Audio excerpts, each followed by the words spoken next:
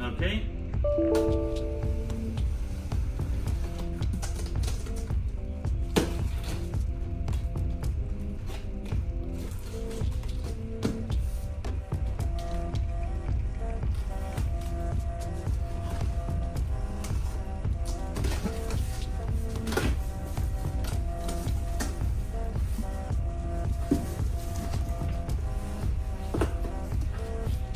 Can you look down into the box?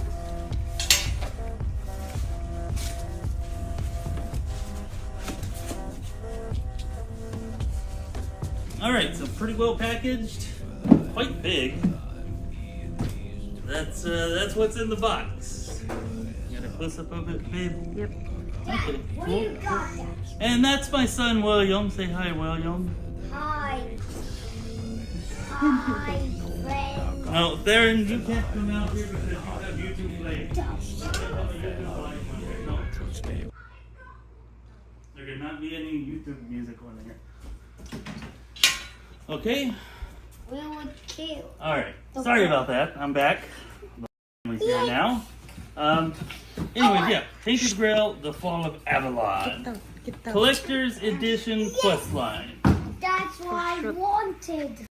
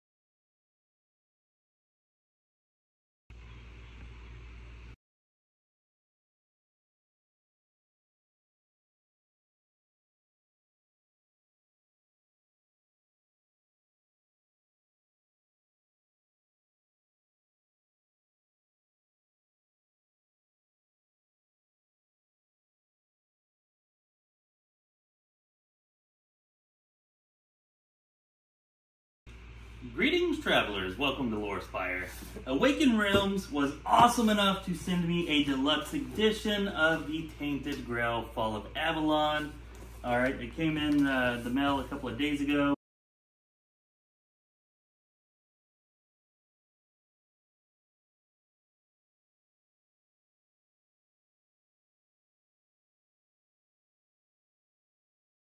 Just now getting a chance to open it up.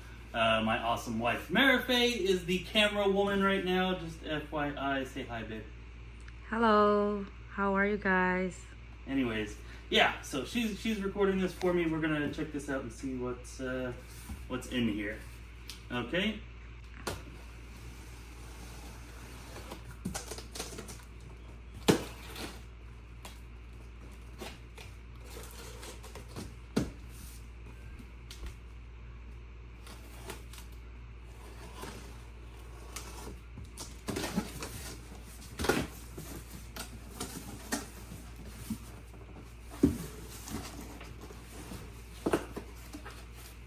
Can you look down into the box?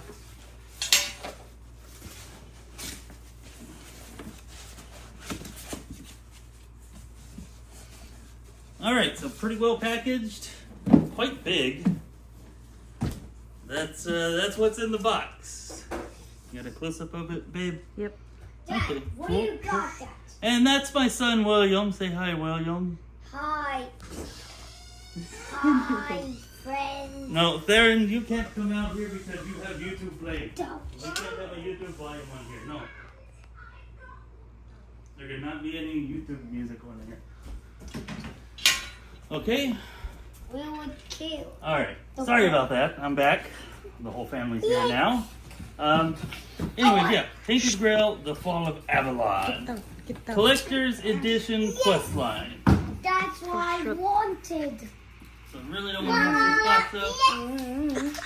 Get down. Quiet.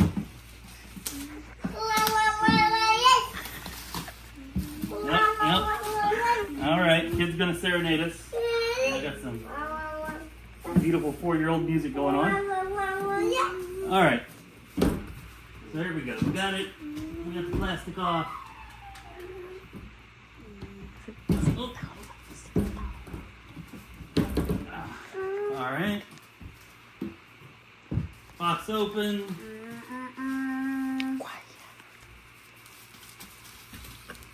Not sure what exactly this is. Butter. All right. First thing to open up here. We got the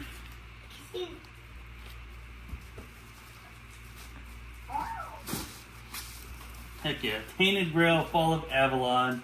All right, this is a steel metal picture artwork.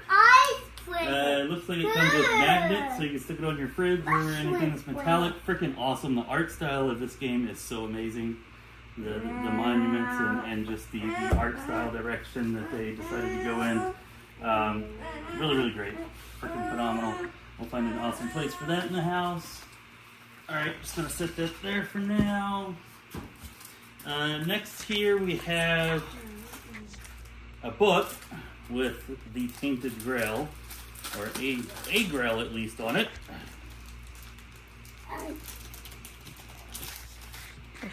Open that up. Okay, this is like a journal. It's got some pretty cool, can you see the artwork? It's got some pretty cool artwork in it, and I guess you can kind of, note your adventures or make whatever notes you want, do whatever it is that you want to do. Write whatever you want for the game in there. Anyway, some pretty cool artwork and whatnot. It's a nice touch.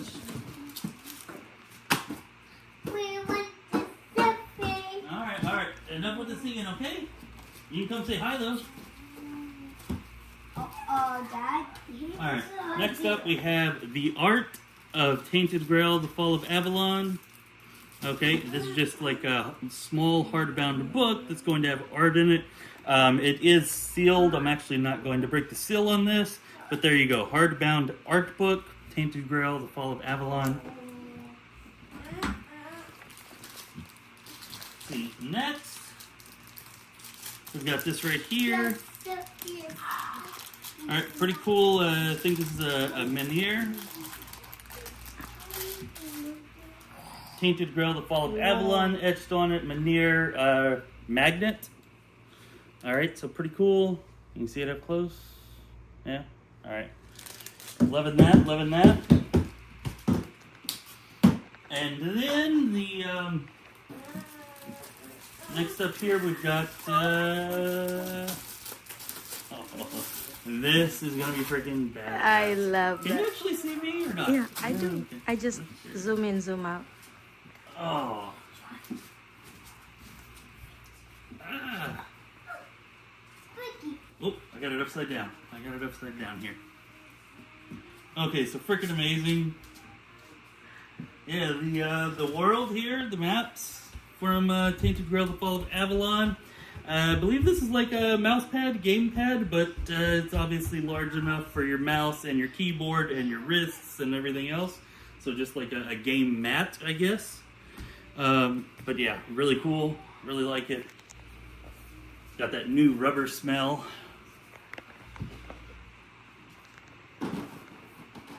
And the most awesome part of it We have frickin' Arthur here. Oh. Oh, look at that. Okay, I'm gonna zoom in. Figure of Arthur. He's got the banner, the banner, the standard. Excalibur is on the mountain of corpses. Frickin' awesome. Here, let me put it down. Let me put it down. See if you can get a zoom in on it there.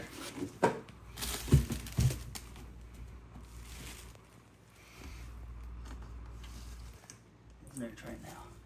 It's got a little more light on it. Move. All right, all right. I'm taking a picture. Okay. Okay. That is very nice. So yeah, freaking phenomenal, badass. Really, really love this. Got to find a really cool spot to put this. But thank you, Awaken Realms, for sending this to us. And yeah, I'd say really awesome. Gonna make a really nice set piece. Going next to my my Cassia from Rogue Trader. They'll look good together. They'll look good together. Yep. Here, I'm going to lay it out one last time, and I'm going to look at kind of everything here real quick.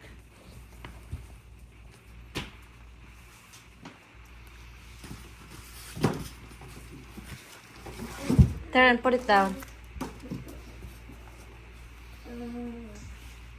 Come on, like that.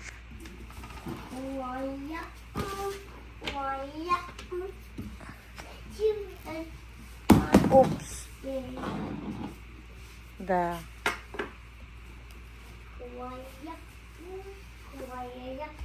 Alright, see if you can get a kind of a shot while that's together.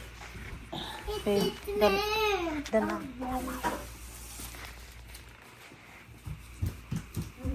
William, move. Whoa! Whoa! William, move. Say hey! Say hi! Hi! Hi, everybody! Hi, everybody! Hey, look, it's Arthur! Wait, it's Arthur! Yeah. Alright, let me get a pretty good shot of it there. And see if you can come over the top. Dad, what is he saying? There you go. Dad, what is this? God.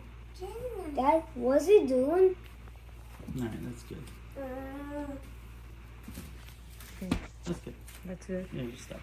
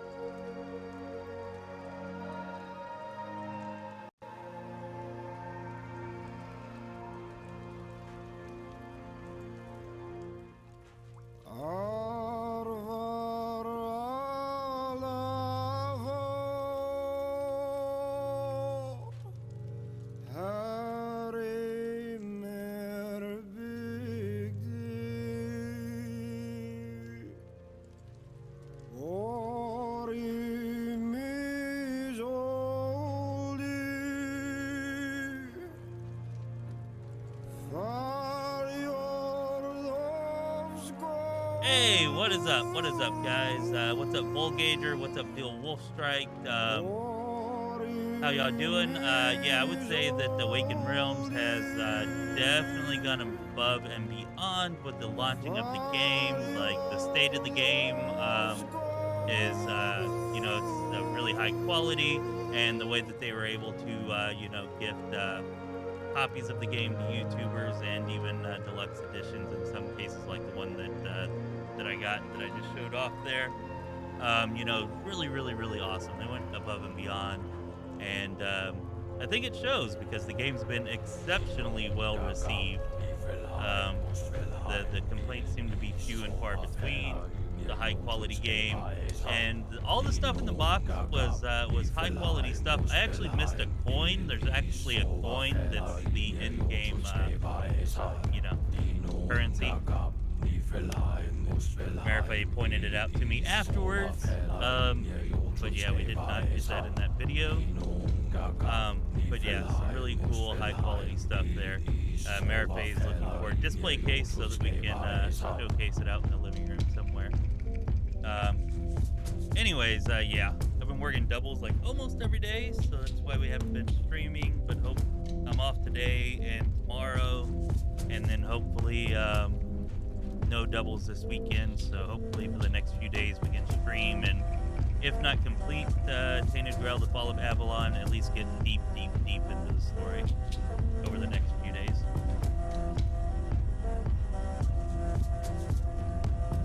Hey, what's up, Nathan? Anyways, let's go ahead and get going.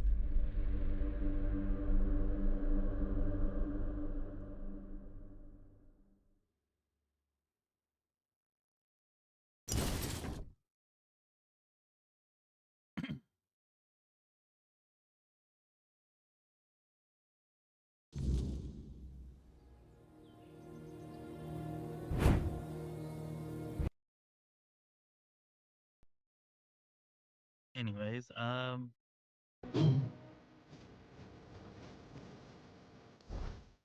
right, here we are. Let's go ahead and head up into Cuanacht. Pretty much everything has now been done in Act 1. I don't know how far everybody is into their playthroughs, but actually at the end of Act 1, the Tomb of the Good Druid here, there's a chest in there that has an entire set of like mage gear, or I guess it's actually druid gear, but it's all for spell casting damage stuff. So if you're playing a caster, or at least a combat caster, you might, if you can make your way from the beach down here and just kind of make your way up here through the graveyard, head straight north, avoid that keep because there's some high level enemies there, but just kind of go here, go up that road, and then hang a left as soon as you get over that bridge. Just run by any enemies that you see. You can get a full set of, I mean, I think a lot of the gear you probably can't use until you're like level 8 or 9, 8, 9, 10 anyways, because of the spirituality requirements on it. But a couple of the pieces I don't think had any requirements. And also to go with that, if you go to this druidic shrine over here and you give an offering, they give you a necklace. It's like 10% spell power, 10% increase. I don't know. Anyways, it has 3 good caster stats on it. So yeah, if you're playing a combat focused magic user, that druidic shrine and this Tomb of the Good Druid, 2 places you want to hit. You know, at least fairly early. Maybe not till 8, 9, 10 would you really need to go there to be able to get the full benefit. But the necklace you can actually use at any level. There's no requirement for it. Thought I would point that out while it was at top of mind. And we're, of course, playing a kind of defensive focused, one-hand weapon and shield build right now. And I think we should actually wait for daytime, and then we'll head up towards Cuanacht. So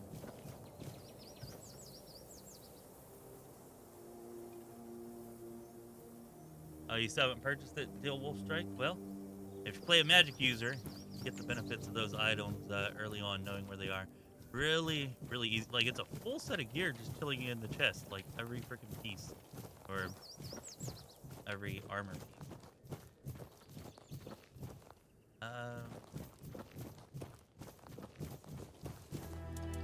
Alright, it's been a few days.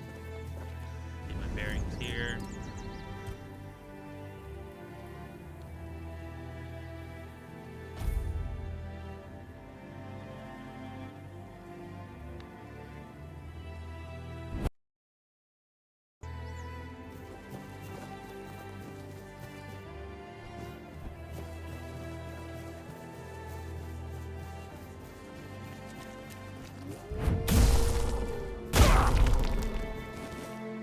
Yeah, almost everything in this zone, especially with this act, because if whatever target you hit, if they're full life, it's an automatic critical.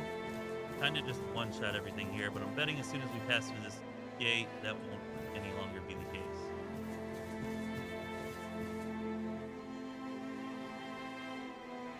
What are you planning on playing, full strike, if you don't mind sharing?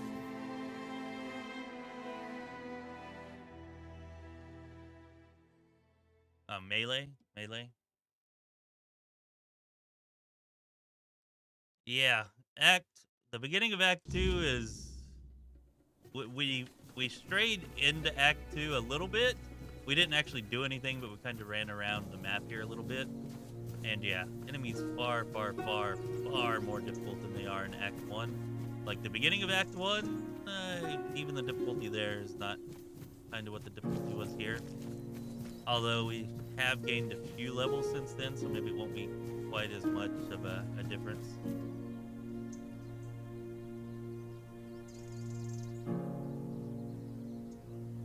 Okay. Dual wield melee, sword and board, two-handed. I think two-handed is probably the best. At least from my experiences. There's something to be said for sneaking around with daggers too, I think, maybe.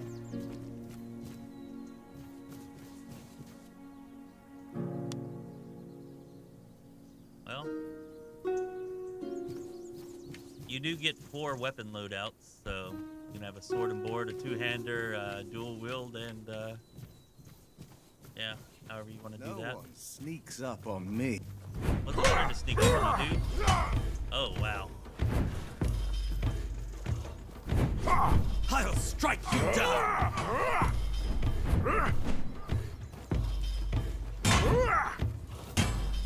Your armor. Well, my armor might not save me, but my mobility sure did.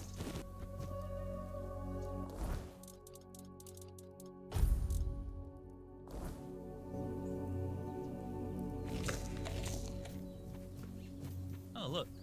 Nice little horse. I wonder if this one's any better than the other one we had.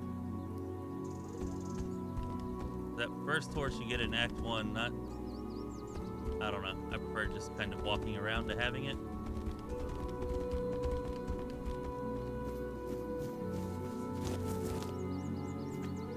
Definitely want to grab the roses for some potions.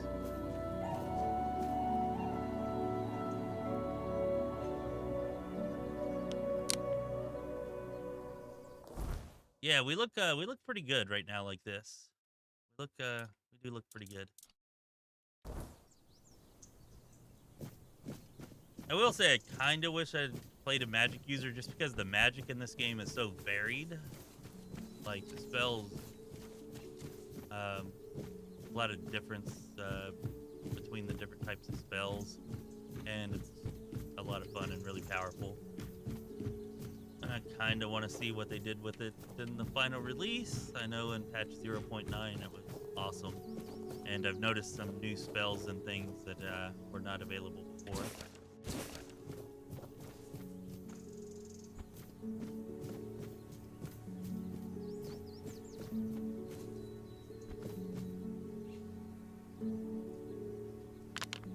Hey, what's up, Ashu? How you doing?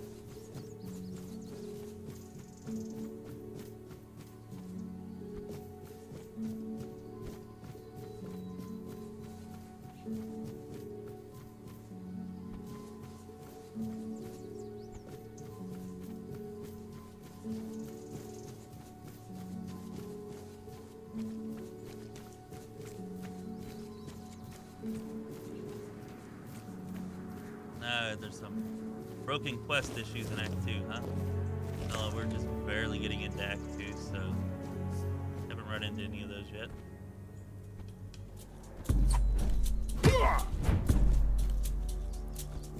Damn red caps.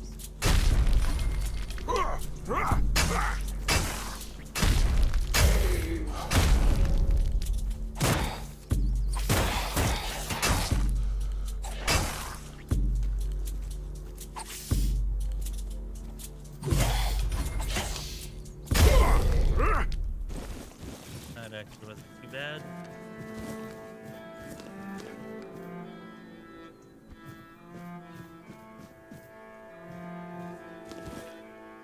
Looks like they ruined somebody's picnic.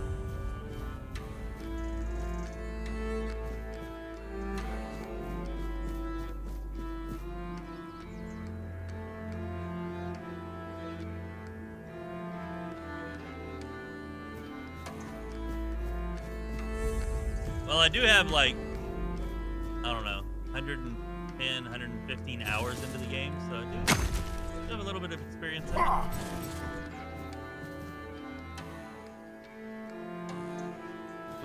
Need a Morgan's Hollow,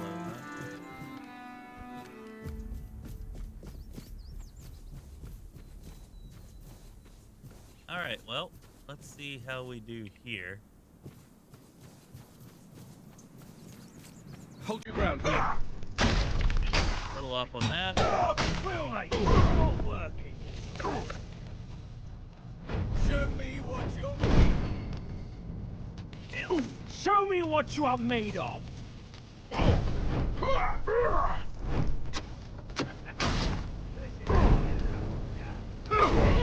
You're nothing but a peasant. Show me what you are made of.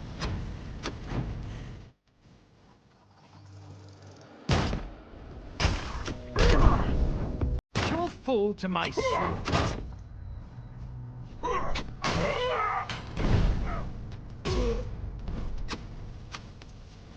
You'll fall to my sword.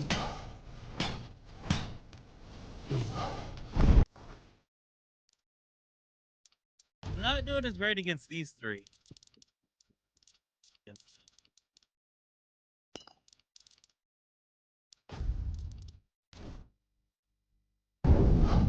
no match for our man.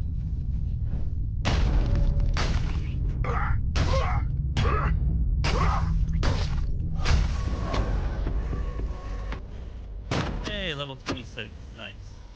We'll make short work of it.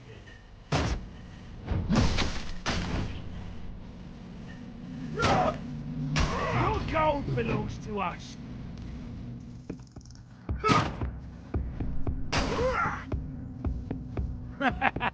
This is my lucky day.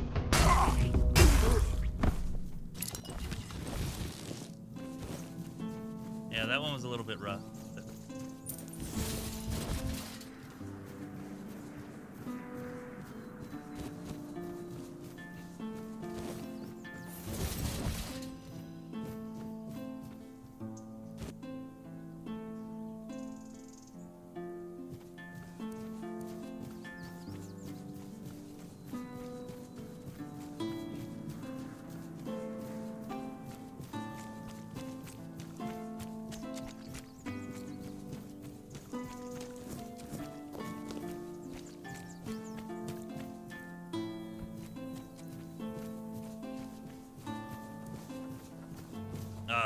Bear.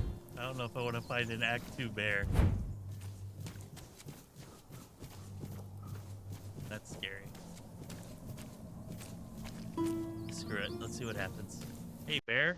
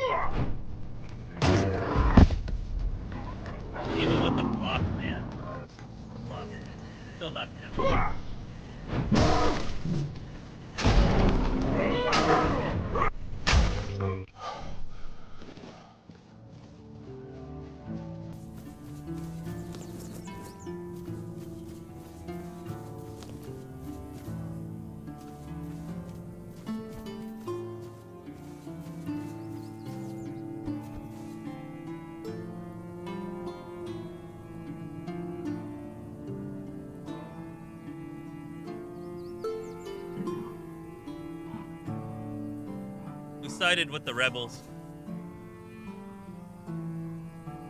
Also, what's up, Beepo?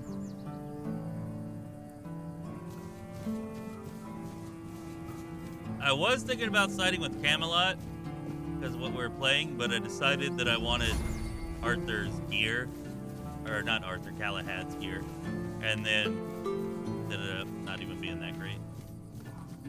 We didn't even use it. But I think the Rebels were still a fine choice.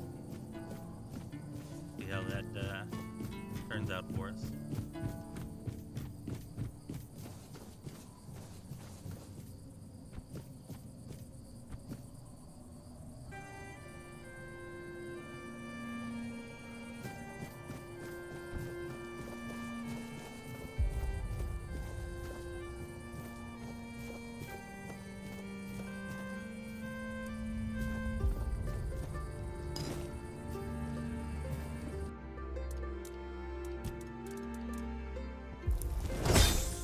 Weird deer stew is pretty good food. Pretty good food.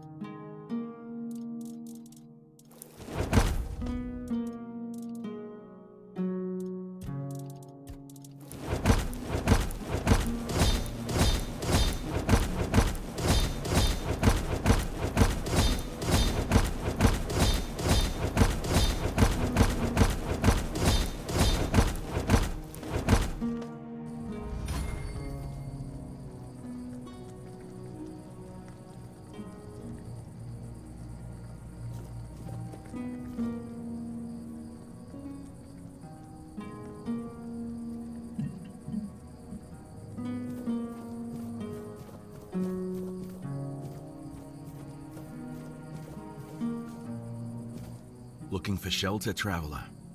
You're welcome to join us, unless you're worried a big bad Dalrita might eat you for breakfast. Y'all are my buds. We joined you. No, not every Dalrita you meet outside the Forlorn Swords follows that runt. They've always kept peace with the people of Cuanacht. Yvain still honors the old treaties. But with those Camelot dogs milling about, it's not as safe here for us as it once was. Better to stay out of sight. Oh, you've met all of us, have you? They're a friendly Dalrida, just like they're a non-reader who aren't so small-minded. Or so I hope. I invited you to our fire, not into our business. We mean no harm to anyone here. That's all you need to know. Fair enough.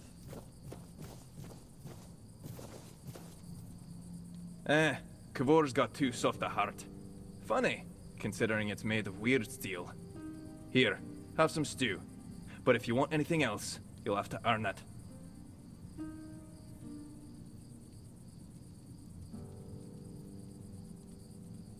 Aye, you wouldn't guess it, but the big lump's a hopeless romantic.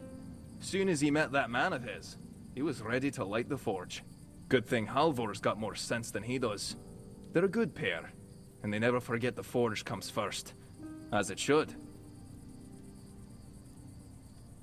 If you're up for it, I've been thinking. You any good at baking? I only ask because, if you are, then you know. It's not the same as cooking. With cooking, you need taste buds and a basic sense of ingredients. But baking takes precision. It's closer to alchemy, really. And since I can't exactly dabble in alchemy, I stick with baking. I'm not a bad alchemist. Cooking and baking are noble crafts, harmless enough not to make the forge jealous. But alchemy, that's a different beast. It takes focus, sometimes full-on devotion. And the forge, well, she doesn't like to share. Good thing to keep in mind, if you're ever thinking about serious smithing. Aye, a man can have a dozen lovers, but only one craft he's truly bound to. Try forging with your head full of some other work, and she'll burn you for it. No question. Aye, I'm getting there. See, some of the Thud alchemists use ingredients from the weirdness in their potions. And I thought, why not try something similar, but in the form of baked goods? Maybe if we sprinkle the weirdness into food, it'll help us build up a resistance to the fog. But I need someone to gather a few things. Ether bloom, a handful of ethereal cobwebs, and some butter. I'm all out of that. Got plenty of flour, though. Yeah, that sounds like a great idea. Maybe it'll make you resistant to the fog, or maybe it'll turn you into some horrible, weird, still monstrosity. Perfect. I'll even let you have a taste of the first batch. Now, do you need anything else? Do you have them? Then why? Yeah. Aye, it's brotherhood, not charity. You take some, you give some, and we all share in the work. We look after our own, sure, but we've no use for hangers-on. Yeah, I was just thinking, I'm not sure where I could find the butter. I think I have the other stuff, but yeah. Be careful.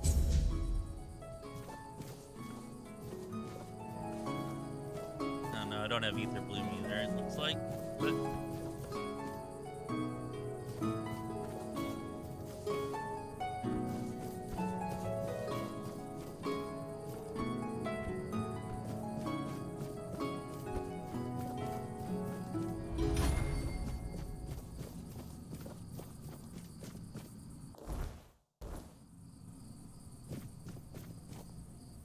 We did,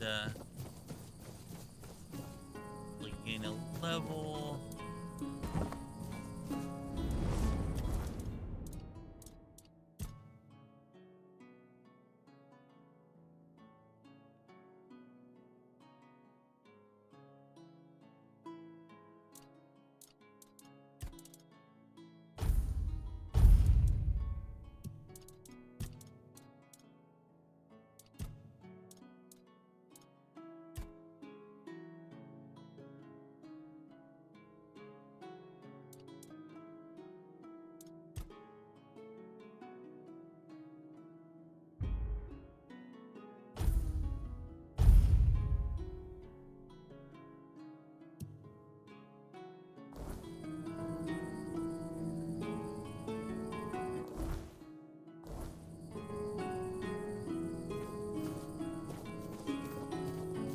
A cave full of it somewhere in Act 1.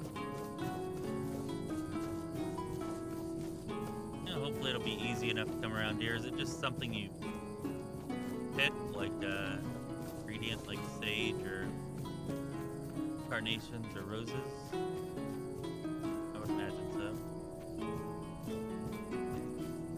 A dead horse here.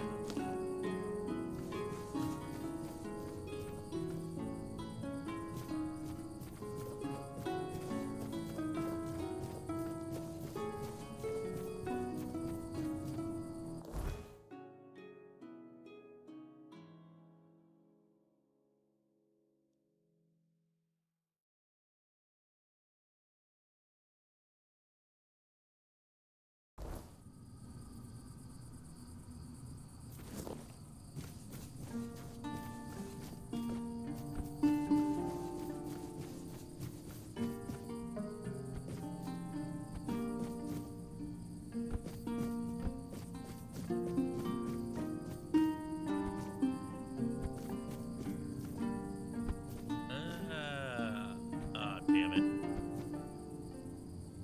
Well, this may not go well.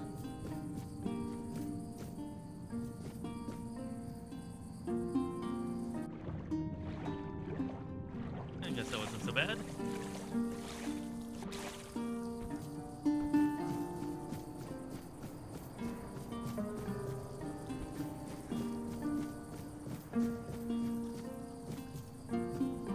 What the hell is that?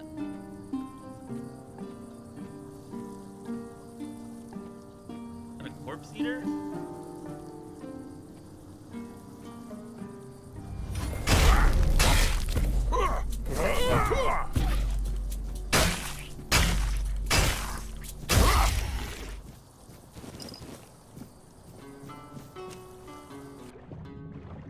looked a little different than the Act 1 corpse eaters, but not too difficult.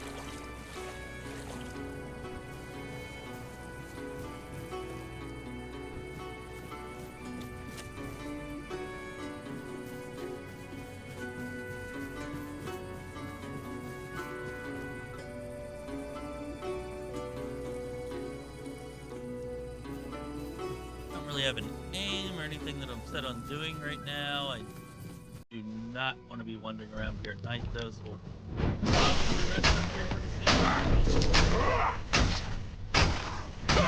Oh, all of this thing's taken.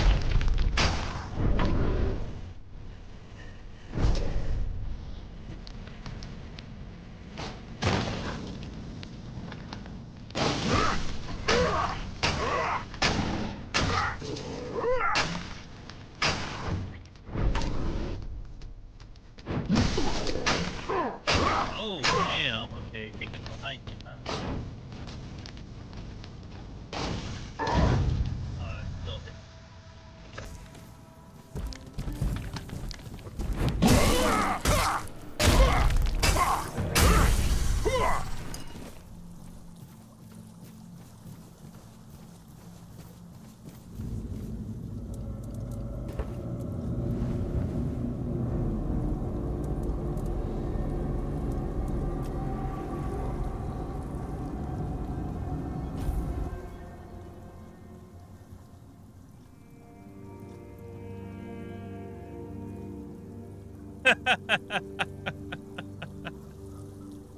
No way.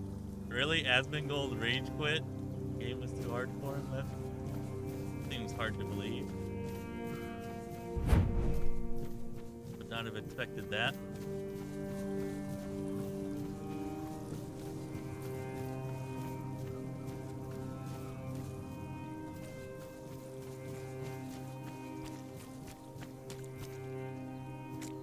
I mean, there are difficulty settings, so you can always just turn it down a notch. I would at least hope he was at least playing on veteran if that was the case.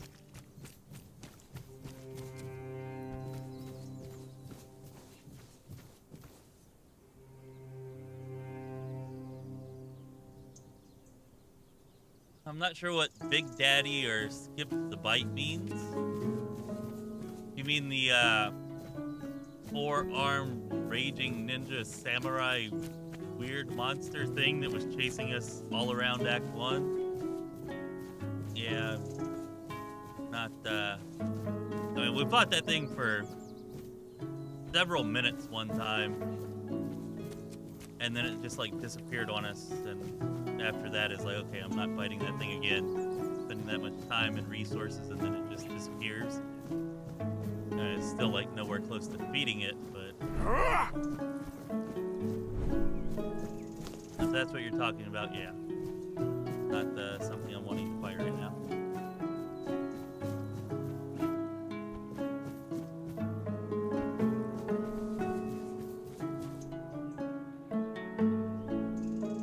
He was popping every night, everywhere that I went in Act 1, like, I don't know. Once I got to a certain point, maybe like level 18, 19, 20, somewhere around there, like every time I fast traveled at night or went anywhere at night, like he was there. He's easy enough to run away from, but still kind of... I figure there's gotta be some secret to beating him just because of how damn tanky he is, but I don't know what it is.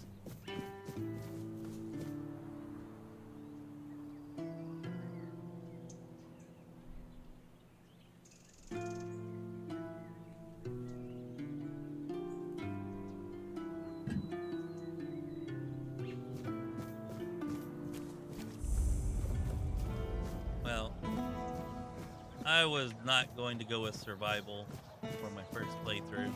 After I get a playthrough under my belt, have an idea of everything, then we might consider survival difficulty in a subsequent playthrough. Well, apparently the friendly encampment.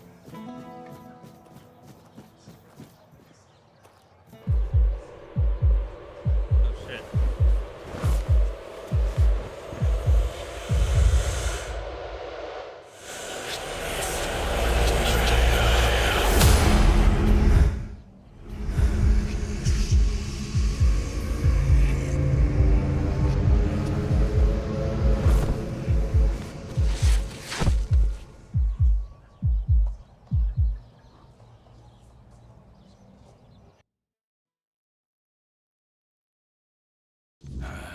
Don't even say that.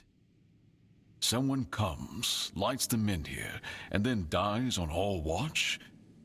People would be at my door with pitchforks.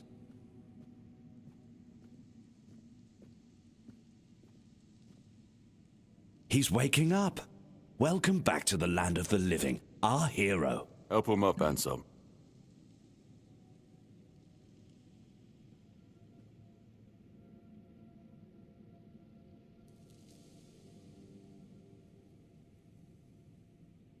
Welcome to my home.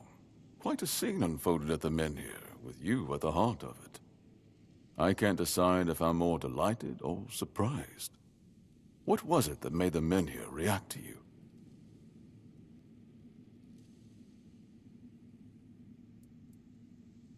I see. You have a habit of not taking things seriously, don't you? But this is no trivial matter, so I demand respect.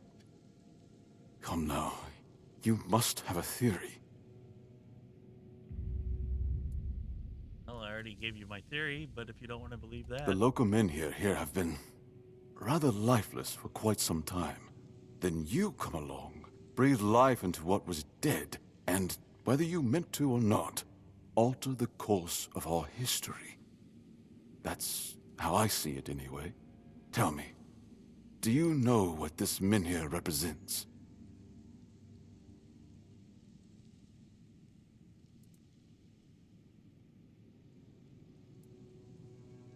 So they say.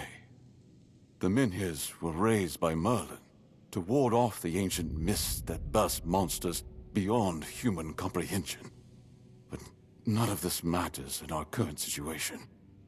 Here, the Menhir represents something more. For some, it's a symbol of freedom and independence. Strength, if you will. It shows that the people of Cuanacht, my subjects, can face any challenge, even at the world's end. And for others, like our guest from Camelot, whom I'm sure you've seen, it's a symbol of power. Power once granted by King Arthur, and therefore by Camelot. And power that has been granted can be taken away. If there are Camelotians, Camelutions... We're gonna go with Camelutions. If there are Camelutions here, that may not be great for us.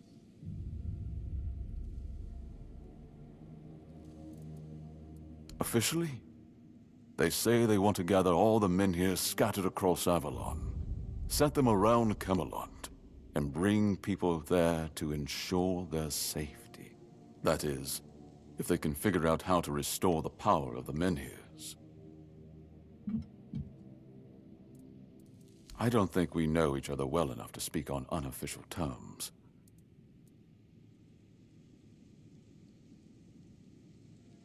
I'm well aware. And now we're also facing an outbreak of the Red Death, which will no doubt influence Camelot's decision on whether to offer my people shelter. But with the Menhir reignited, the people of Cuanacht will be even less willing to give up and go to Camelot. If anything, I expect rebellion to break out. And bloodshed is something neither we nor the capital want. I don't know, to be honest. It's not something I could admit publicly, but I feel both sides have a point. I understand the people who don't want to abandon their homeland, and I understand the knights, who must face a long-lost terror and find a solution to an impossible problem. Believe me, being a lord in times like these is a heavy burden.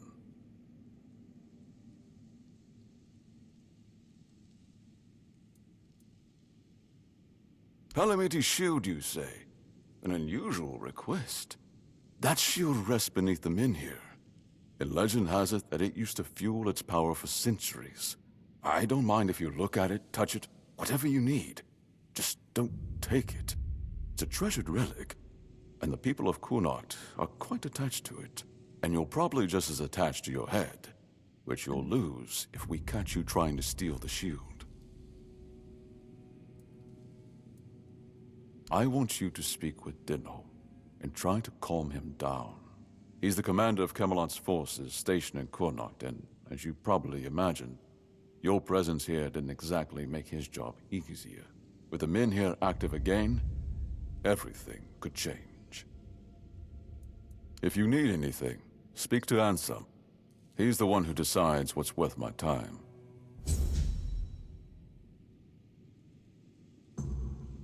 I think I found 2, which I'm not sure where I missed them because I'm pretty sure I found more than 2 in my pretty sure I found more than that in my Do you need something? early access playthrough, so I'm not sure where. Like, I explored everywhere, but not sure where I might have missed some.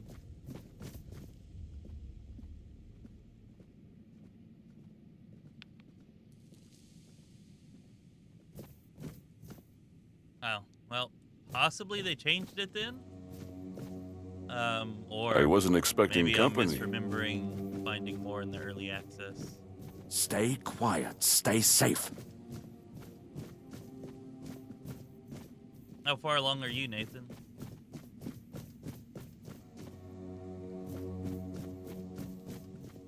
A new face.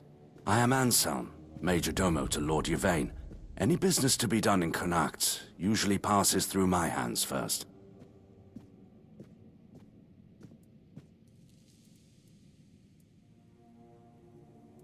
From managing the court's affairs to ensuring Cuanacht doesn't collapse under its own weight, it's my duty to keep things running smoothly.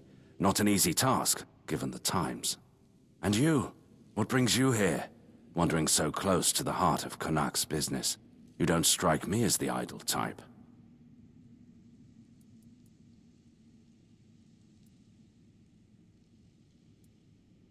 Life at court is a delicate dance. It's calm on the surface, but underneath, there's always tension.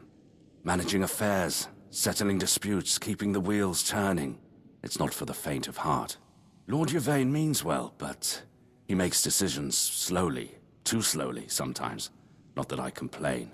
It's a role I've accepted, and one I'll carry out for as long as I'm needed. It's a quiet kind of chaos, but one we must master, for the sake of Cuanacht and those who call it home.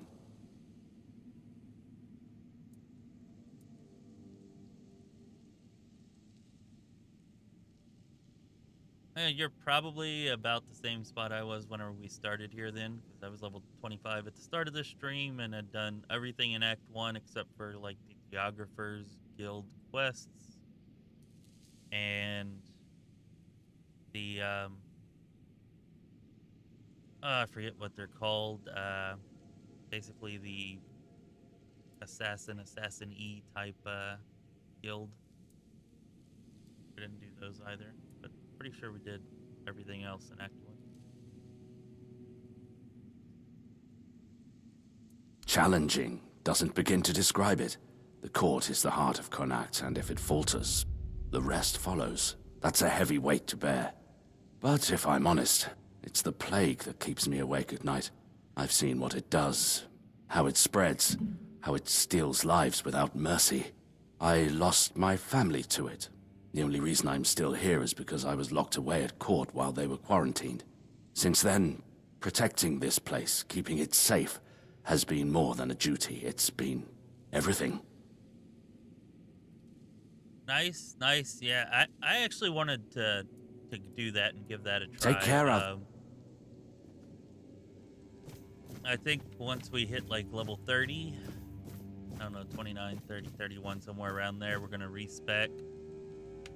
And I don't know, maybe put a good 7 or 8 points into spirituality and try running with some summons. Like, there's no way I want to devote enough points to spirituality to actually get good The use less out of attention, combat magic. the But better. I feel like, Ah, like you need 7, 8, something. 9 points of spirituality might be able to get effective use out of summons, and then still have a good amount of strength and endurance to be effective. Be highly effective. in Just melee passing combat. through? Good. So, you have an likely intention for that going forward.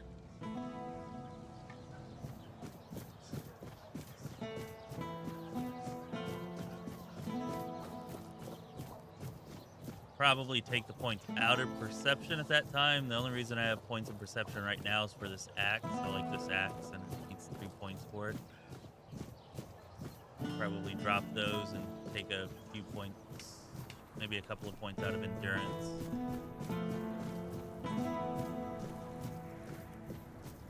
And add all the extra points into spirituality and try to incorporate summons into the build.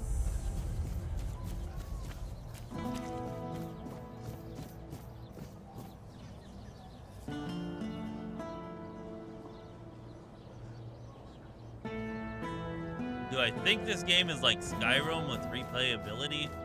I mean, I'm actually not sure how much replayability there's going to be.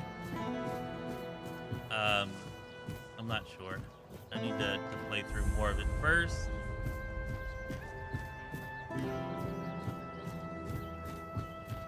I mean, I guess for different builds, there'll be a lot of replayability in that way.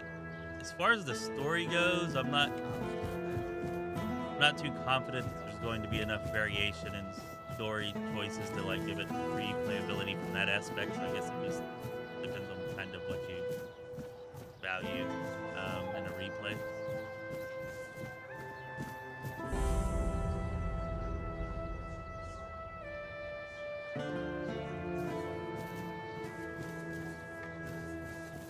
Always a pleasure to see you.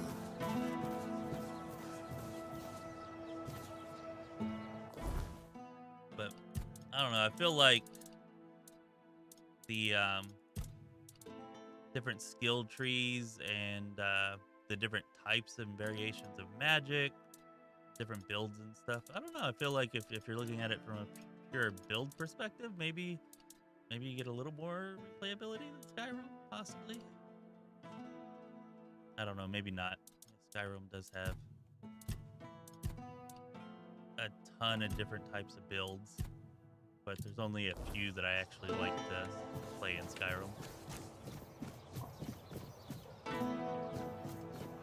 You doing okay?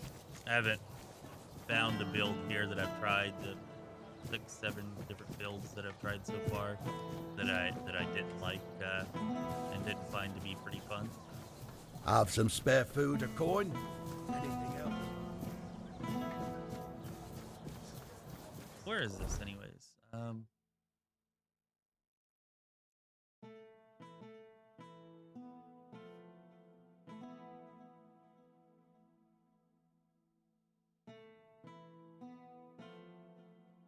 Oh, that sounds interesting. Apocalypticist.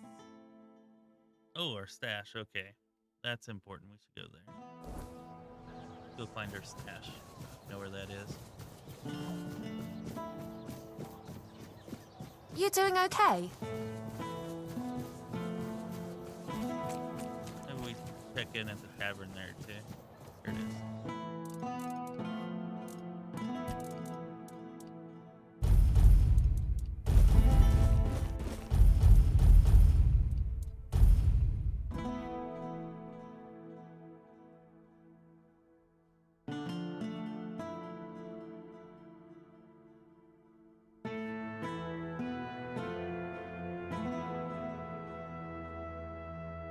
Says Summoner's a good late build. Well, maybe getting into it at level 30 is a pretty good idea then.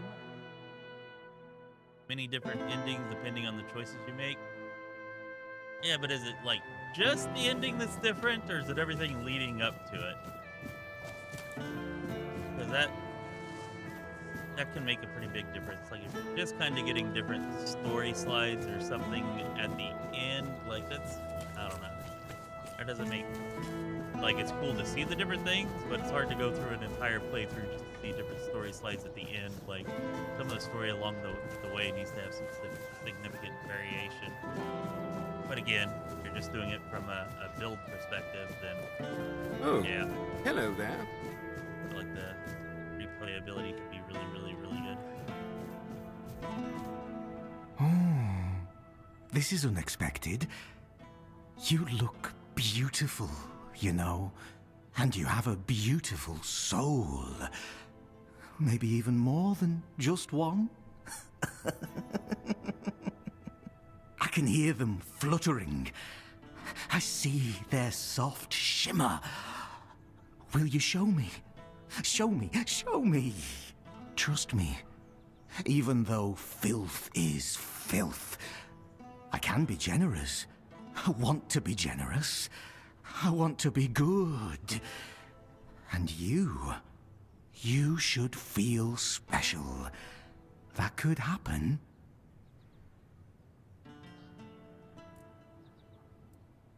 Yeah, what the hell are you talking about? Souls, trinkets, all those that belonged to others, but are now yours, because you dared to reach for them. For you. A blessing of sophistication, or perhaps splendor. For those who have had something taken away, a blessing of absence. Even lack can be worth experiencing. Deeply and intensely.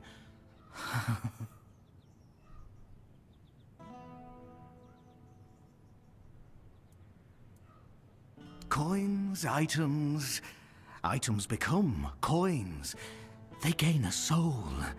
A man who is a scavenger, whether he's filth or not, also possesses a soul. Strong, shimmering, fluttering. A soul that yearns. Yeah, who the hell are you? Nothing more than a mongrel. Filth. Yet I could just as well be a lord, reigning over the streets of Cuanacht. But no, that would be too much. The streets belong to everyone, along with their mud, sorrow, and cold. Filth. Both a name and a title. One cannot forget about titles. There were people who made filth aware of my own filthiness. Good people. People who showed me the right way. Let it feel special and beautiful. Oh, and one more thing. If you have anything that once belonged to someone else, I'll gladly take care of it. So, filth might be the first offense I've come upon? Seems possible. Anyways, that's actually really good to know. Boomer, you say that it will change how people react to you, side quests, and the final outcome. That's good. I wasn't really sure if that would be the case. Didn't experience anything in early access that really made me feel strongly that that might be.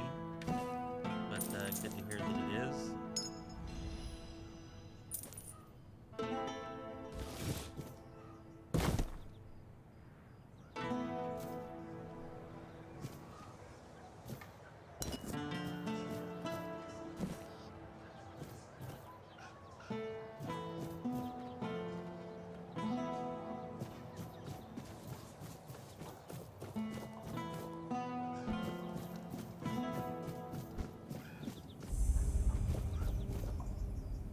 Plague-stricken,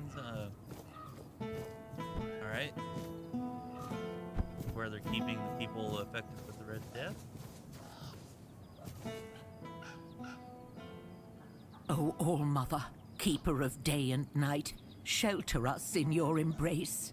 Oh, I hope I'm not bothering you.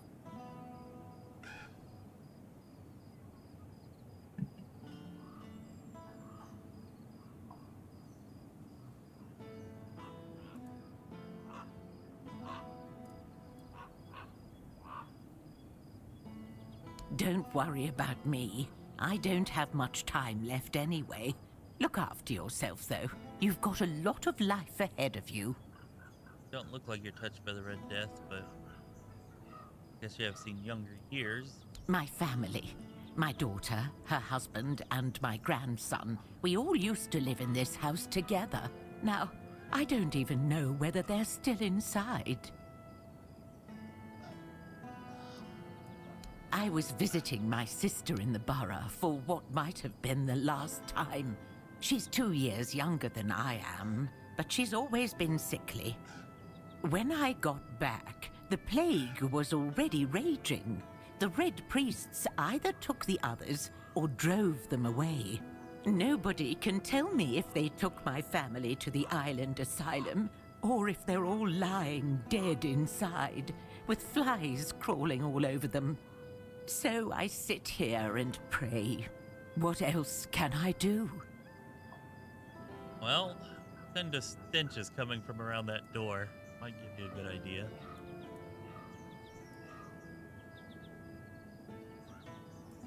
If I could, I would have done it a long time ago.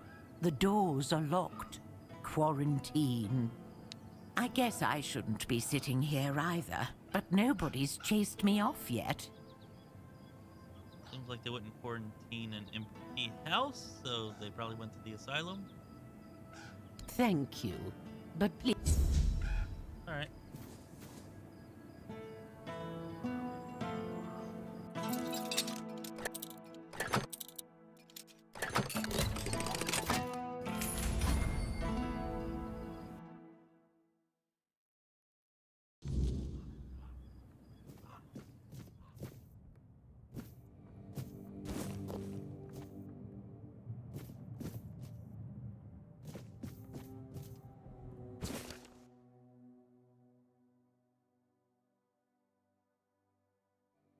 Alright, so looks like they're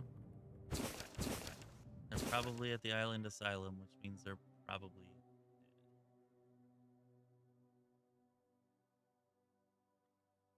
dead. Poor Boyd.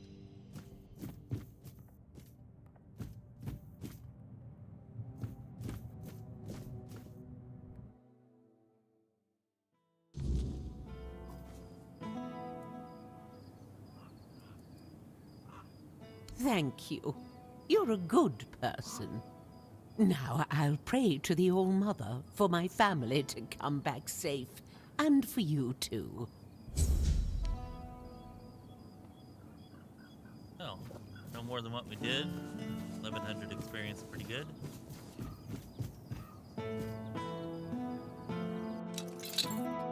May as well just...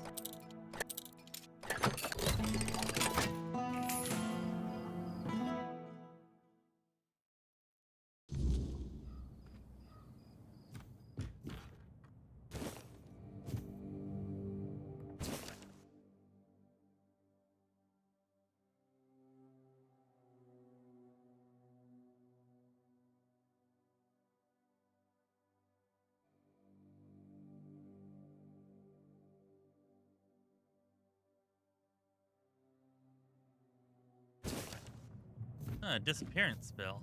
Or if I could learn one of those. I think it might be more of a place removal thing.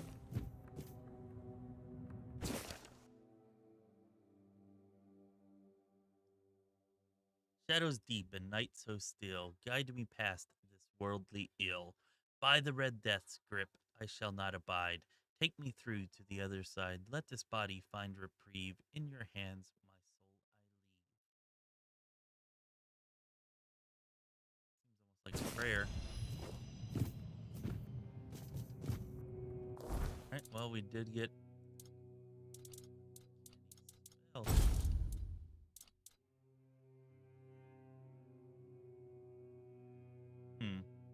Weird.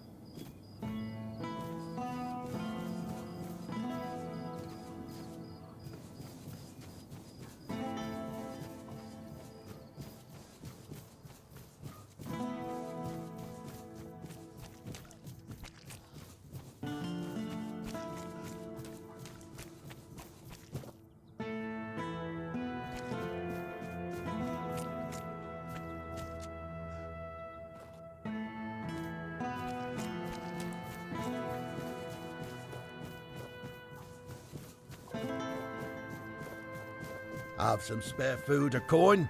Anything Hey, else? beggars! There were complaints that the game had no beggars. Yeah? Ah, yes. Yes, now I remember. I remember it all. On the 14th day of the month of Oak, a procession dressed in red passed through. They dragged people from their homes. Eventually they came for us as well. Me and my Brianna, our possessions. They took everything. Took it all for themselves. Now, I have nothing left. I'm just a poor man. Please, save me. Please.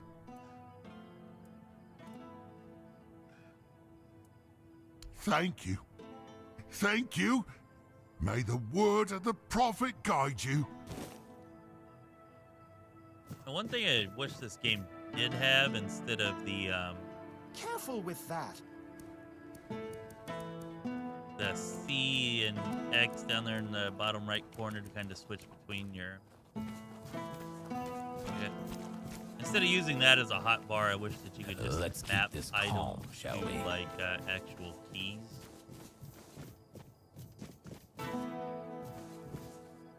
One place where I would say Oblivion Remastered actually has an advantage.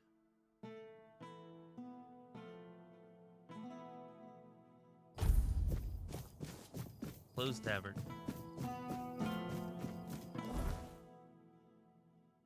Alright, let's go see the Apocalypticists. That sounds interesting. Have some spare food or coin? Anything else?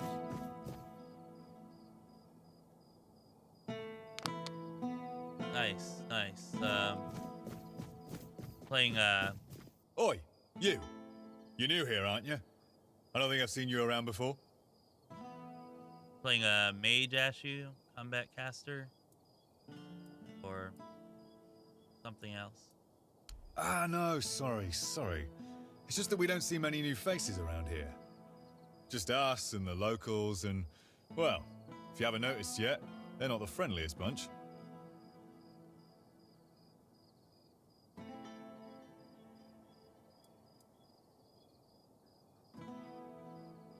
Do they?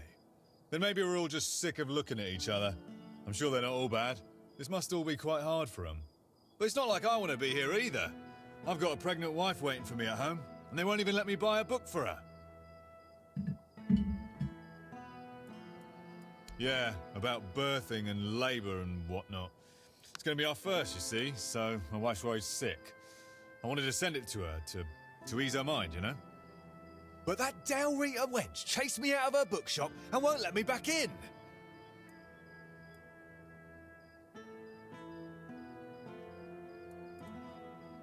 Well, could you? I'd be really grateful. Just don't tell her it's for me. She won't sell it to you otherwise. Please, I'll pay you back. I'll even throw in something extra. Please, for my wife. Oh, thanks. Like an innocent enough request. Why not help the guy out? Ooh, a bounty board. Craftsman's Row.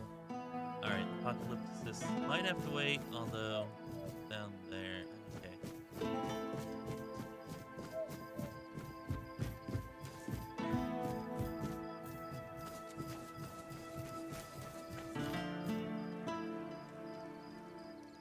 Ah, here's our troublemaker. You've really caused a stir around here with that spectacle in front of the Menhir. I had everything in order. The cart was ready, and people were all set to move to Camelot. But now, you appear out of nowhere, and suddenly a dying pile of stones lights up like a bonfire. That's bad. That's very bad. Secondly, you've somehow reignited the Menhir, and this has reignited people's hopes that they can stay. And that's dangerous. And before you ask why it's dangerous, take a look around town. The recent Red Death outbreak took its toll, and I'm pretty sure things are just going to get worse and worse. But you should be thankful to them. Their hopes are the only reason we haven't locked you up for sabotaging our initiative.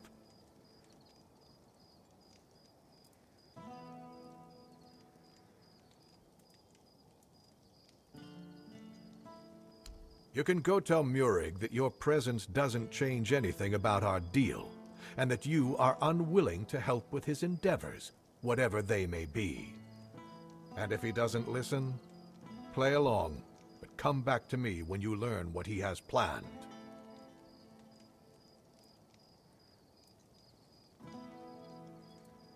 Murig, who apparently prefers to be called Maggot, is a druid, even though he may not look the part. And druids are the only ones who know the rituals necessary to ignite the Menhirs.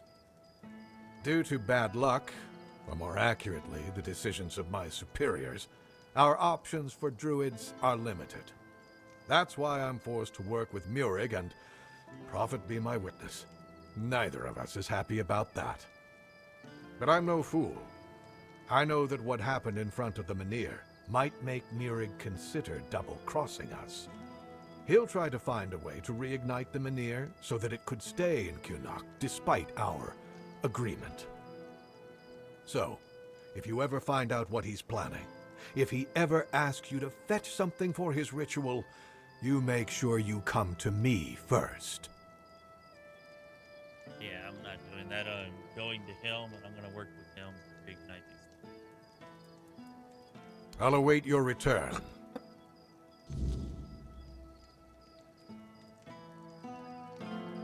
Yeah, that's why I figured you were playing a caster, Ashu.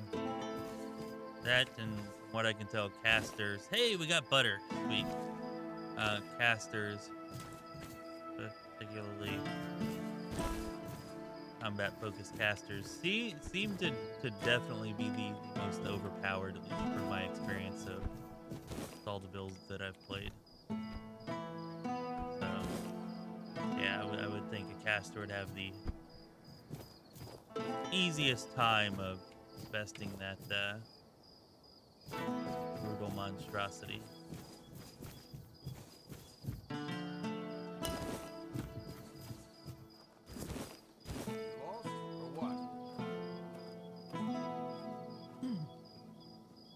Hey, what's up, Aaron Tier?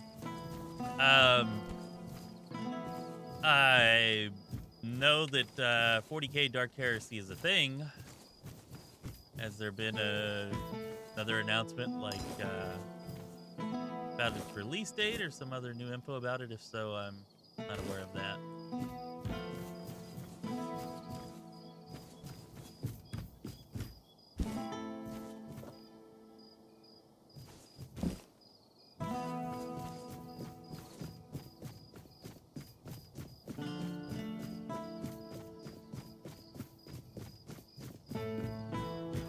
Spare a coin for the hungry. I already gave you 5 gold. By the way, the coin that came in the collector's edition box that Awakened Realms sent me, pretty cool, pretty cool. Pretty cool to have the actual currency in the game. Looks awesome.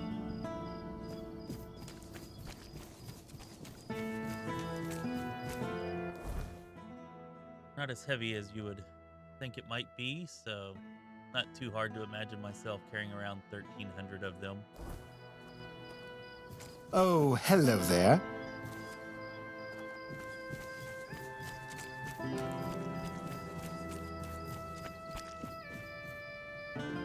Alright, we're gonna have to wait till morning for that. Oh, hello there. Welcome. I haven't seen you around before, but since you decided to visit, I can tell that you have excellent taste. One day, a friend of mine asked me if her new dress looked good, and I told her, you have excellent taste. She was tickled pink and said, oh, do you really think so? And I said, absolutely. After all, you came to me for advice. Now, let's get down to business. My name is Osmond.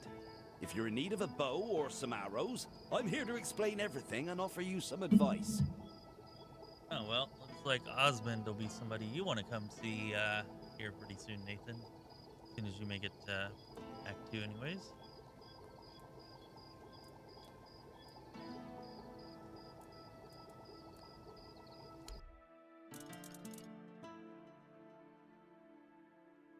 Titanium arrows, titanium throwing knife, meteorite arrows and throwing knives. Oh, there you go. Nightshade bow multiplies sneak damage by 2. Arcanist bow.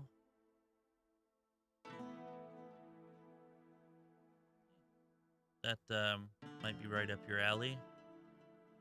You're adding some spirituality in there, although with summons, maybe you don't have that much extra mana anyways.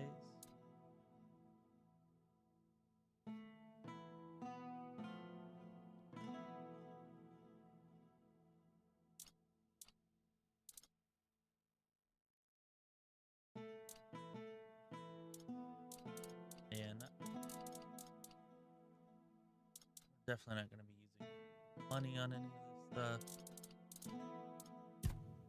Although I do have things that I need to sell, don't I?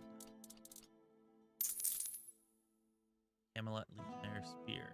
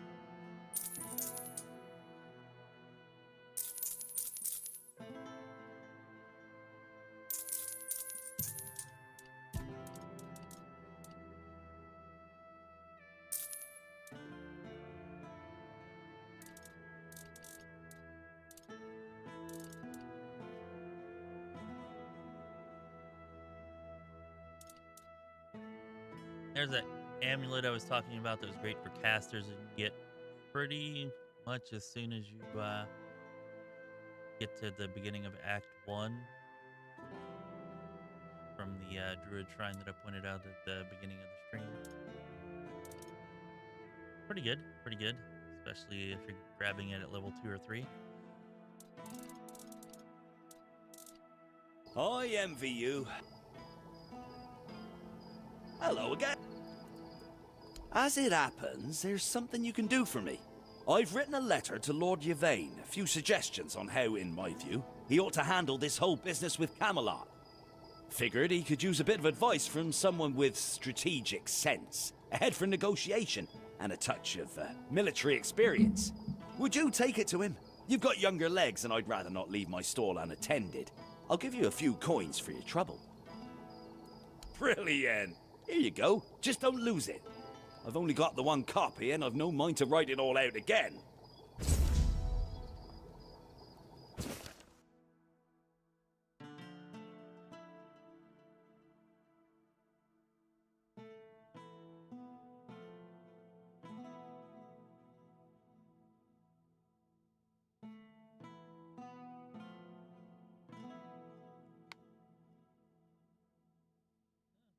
Seems reasonable.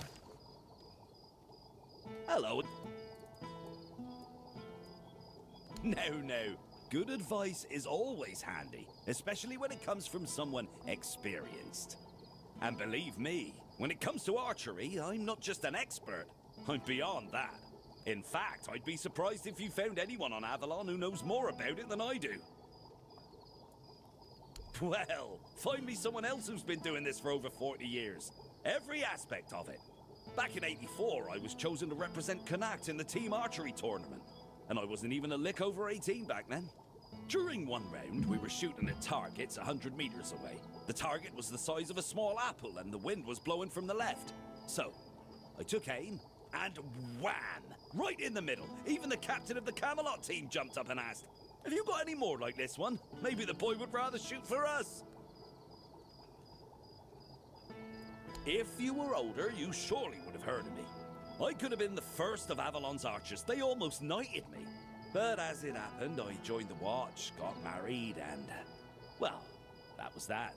Hey, if only I'd had the common sense back then that I have now.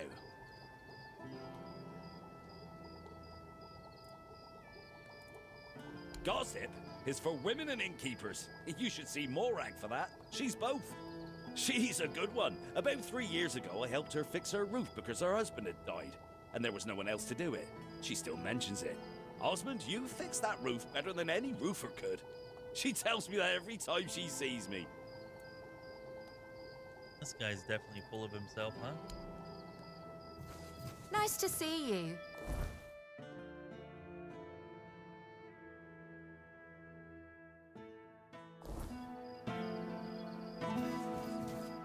You're not here to talk about the men here, are you? Oh, please say no. I've had my fill of that topic for a lifetime. Oh, there are far more exciting things to chat about. Like treasure hunting, for instance. You got a look about you. I bet you've been to some dangerous places, haven't you? I'm Bonksy, by the way. I'm an adventurer myself. I have a few trinkets to sell from my last expedition. Want to take a look?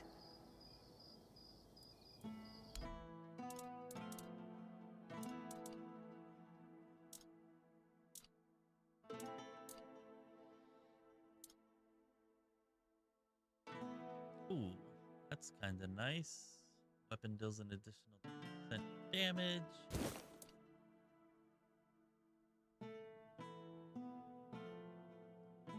Nice, reflecting damage. Like that. I do like that.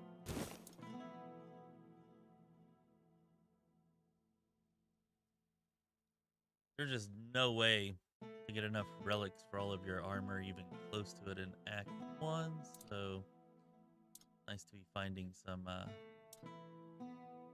relics I'll actually use here.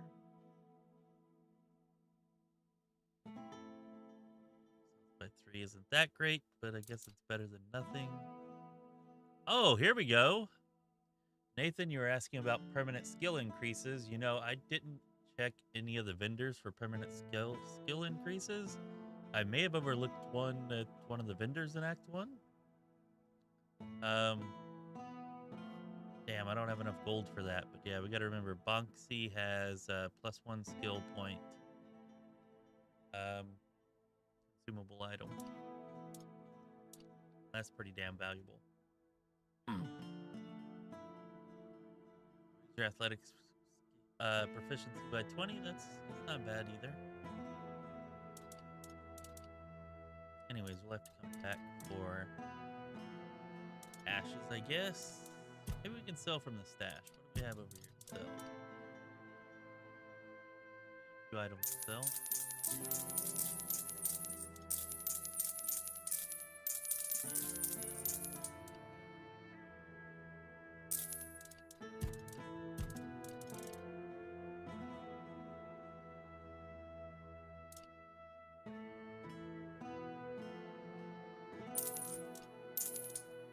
Yeah, we got all the battle mages stuff. So yeah, this is all the stuff I was talking about that's in that chest in the druid's tomb. Now it's like spirituality 11. Oh, it's all spirituality 11. So I guess it wouldn't do you much good until level 10 then. At the earliest.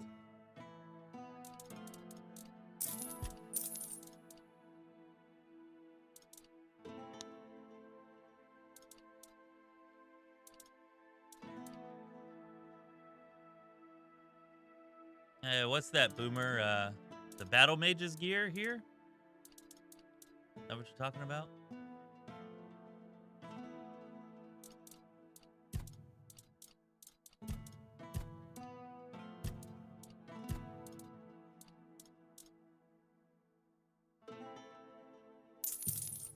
Nice, nice. Yeah, it's all in one chest, just like a full freaking set of gear for combat caster. Hit level 10 and go grab it.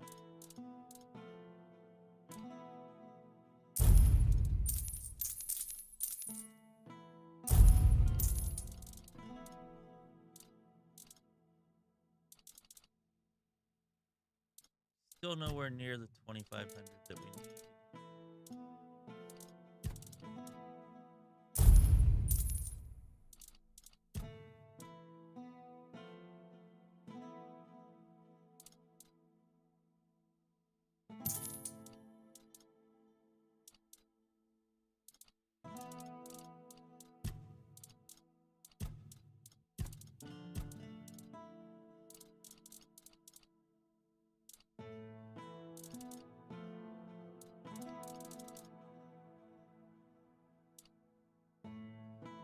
I'm never gonna remember to use that thing, but keep it.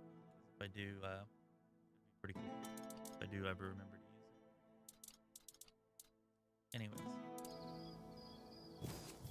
we'll be back for that Hello there. item box.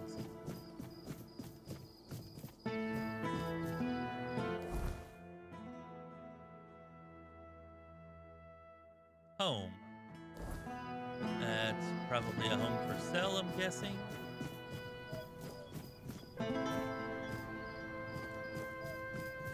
Have some spare coin.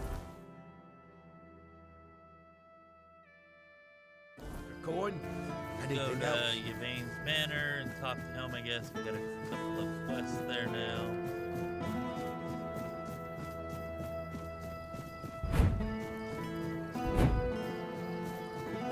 Oh, probably get some type of benefit from this. No, I guess not. Damn.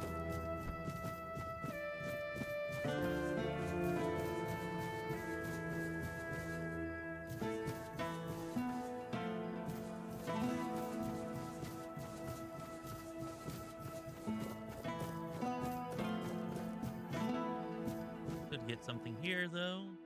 Cuanacht legend and silent protector of her people. May the memory of her deeds never fade. Britta Silver Arrow. Boom, there we go. Archery level 20. We are quite the skilled archer.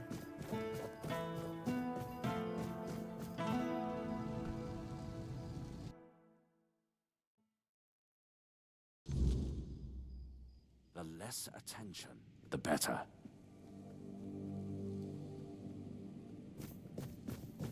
You startled me. Good to see you.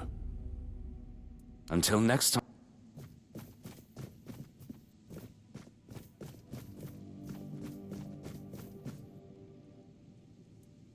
Does it now? Very well. Tell Osmond that... what shall we tell him? That I thank him for his concern, and that I will take his advice under consideration.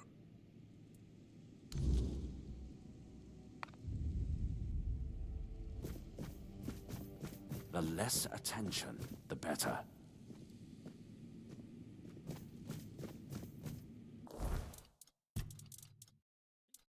We had another quest in here.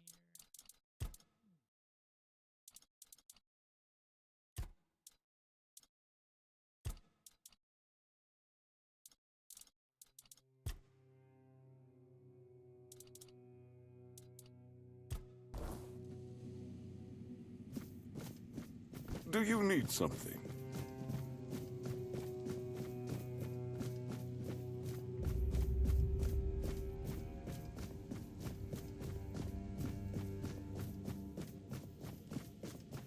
The less attention, the better.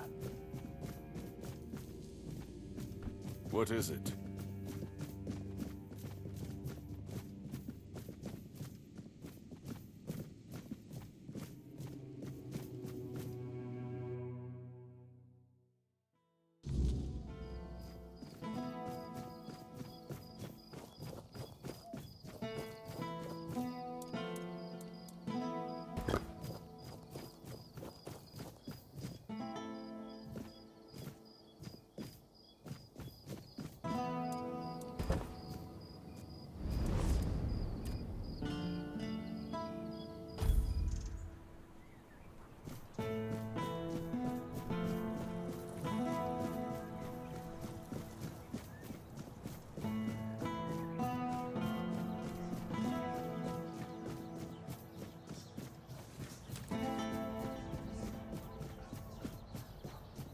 Spare a coin for the hungry.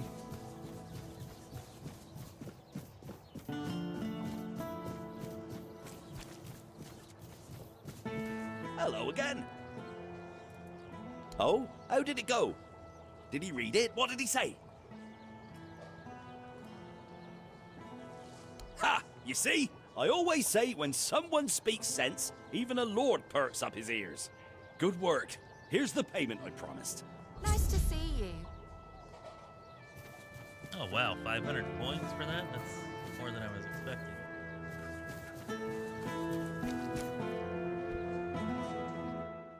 Expecting like 50 at the most.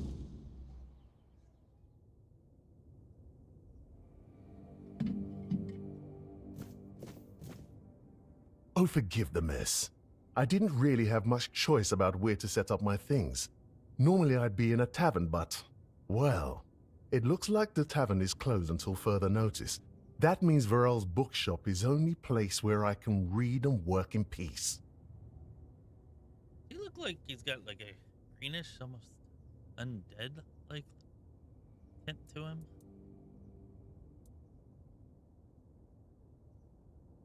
The place seems to attract trouble. Not a good place, then. I'd run out of breath listing all the things that plague this place. And I haven't even been here that long. Of all the misfortunes these poor people are facing, I'd wager the men here is the gravest of them. The Red Death, troubling as it is, seems manageable, at least with the intervention of the priests.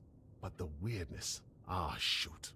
If the men here goes out, these people will face a far greater peril than any sickness or human form of conflict. Thought all the men here were out till I showed up.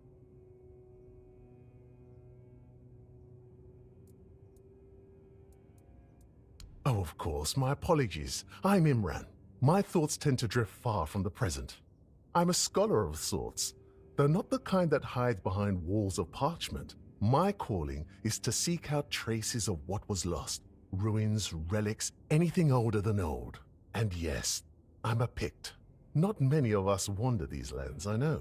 Staying in one place isn't exactly in my nature, so I travel, I learn, I dig through the bones of the world hoping to find something more ancient than mankind. Guess that explains the hue. If you're asking out of politeness, let's just leave it at this. I thank you for your interest, but I won't give an answer. Trust me. I could talk the hind leg off a donkey. No need to waste time on such things. Alright, let's waste some time. Wow! That's really kind of you. So, thanks to Varel's generosity, I managed to get my hands on a certain book. Well, once a book. Now it's just a pile of loose pages. However, these are some truly fascinating loose pages. They're the writings of a Dalariata scribe from nearly 6 centuries ago. Incredible, right? But what's even more astonishing is the content. This man describes encounters with people who knew nothing of King Arthur or the homelands. Nothing at all. Do you understand what that suggests? I'll tell you. It's so exciting. I suspect Avalon may have already been inhabited by a race similar to us, long before our arrival. I've traveled across much of the island, and I've come across some mentions of the people of Farpoint, a place far in the northernmost reaches of Avalon. Few have ever ventured there.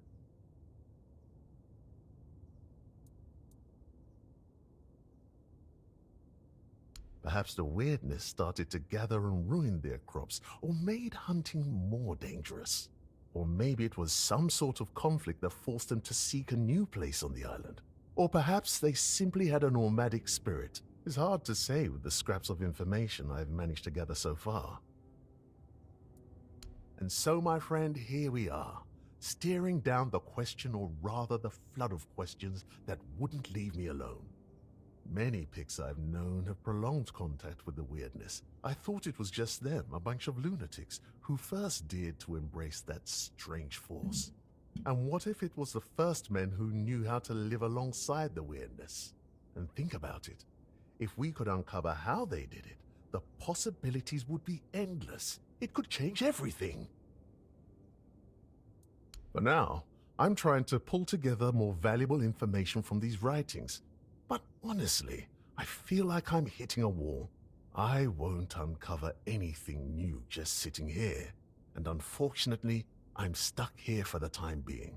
I got injured on my way to Cuanacht, and I'm not quite back to my full strength yet.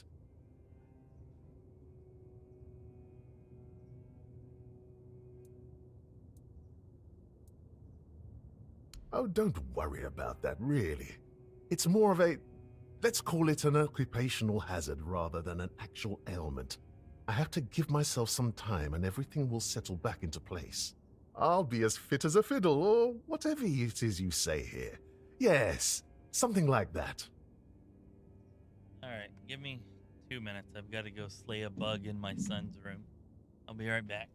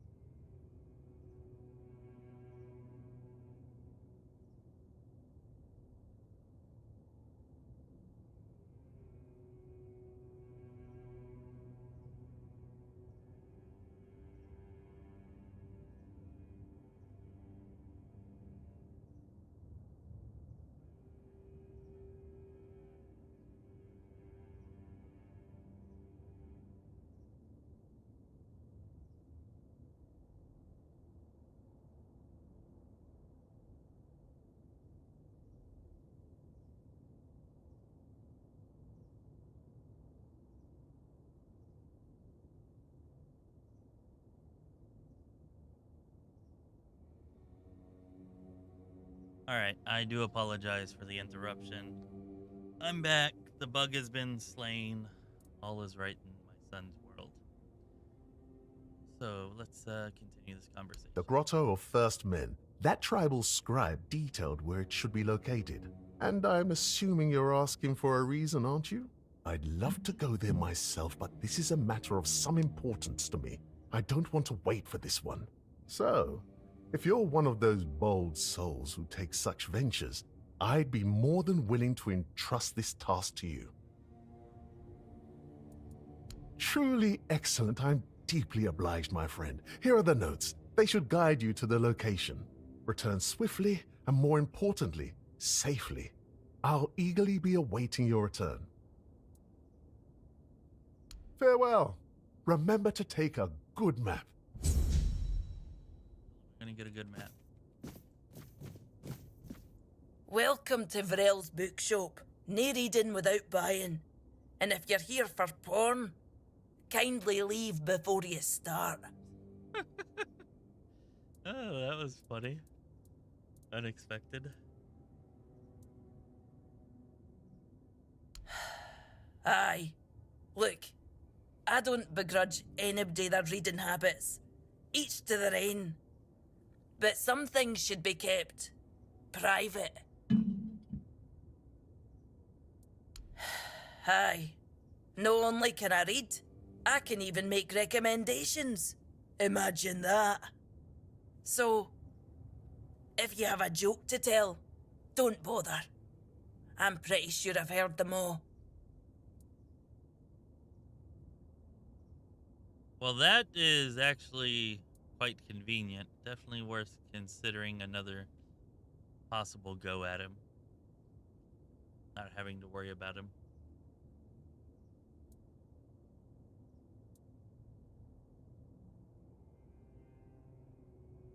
And then the shopkeeper says, "Huh, it must be raining." Told you, I know them all. Maybe one day, I'll even compile them into a collection and burn it.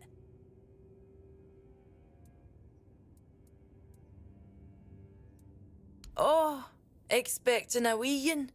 Congratulations. Lucky you.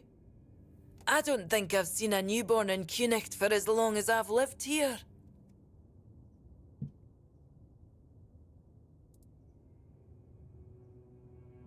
Is that so?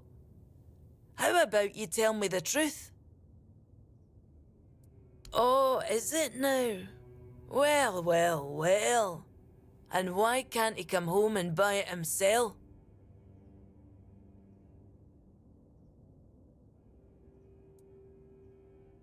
Oh, that's precious. I chased him off because he couldn't take no for an answer. He came in and tried to seduce me. Told me he just loves to devour books. But he'd gladly do the same with me. Books, sure.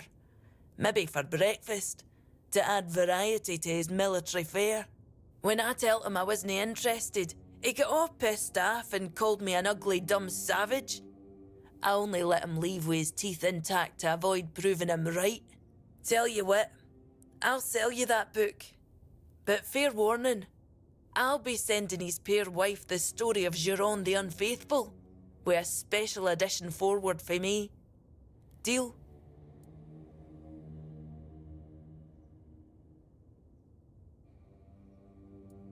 Ha! Pleasure doing business with you. I hope his wife won't go easy on him. Sure, I guess. Alright.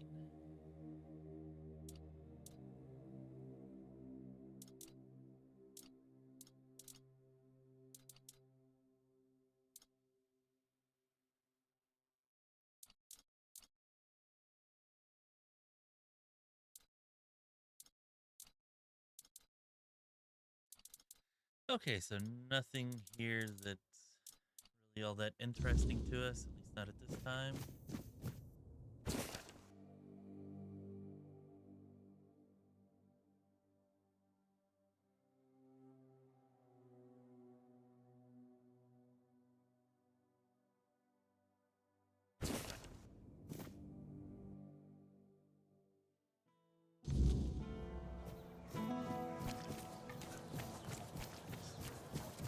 little jumpy, aren't we? Yeah, I might have to see if I can come up with some kind of way to maybe more easily defeat that thing. I don't know. Not sure how that would be.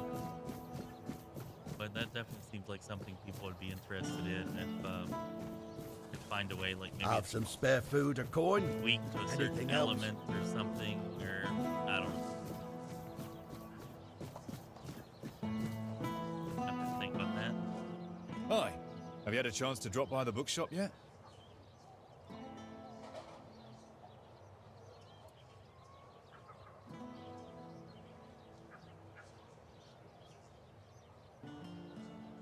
What? I wasn't harassing her. I was just being friendly. I don't see what the big deal is. Besides, she should be grateful. I bet a savage like her doesn't get all that many compliments, especially not from men like me. What? That bitch? I'll teach her what happens to people who try to get smart with me. You mark my words. Thank you for the warning. I'll have to write a letter to my wife. She'll forgive and forget, I'm sure of it. Here's your money, and a little extra. You've done a good deed. I mean, I don't know. I had a +7 pickaxe, and it wasn't really like whenever I was fighting him, it didn't really do all that well.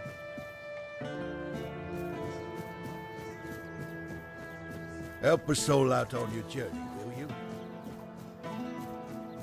I am an outcast, exiled from my home by the Red Death. My struggle continues on the holy island of Avalon. When you hear the word, follow it. Set an example for other outcasts, with your faith and with your testimony. The word is our only chance to rid ourselves of the plague's taint. And if the word commands you to kill your brothers for spreading heresy, do so, for such is his way. If the word commands you to besmirch your father's name, do so and discard your sullied self, for such is your way.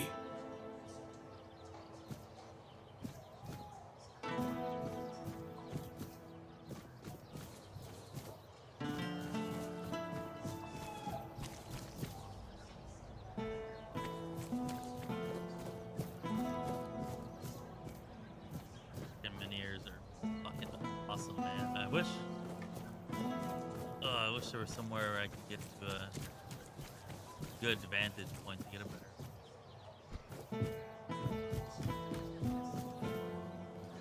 And it's closed. My struggle continues on the holy island of Avalon. When you hear the word, If I could get up there, like that would be a. But maybe if I can enter photo mode, it'll let me. Oh, it's Palamidi's shield.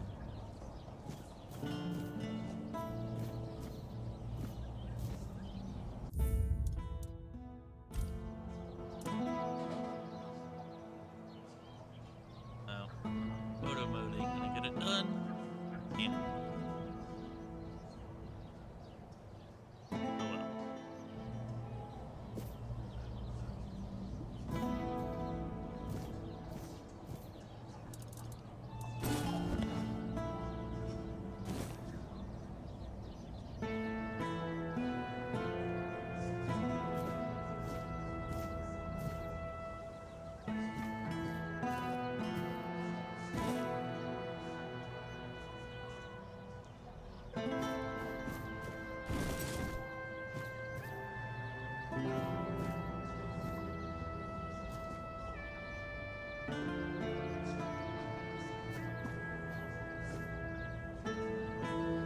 Yeah, that skill seems really good. Isn't there another skill that gives you a chance to blind them as well?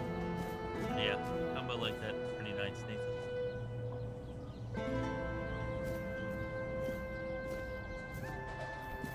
Yeah, like I said, I fought him for several minutes and barely got him to like 3/4 health.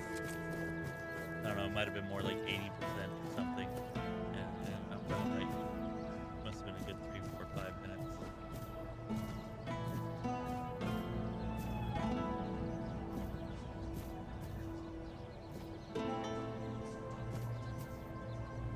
I wanted to like do something with it, but if I take it, they're gonna kill me.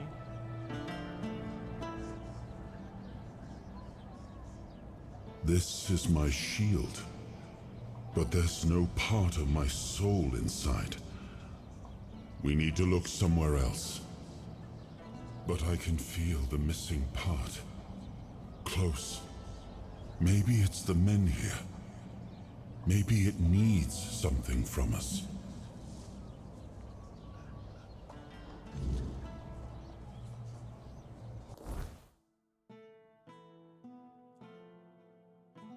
Is that a typo? 1800 weight? I mean, that's got to mean like 180 and no longer encumbered?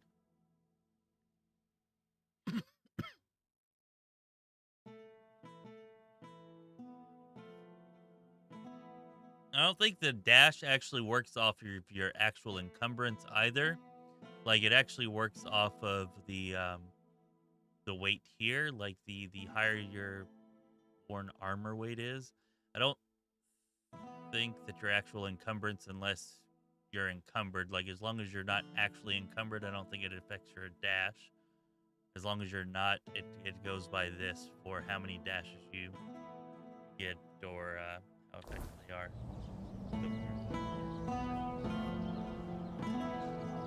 Okay, so you found some kind of bug that lets you get to 1800 weight and not be encumbered?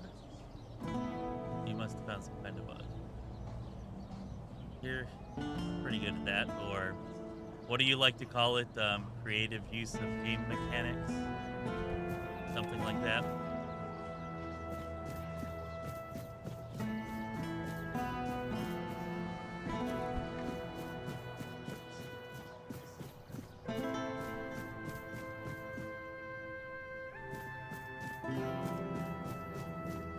Yeah, I mean, if you're at 1800, like maybe even if it says you're not encumbered, it's just maybe that's like a visual bug or something. I don't know. The Nice game to still see realizes you. that you're encumbered because I feel like there's no legitimate way you could get there unless there's like an item that negates all encumbrance or something. I don't know. Help a soul out on your journey, will you?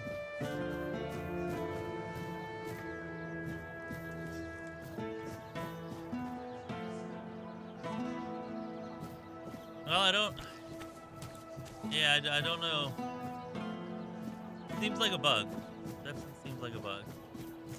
Maybe if you just go so far over your encumbrance, it breaks something. You Oh, still hello there. Move normally, and it says you're not encumbered, but it's still recognizing you as actually encumbered for the other mechanics for dash and fast travel. Most people would probably never get to 1800 weight, so maybe they'll address that in the patch coming tomorrow.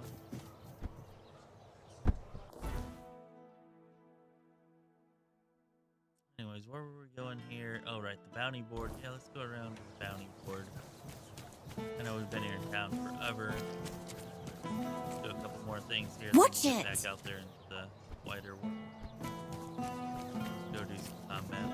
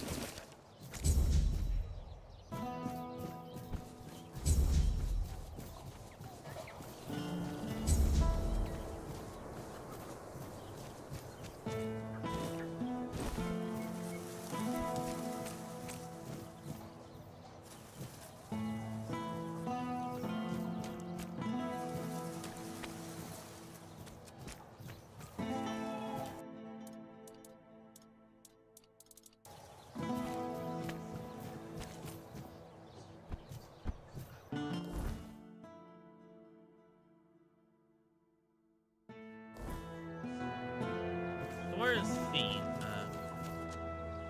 If you're here to chat, you've wasted a trip. Speak up. Well, are you standing there for a reason? Don't have any of that stuff, okay. Jobs. Check the notice board outside. There's always something that... Can you read? I don't know where all that eagerness comes from, but I'm starting to think if I had 10 of you, my job would be a whole lot easier. And as it happens, I might have something for you, though it's a little different from what you've been doing so far. It seems that over the past few weeks, some of our supplies have been going missing. Just small amounts, and I'm not gonna lie, I didn't even notice at first. But when I checked the books at the end of the month, the numbers told the truth. Someone's been stealing the Legion supplies, and I won't stand for it.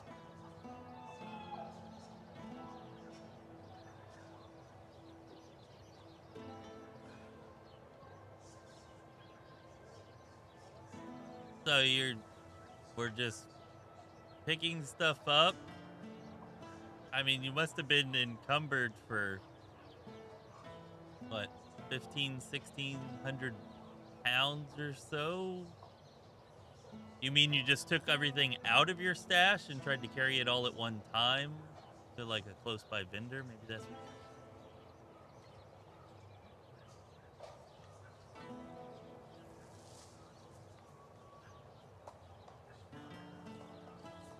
I don't know.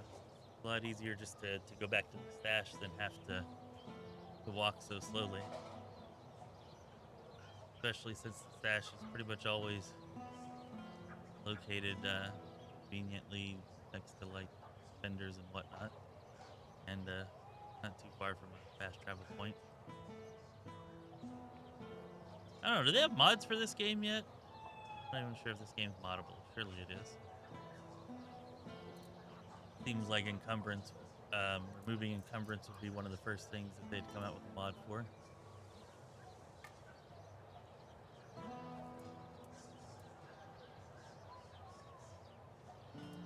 At first, it was mostly just food, so I figured it must be rats and set up some traps.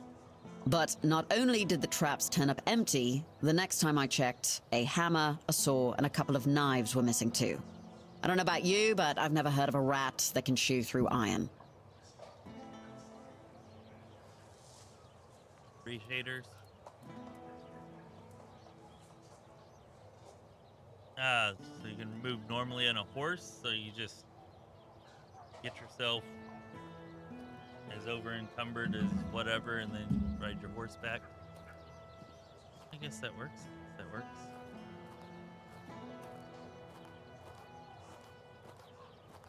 I don't know.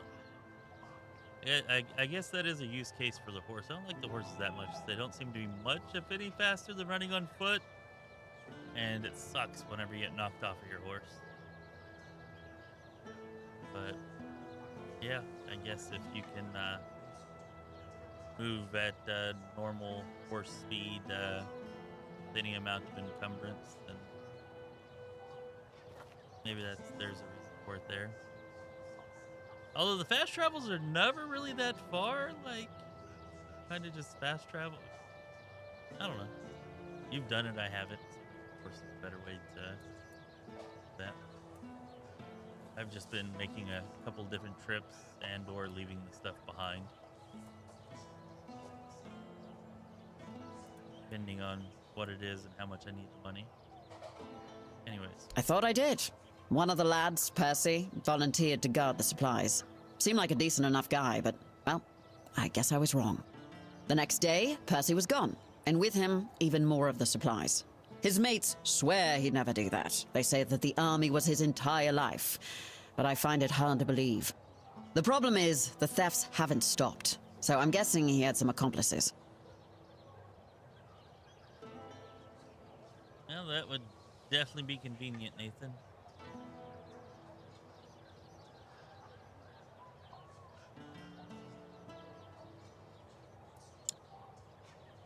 Free fast travel mod? What do you mean, like you can fast travel from anywhere? Or you can fast travel from your campfire without having to pay cobwebs or something? In the storefront nearby. Maybe you'll find something, because I am all out of ideas.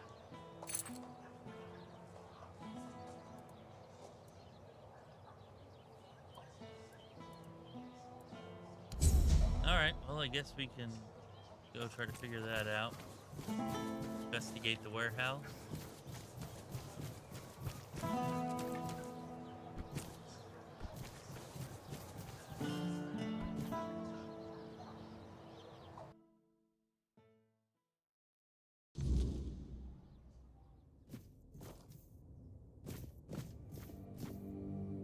Yeah, there definitely could be a skill tree perk for that. I mean, there isn't, but like one that would be easy enough to do.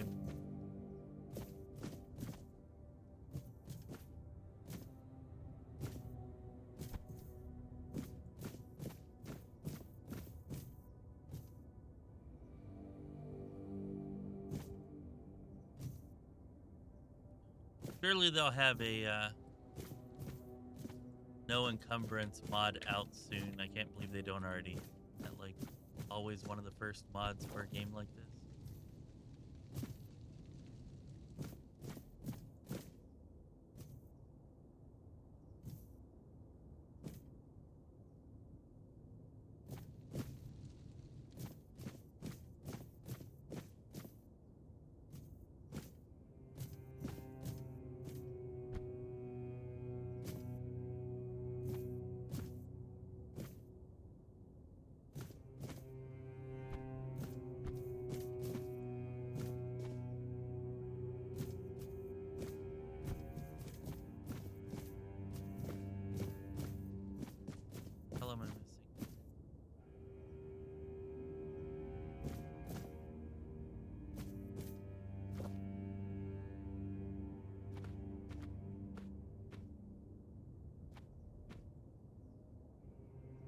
Don't want to steal stuff since stuff's already missing, but it's hard. It's tempting.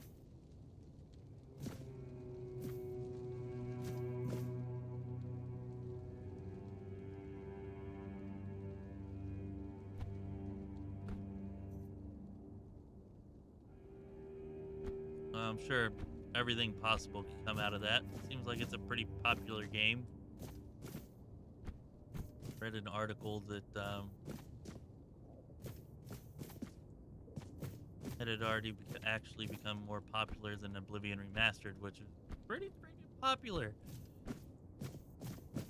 So, I'm sure that we'll be getting just about everything as far as mod goes once mods go once they release modding tools.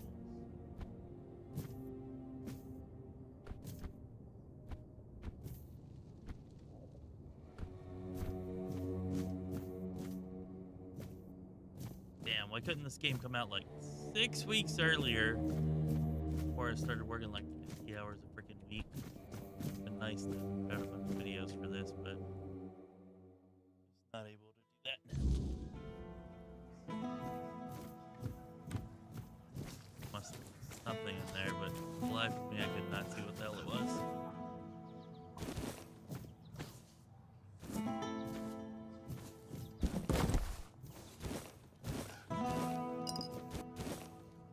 Back in there, aren't we? I think so.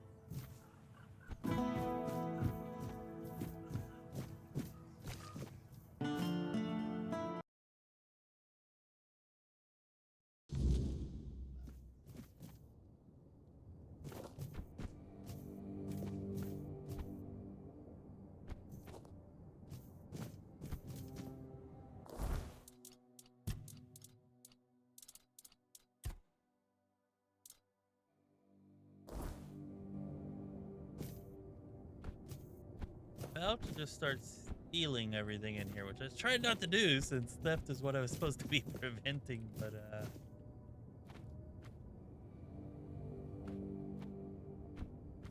pulled through the cracks. They're like to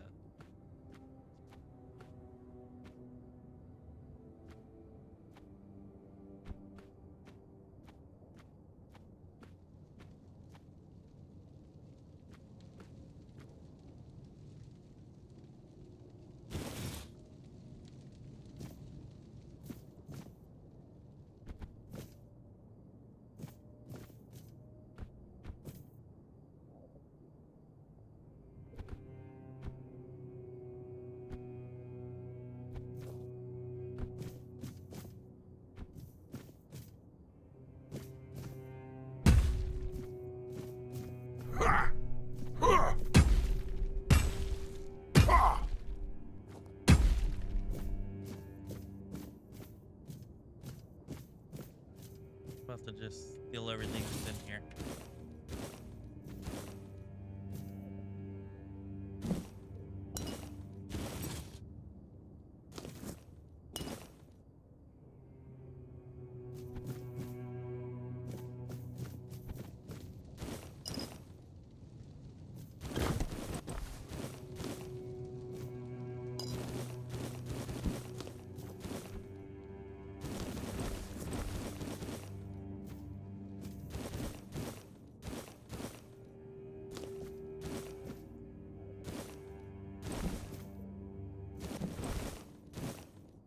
Nothing else, at least we got some nice supplies from this.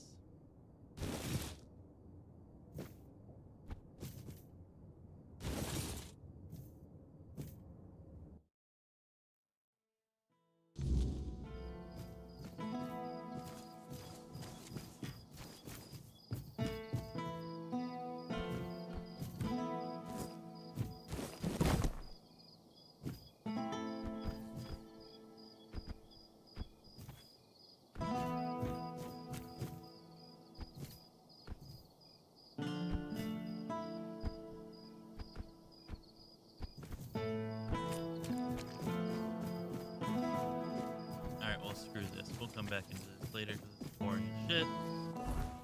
Probably even more so for y'all than it is for me. So let's go see the apocalypticist.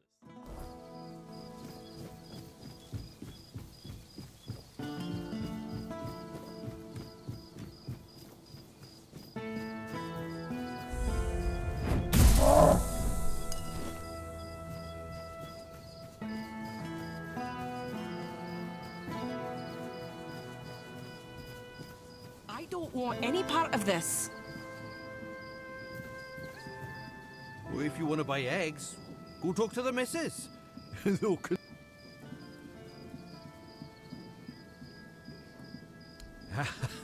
No need to worry. Yeah, the missus told me to say that to anyone asking after the eggs. Or grains, or veggies, or anything, really. So they know not to come crying if they find ears growing in unmentionable places. Not that it happens very often. Just, you know, what you see is what you get.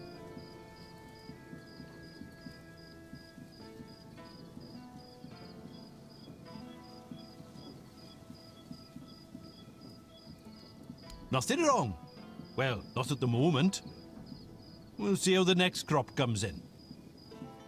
It's been a bit hit and miss lately. The wheat was a nice surprise because, you know, it's the wrong season and we were worried about the glowing. But it turned out to be perfectly good wheat. On the other hand, the turnips were not so good. Oh, great. We fed them to the pig as we always do and it turned her inside out. Poor thing, eh? Wheat? Maybe it's time to move the plots within the range of the weirdness repellents again. Yeah, no shit.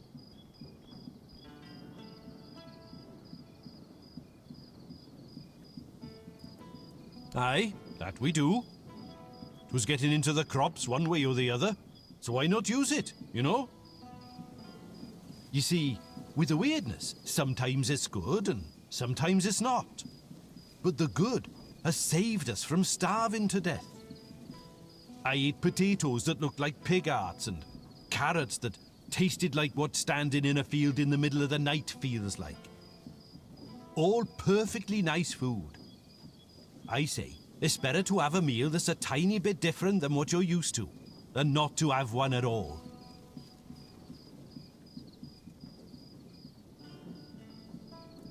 And make my missus a widow? Ha! The whole area's full of monsters, and they sure ain't edible. We tried that once, and, well, let's just say we never tried it again. Sure, I guess. I see. You're with those Camelotians who want to run us out. We've already told your lot. We ain't going anywhere. If we die here, then so be it. And I ain't talking about it no more, so don't even try. Aye, it may be. But it's not like we got a long stretch to live, the missus and I. We didn't want to just lie down and wait for death. And I bet we ain't the only ones. What else are folks to do in this blasted weather? All ready for winter, but winter won't come. And if winter won't come, neither will spring. The last normal harvest came and went ages ago. I'm telling you, if not for the weirdness, we'd all be dead by now. The weirdness is probably what's causing the You need something? season to go all screwy like that in the first place.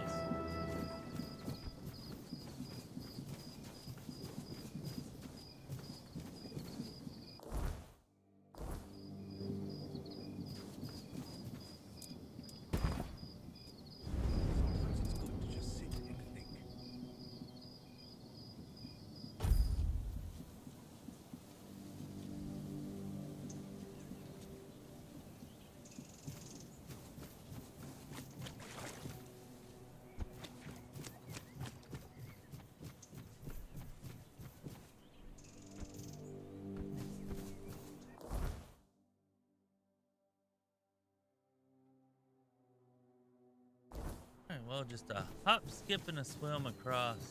Actually, we'll take the bridge.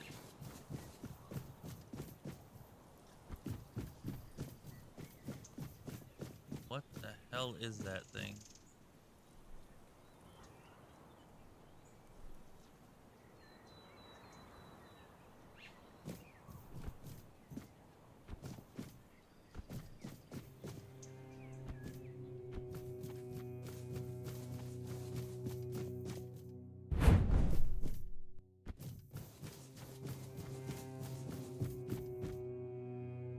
Ah, maggot. Okay. Speak to maggot anyways.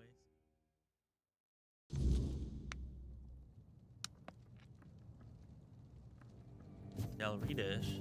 So, you finally arrived. Or is it the two of you? It's a pleasure to meet you. Call me Maggot. I don't like that other name Denholm and his men insist on using.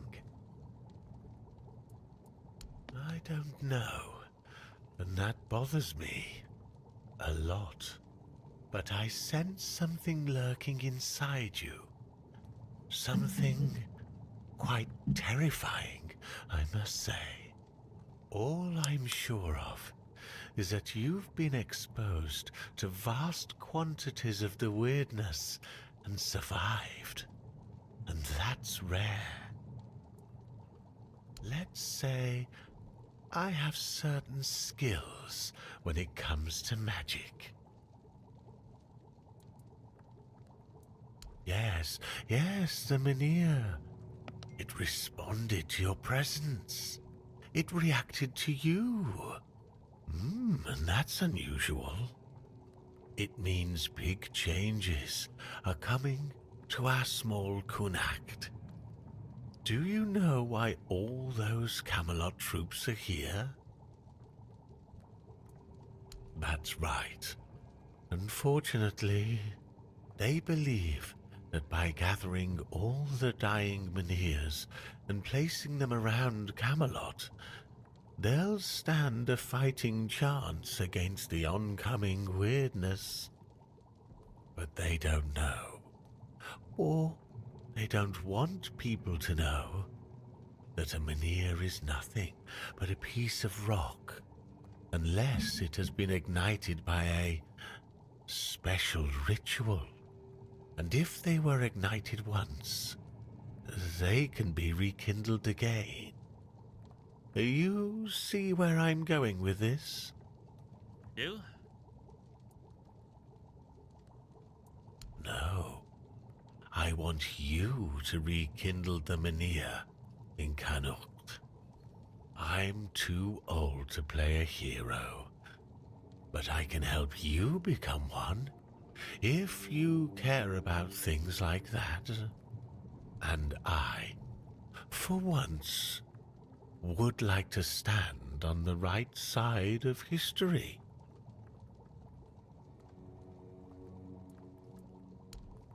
That's the problem, you see. I don't have one. The moment the Menhir reacted to you, I felt something. As if a piece of my brain was trying to tell me something, but I couldn't quite reach it. I suddenly remembered about the Menhir rites, the ritual I told you about, and that there were 2 scrolls that contained it. But where are they? How do I even know that? That's lost on me. So, it looks like we'd have to take a little trip into the recesses of my memory, literally. Well, that should be interesting. Well, not literally. As entertaining as that sounds, you won't be dissecting me. I'm talking about a journey into the subconscious, not an anatomy lesson. Just a bit of mushroom potion and poof, you're on your way. Safest option we've got, relatively speaking.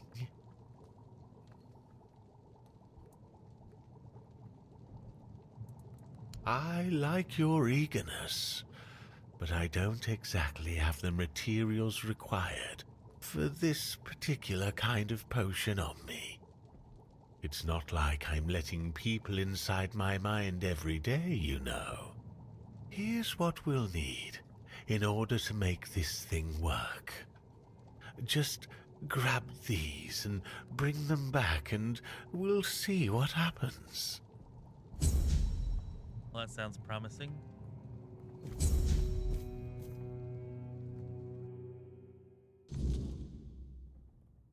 Luminous silver dust.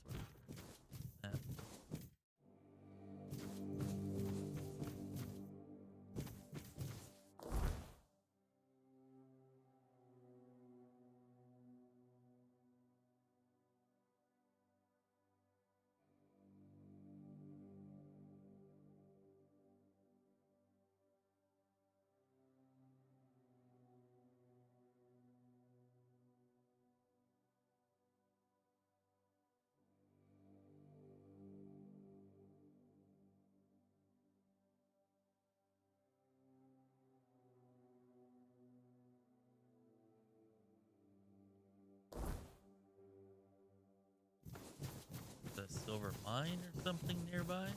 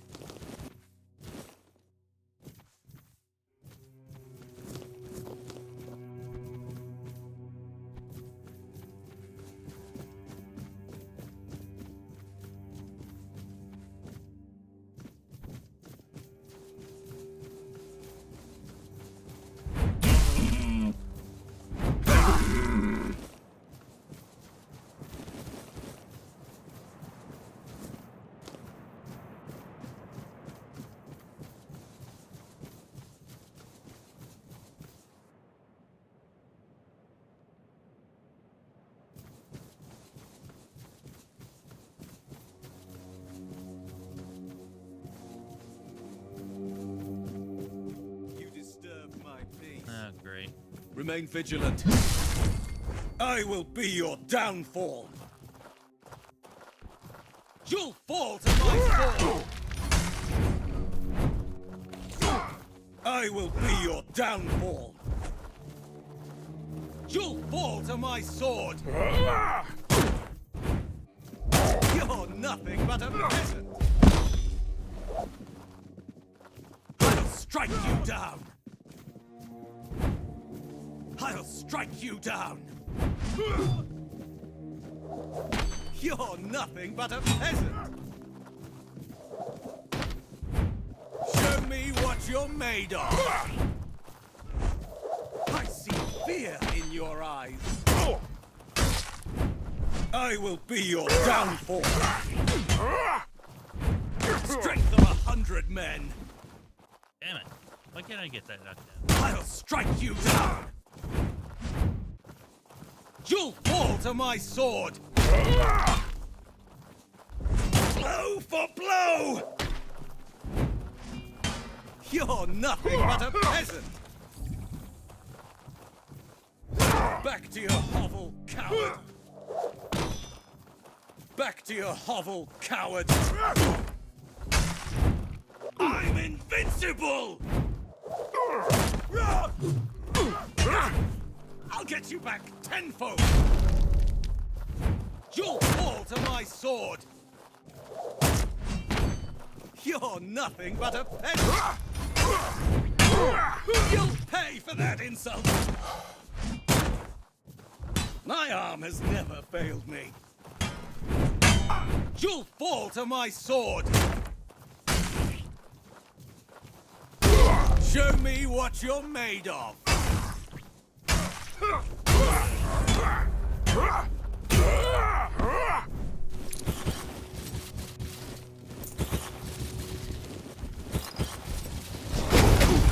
Holy shit!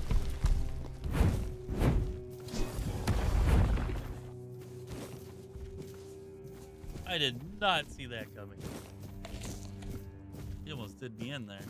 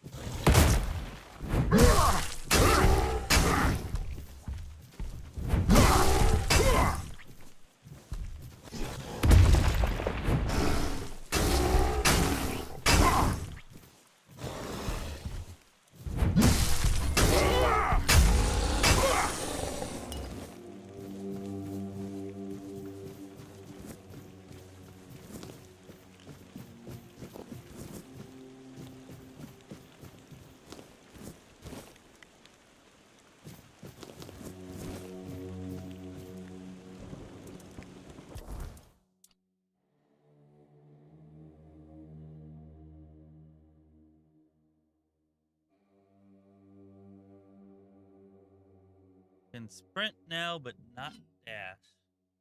Weird.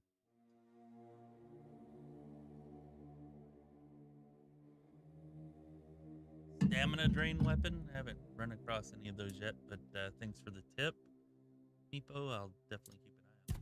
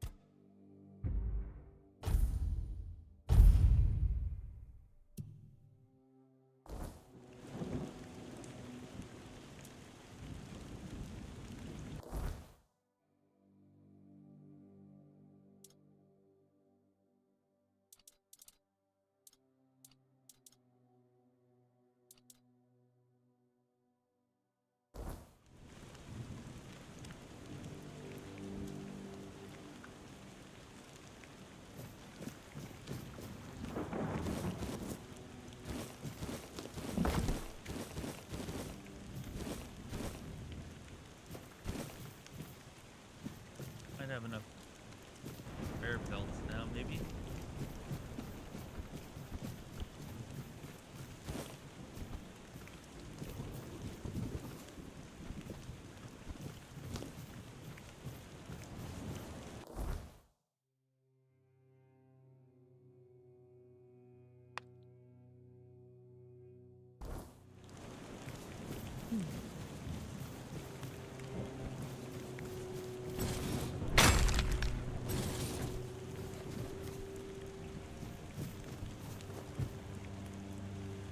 Oh, nice.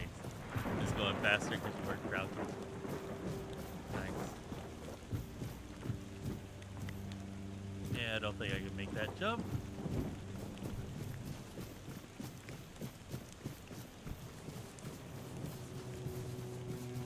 Maybe we can find a vendor in town that'll sell some silver dust.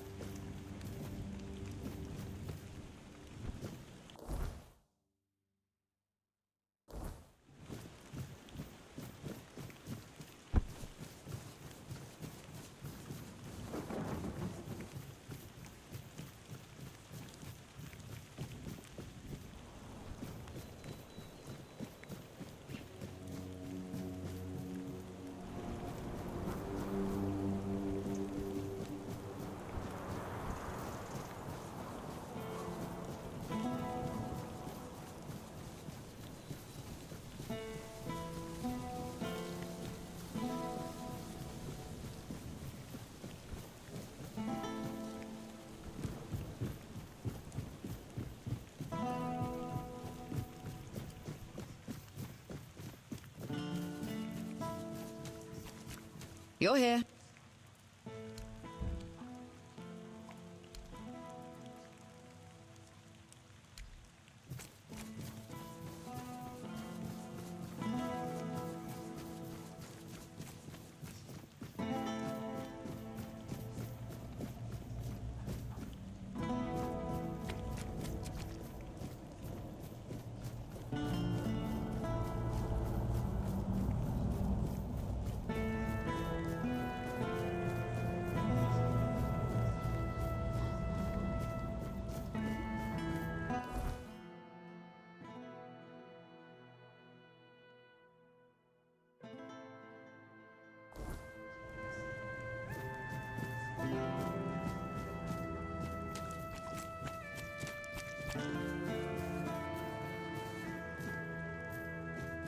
Hospital, huh?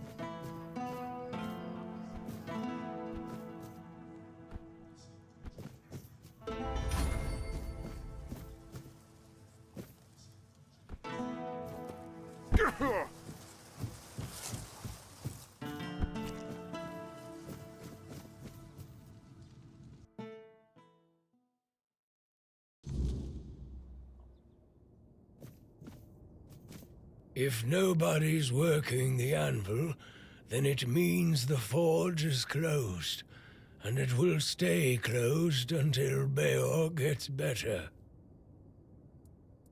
A woman happened. He was chasing after some girl he thought the world of. Almost ended up shuffling right off this mortal coil.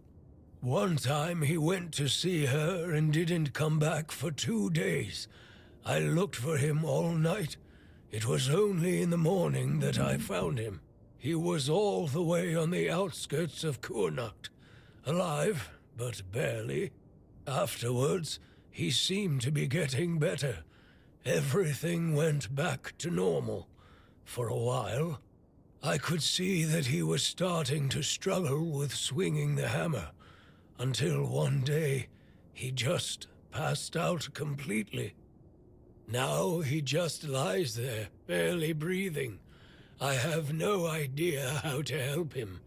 Nianti, Maggot, none of them know what's wrong with him either. I told him that it's no use chasing after a girl, that she'll come to him if she wants to. Stupid kid. I feel bad for him. What do I care? Whatever happened there could have been her fault, so excuse me for not running to rescue her. I only know that she wasn't from here. Beor's wound wasn't caused by a mere boar, oh no. Hell knows what happened there. He didn't want to tell me what actually happened. But I know that youngsters in love used to visit this one cave with a spring. It was all hogwash, if you ask me.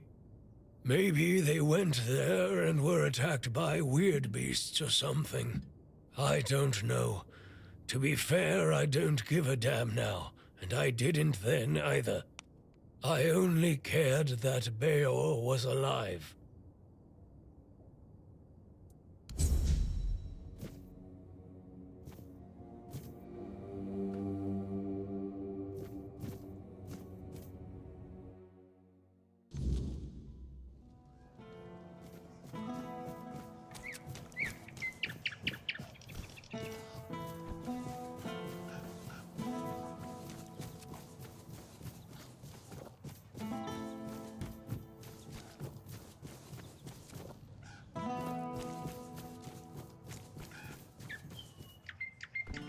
Open up, Fergus. We know you're in there.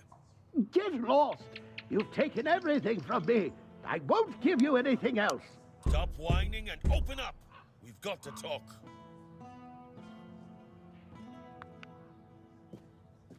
I've had enough of this lunatic. Keep an eye on him in case he gets out. I need a rest. What do you want? Then go be curious somewhere else. We have our orders. Open up, Ferkit! Not a chance! No, you could not, because it isn't your job. But if you really must know, yesterday one of our warehouses caught fire because of one of Ferkit's inventions. Denham ordered us to investigate, but how are we supposed to do that if we can't question the suspect? Come on, Ferkit! I don't have all day! I don't care! Leave me alone!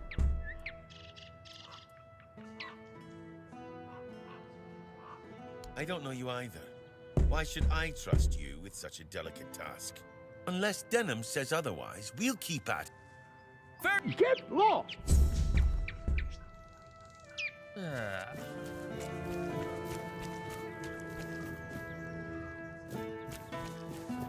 An inventor could have some useful stuff for us.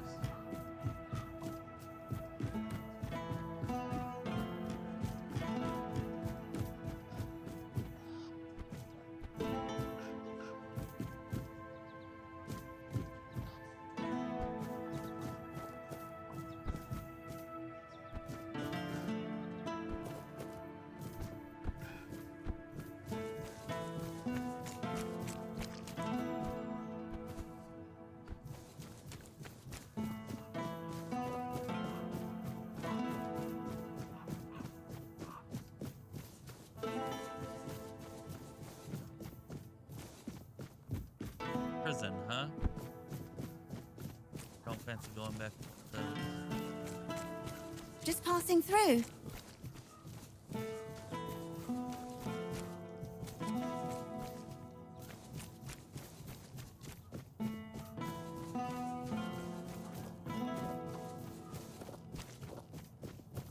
Have some spare food or coin? Anything else? Hello there. Looking for solid, affordable gear? Ah, but where are my manners?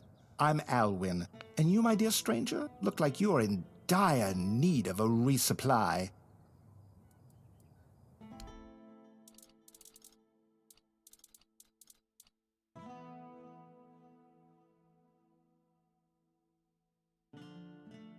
Weird. Quest item, huh?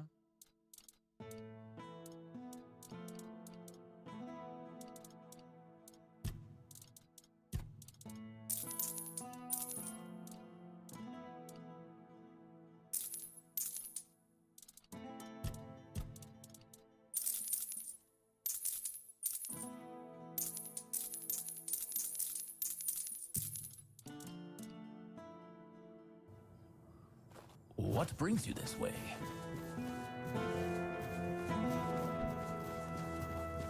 Good to see you.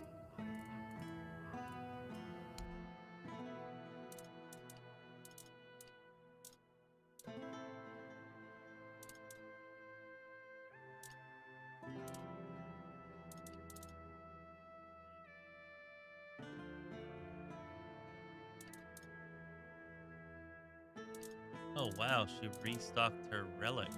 So we Always a pleasure to see you.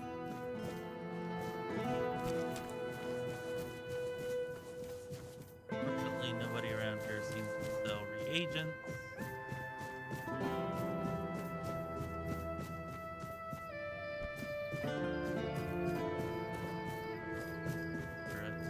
Let's go that way. Go see what's over there. You doing okay?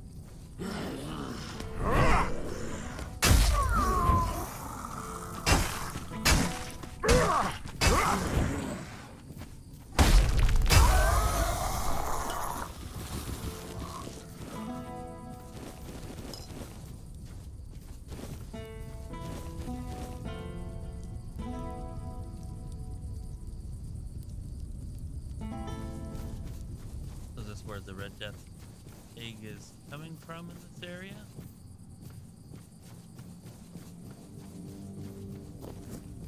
Of course, it's about to get dark.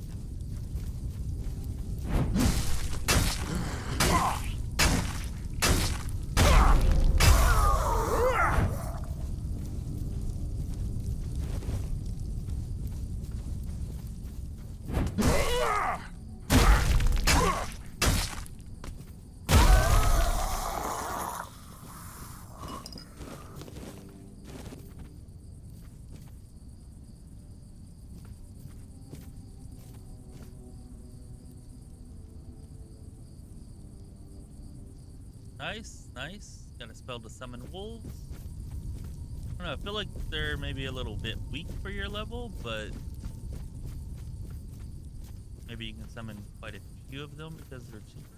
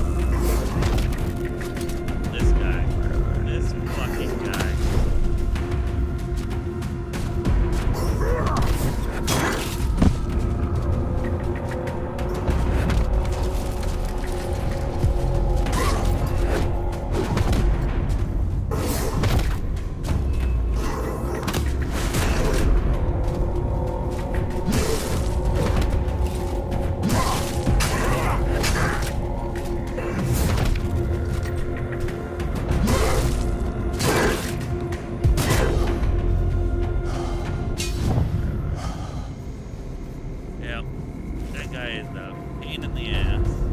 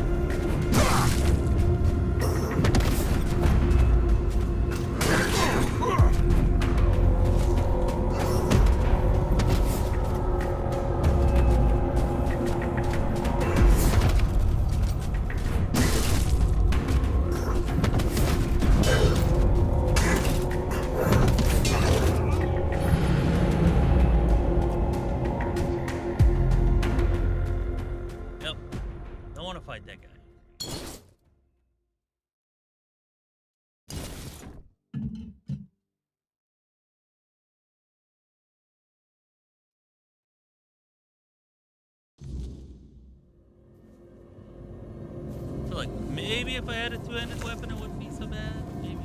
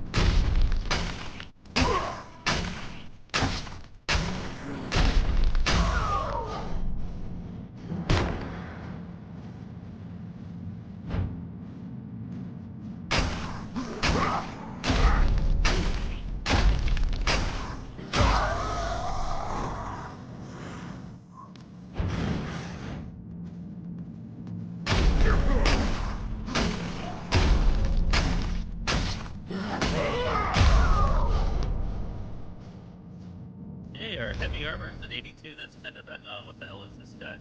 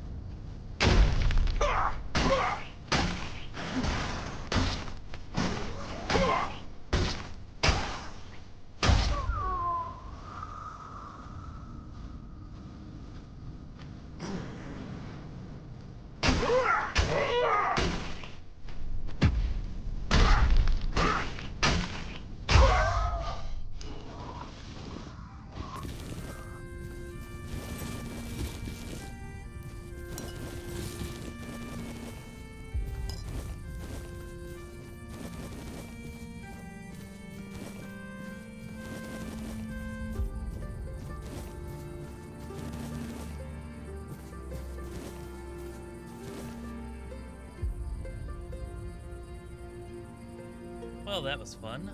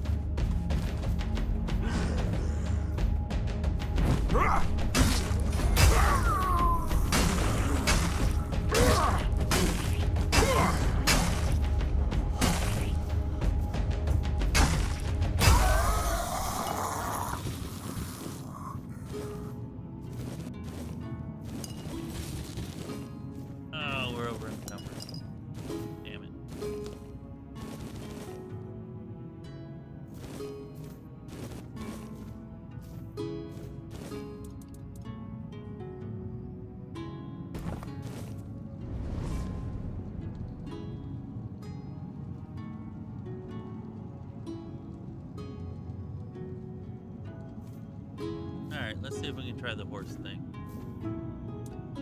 Probably can't get a horse in here. Can I? No, I can't. Okay.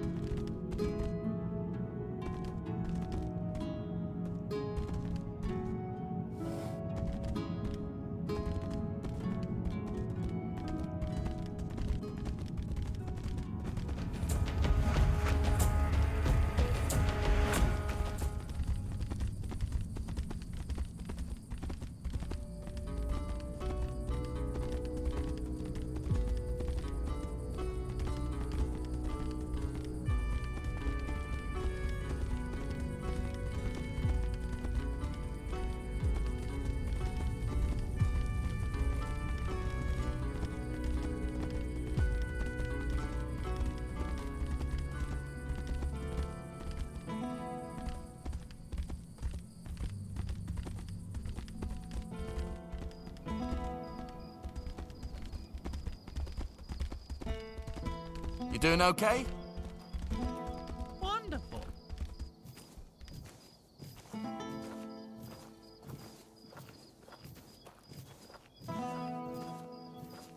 Oh, hello there.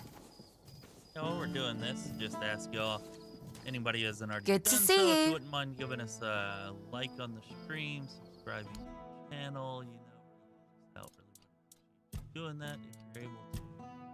Thank you.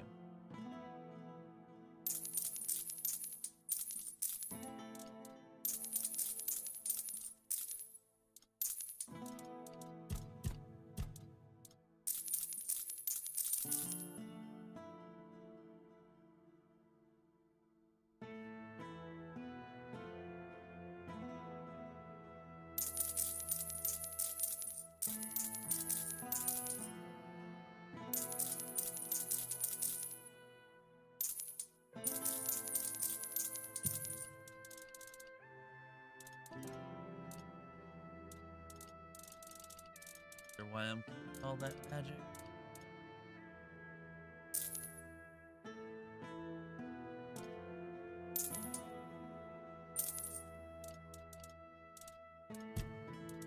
Anyways, I will take my extra skill point now. Thank you so much, Clairvoyance.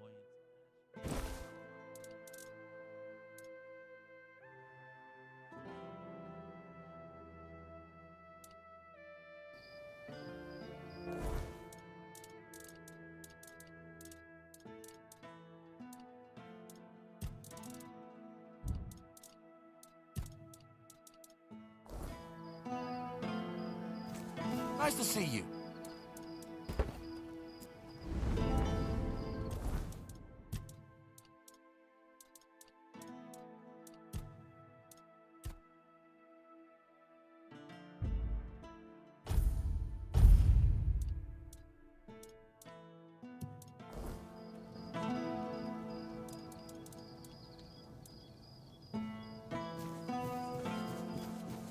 What brings you this way?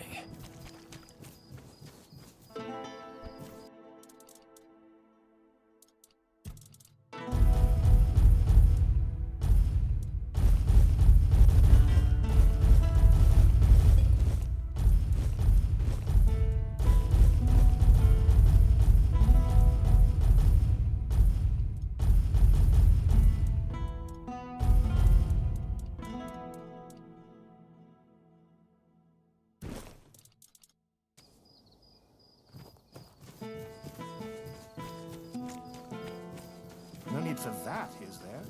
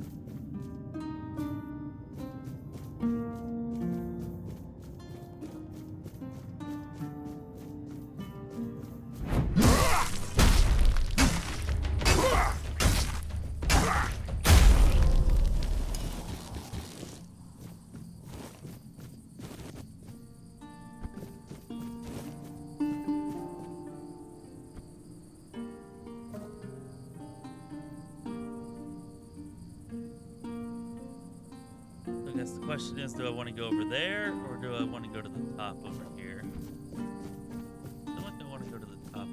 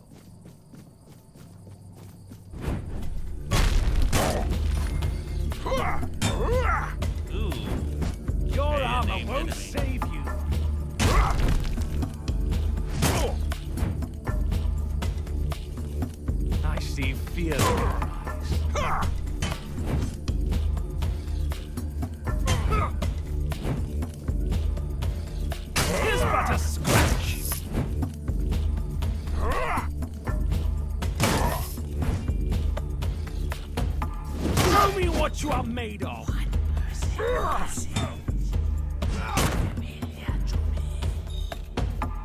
Show me what you are made of.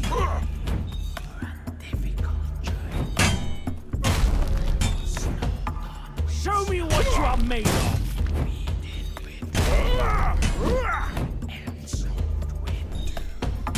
Back to your hovel, coward.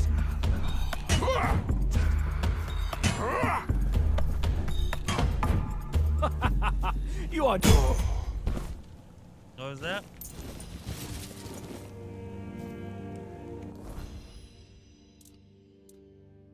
Like, ha ha ha ha, you're dead.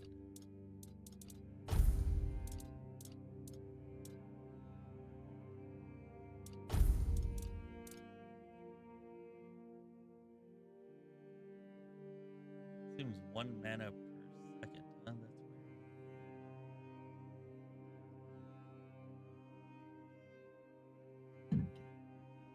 Crit strike is kind of nice, but spirituality 11 not going to happen.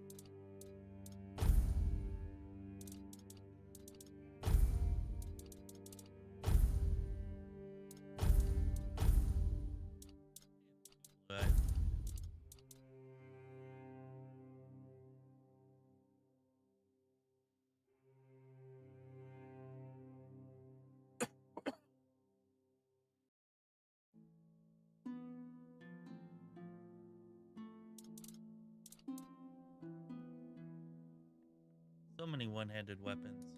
Very high dexterity.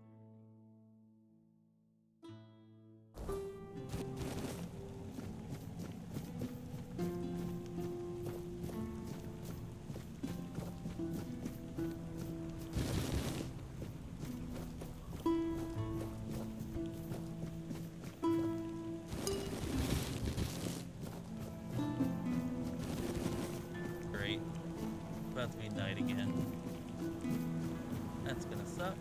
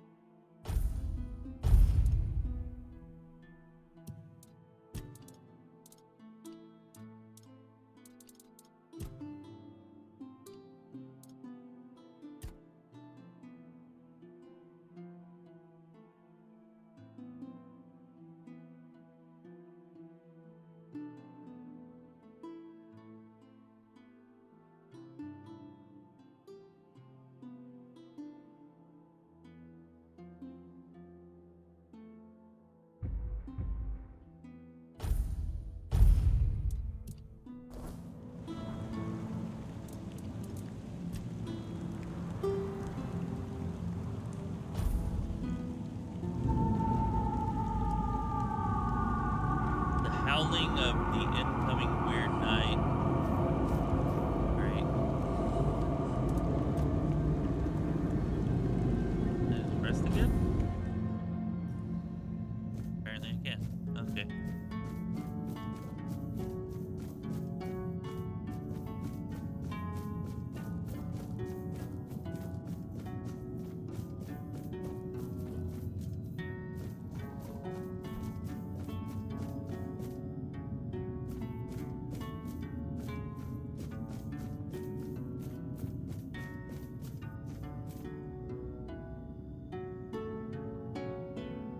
Not sure who the weird knight is. Is that the four-arm ethereal guy?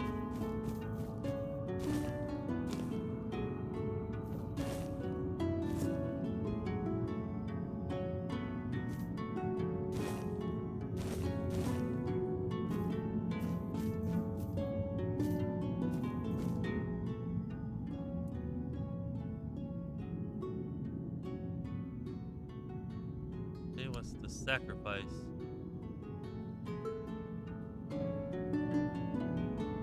Okay, so I just lost 10 hit points to gain 1 skill point and 1 attribute point. Is that worth it? Maybe? I guess? Yeah, it was probably worth it.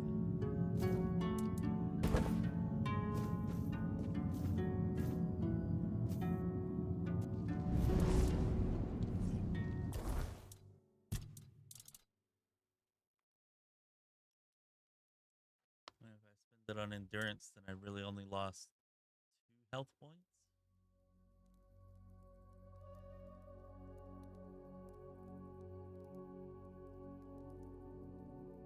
If you're on the plague quest, save some skill points.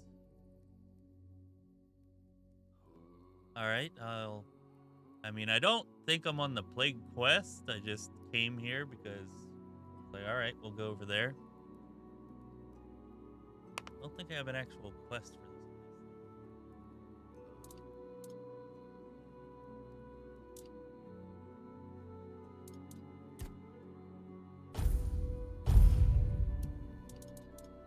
I'll save a skill point if you do that.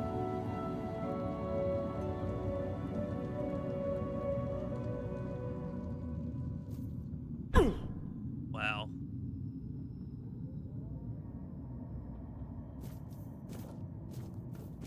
That was entirely unintentional.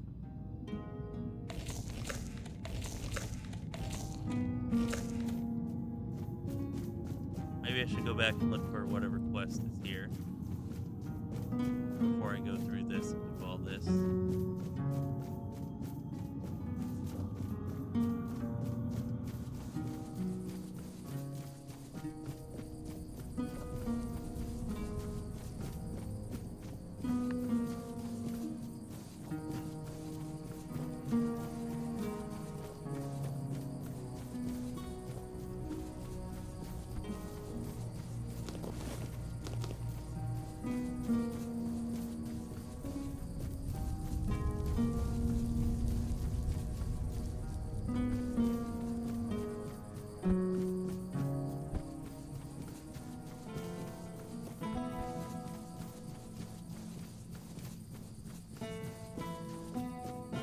Yeah, Nathan, I almost decided to do that. I went with strength instead, but probably be putting another point. You doing okay? Hate it.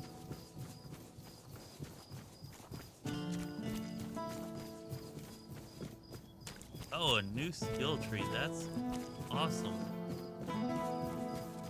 Have some spare food, a coin, such a thing was anything possible. else.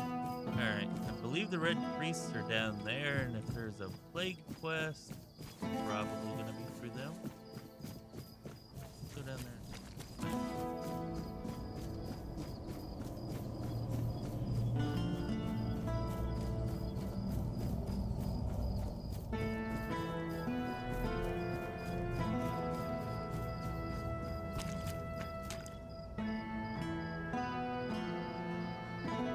Yeah, that was my thought. That's why I went with strength, but probably will be going for endurance eventually.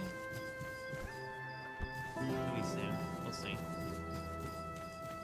I was actually doing it less for the hit points and more just for the carry weight. Also, I've got a skill that increases my damage based on my endurance, so whenever I put points into endurance, it also increases my damage. Okay, which one of these doors is red?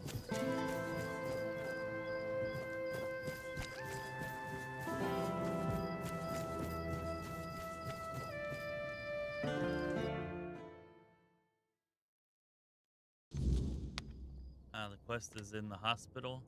Okay. red priest since plague, but I guess the hospital also makes sense. Oh, you must be the one I've heard so much about. A curious figure. Navigating the shadows of Cuanacht. Solving problems where others stumble. Allow me to introduce myself. Brother Vitus, humble servant of the Red Church, or so the official title goes. I prefer to think of myself as an architect of change. The kind that reshapes institutions and realigns priorities. The church as it stands is stagnant, weighed down by those who use it as a platform for ambition rather than service. Fabius, for instance, is a fine example of what I aim to correct. I seek reform. Nothing so dramatic as rebellion, of course. A more elegant approach is required.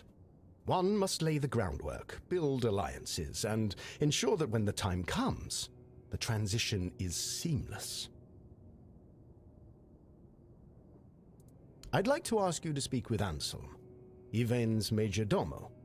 He's a man of considerable influence. He holds the respect of the people and the keys to the court. Should Yvain's position become vacant, Anselm will step into power. A useful ally, wouldn't you agree? But Anselm is cautious, perhaps even suspicious of anyone bearing the church's seal. This is where you come in. Yeah, I saw the hospital earlier. I think I remember about where it is. We'll head there next.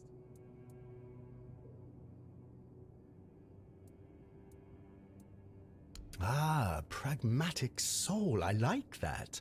Let's say a generous reward and the gratitude of someone who is quietly shaping the future of Cuanacht. Not a bad return for a small favor, wouldn't you agree?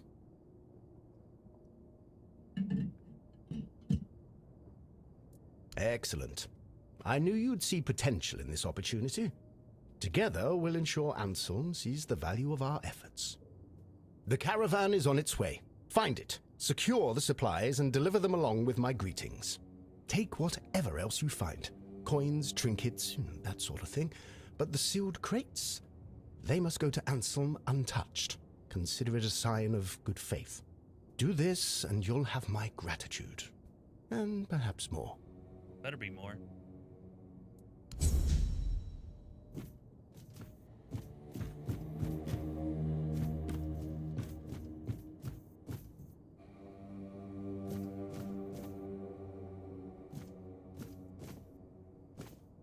Oh, it's you.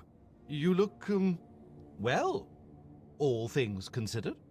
Do I know you I from always before? knew you had to have survived. There simply wasn't any other possibility. Kill this guy? No. Sadly not. I apologize for my forwardness. It's just, I've read so much about you. I feel as though we've known each other for ages. I've spent hours poring over the drawings of your vascular system. Enough that I'm fairly certain I could recreate them from memory. I'm so glad you're here now. If there's anything you need, please let me know. I'd be happy to help. Oh, no. That honor fell to others. I was merely a silent admirer. Though I have to say, I do think they were rather heavy-handed with you. I've heard no one had much faith in you, but that doesn't excuse carelessness, don't you think?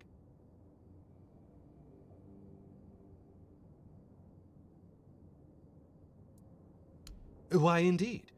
I have my suspicions, but nothing I can say for certain. Not yet, at least. You left so suddenly. Your case was in chaos. Incomplete notes, no one willing to talk. It was all very frustrating. That said, I do know a few things about what happened to you, and, more importantly, about the people who allowed it to happen. I'd need to dig through my notes, though. In the meantime, there's something I'd like you to help me with.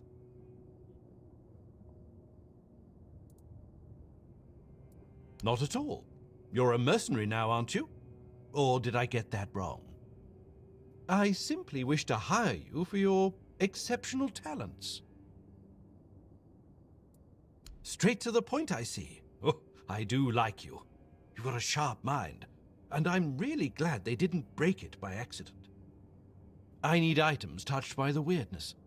It's a personal fascination of mine. The way the weirdness reshapes even the most ordinary things is incredible. It can take something entirely mundane, like, well, you, for example, and turn it into something extraordinary and unrecognizable. Bring me a few of these items, and by then, I should be ready to share what I know about the experiments. Now, is there anything else?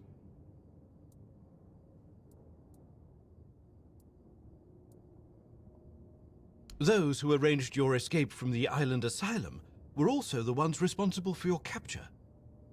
Everything that was done to you was at their behest. You gotta be shitting me. I don't know much more. They've always been incredibly secretive. Honestly, I was more focused on the results than on who was behind it all. But then they took you away, before anyone could achieve anything meaningful.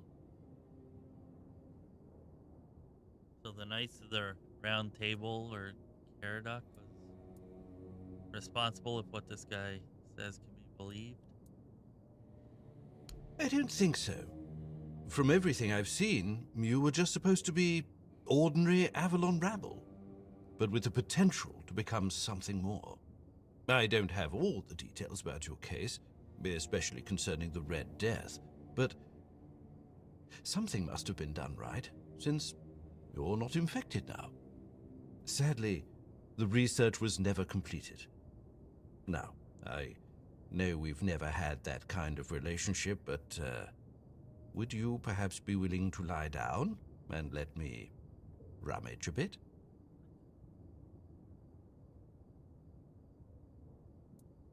Well, you can't begrudge me for trying. From what I understand, your natural affinity for the weirdness was enhanced.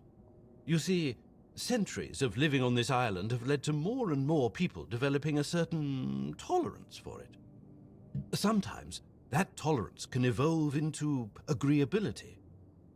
It does, however, take time, so you were given a push. As for the exact methods, well, I'll spare you the gory details. Besides, at this point, you know the results better than I do. Speaking of which, would you mind sharing the details of your current state? Really? That was it? What a colossal waste. The man ran from the Red Death in the homelands. How is he supposed to help us now? All that time, all those sacrifices, were they for nothing? What use is a dead king against the plague that followed him across the sea? This may be a battle, but it cannot be won by simply hitting things with a sword. What about I'm sorry, I just got incensed, you know? As you should. Because it means all your suffering was for nothing.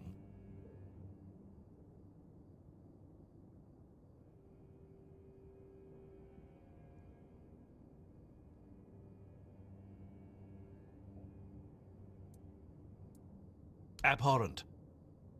I was made to believe that by studying the weirdness and its application, we might be able to find a cure for the Red Death.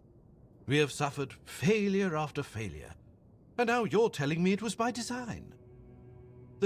That curing the plague was never the goal. I am not sure where to go from here. You have indeed given me a lot to think about. Yeah, Nathan, I think the wolves are probably the weakest summon. Goodbye. Every encounter. You can actually get it fairly early on if you go to the right spot.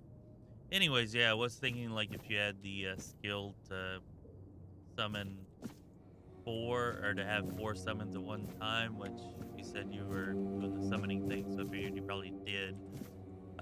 You know, like even with low spirituality, since they're weaker and cheaper, like maybe you could get 4 of them at once, and that would make it worth it. Kind of my thought.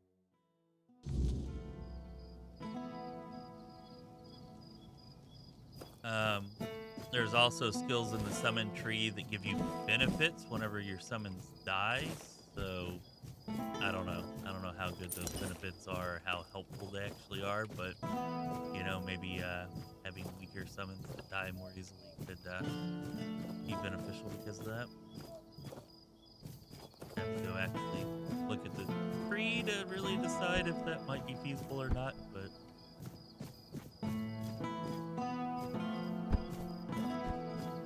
or I guess worthwhile. Better way to put it.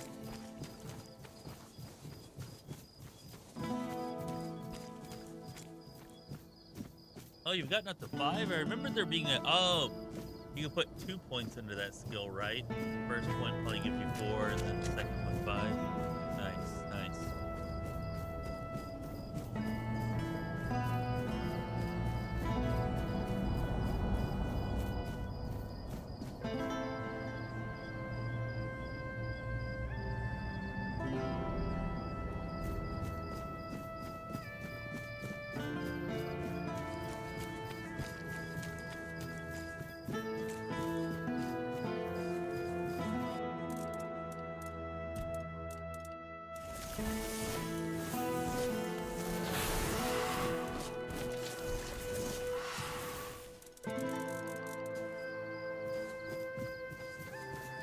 Always a pleasure to see you.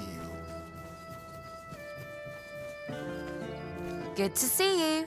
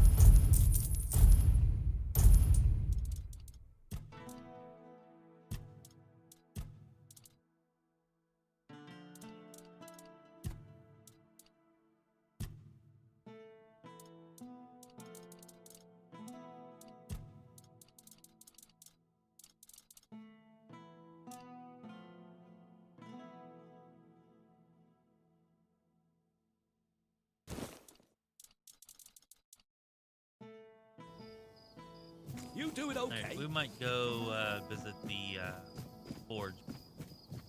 Oh, hospital was around here.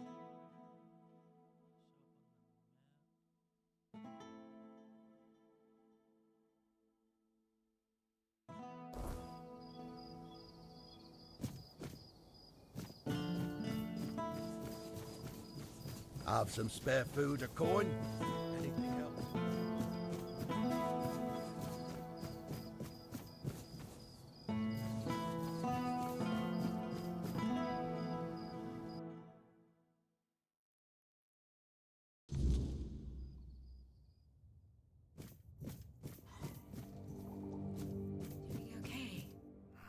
I don't know you. Nope. There. You're going to feel better soon. I'm just trying to help you. You'll get better soon. Try to calm down. Calm down. Don't be. Do you need something? Are you in pain? I'll do all I can to help, but I need to warn you that our supplies are quite limited.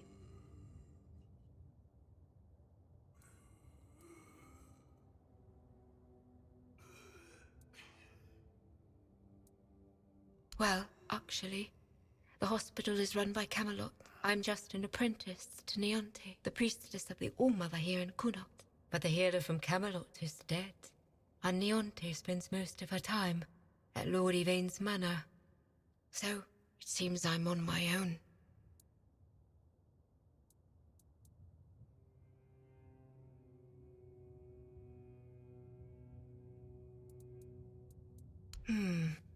There is a patient who won't let me treat him. His name's Wilbur, and he's a difficult case. Most of what ails him is just old age. Some days he's clear-headed, but those are becoming fewer and farther between.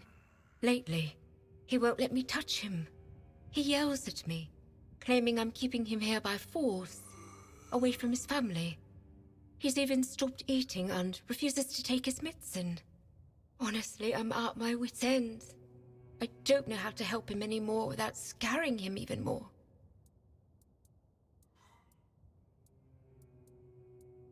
Gone. They were all taken to the island asylum during the Red Death outbreak. Every single one of them. Even his grandchildren. Their house is still under quarantine, but Wilbur doesn't even remember the outbreak. He thinks it's all a lie. He keeps trying to go back there, but obviously I can't let him. You can try, if you'd like. Maybe he'll trust you more than he trusts me. Just, please, be gentle with him. He's been through enough already.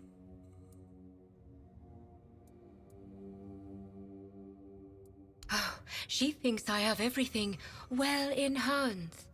As if she doesn't notice it, all falling apart. I know I should feel flattered by her trust. But honestly, I'm just exhausted. I'm not even a priestess. The only training I've had is what she's given me. Ever since Lady May fell ill and died, Leonti's barely been here. She just sits by her grave. Truth be told, I'm a bit worried about her. Even when she does come by, she seems absent, and I don't even have the time to go check on her. It is. It really is. The hospital's barely holding on. Camelot pays us a pittance for treating their soldiers. And the villagers just pay with what they can. But I can't make medicine with eggs and chickens. And even if I could, I don't have the time. Some days, I dream that someone will swoop in and take it all off my hands. Ideally, it would be Niante, but I'm not sure I can count on her anymore. Still, maybe it's worth a try.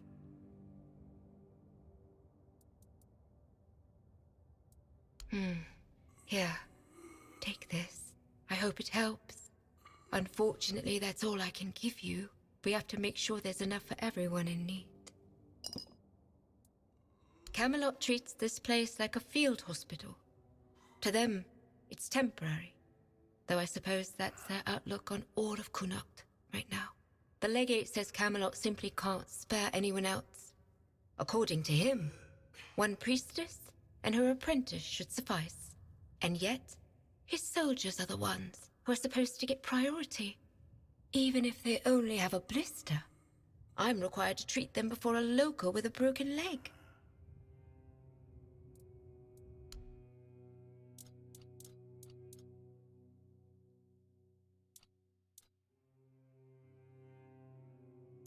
Potions are expensive to buy.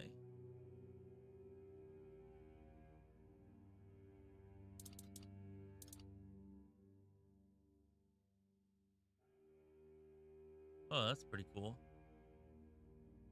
Expensive, but having the recipe for that.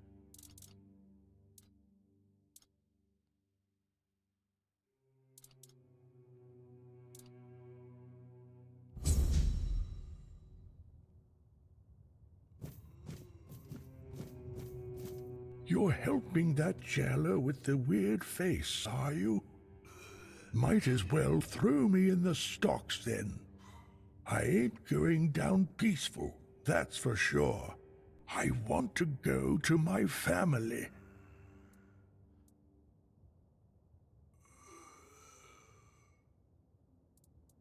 They live in the lower district.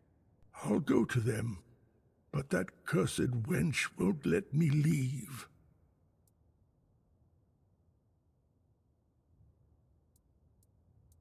Bollocks. There's been no Red Death since King Arthur's times. I bet she's the one who filled your head with all that nonsense, eh? Don't listen to her. You can tell right away that nothing good comes from her. Good folk don't end up twisted like she is. Nice to see you.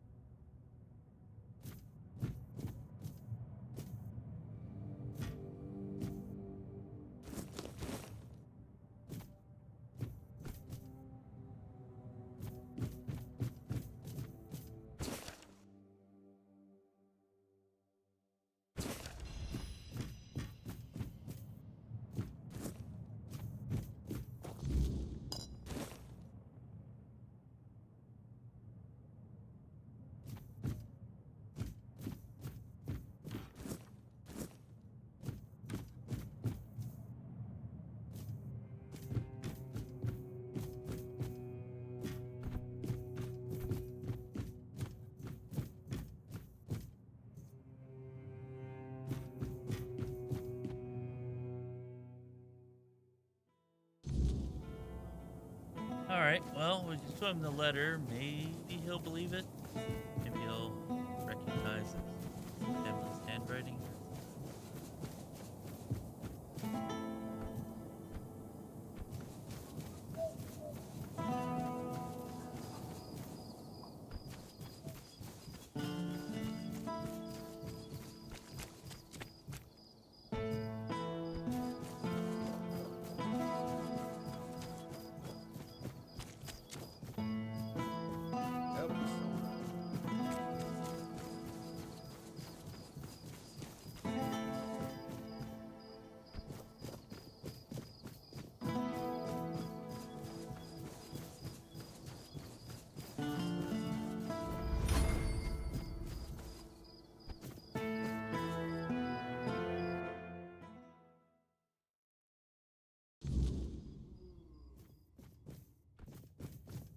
Oh, is that you, Roy?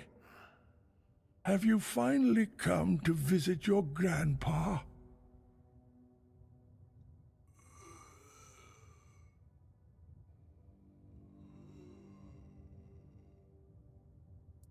I won't listen to this drivel. One more lie, and you'll all regret it. Anyone could write such nonsense.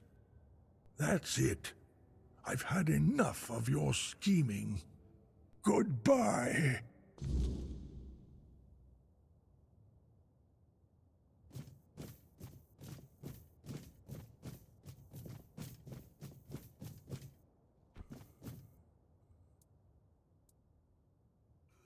Damn it. Damn it. I know you tried. This isn't your fault. It's mine. Wilbur was my patient. I can't run this hospital all on my own. It's an impossible task.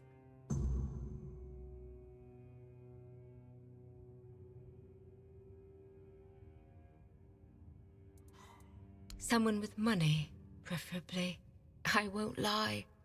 I've thought about it already. More than once. Someone who can supply us with ingredients. Maybe an alchemist to make the medicines.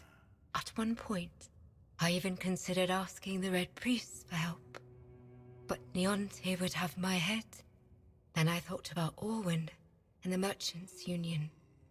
But I can't abandon the patients just to have a long discussion about the business prospects of a failing hospital.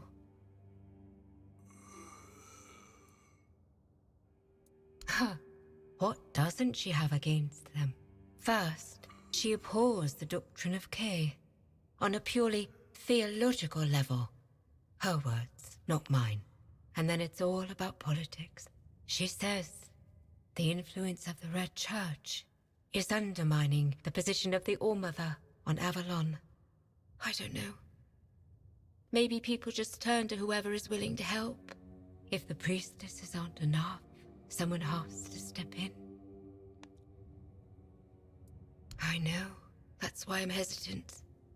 But some of them are also quite innovative.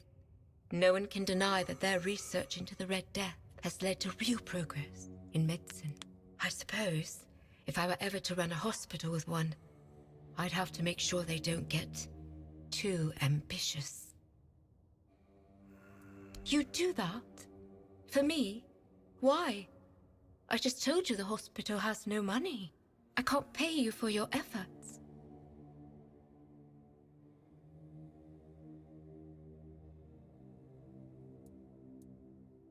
That's very noble of you. But still, when the hospital is back on its feet, I'll find a way to repay you. Thank you. Even if it doesn't work out. Your offer means the world to me. I've been alone with this for so long. It's good to finally have some hope.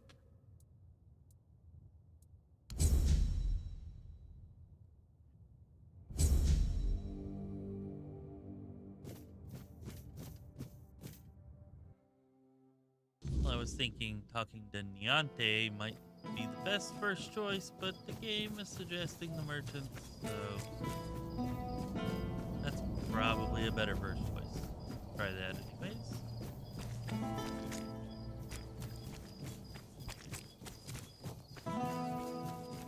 Always a pleasure. Good day. Let me know if anything catches your eye. Your money catches my eye. We need help with the hospital. She is? That's interesting news. Though I had no idea the hospital had financial problems. I thought it was funded by our brave Camelocian army. Or was it Lord Yvain? I can never remember.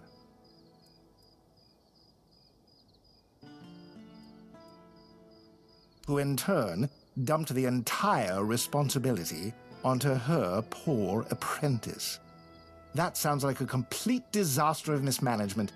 Still, with a bit of restructuring, it might not be entirely hopeless. That said, a hospital doesn't exactly strike me as a lucrative venture, and I'm not in business for charity. When I invest, I expect a return. And here, I just don't see it.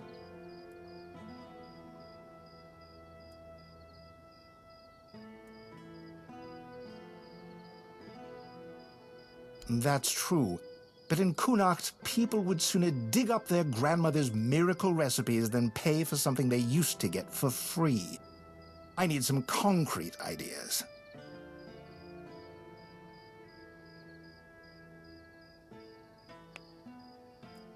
Like that. Charge Camelocians.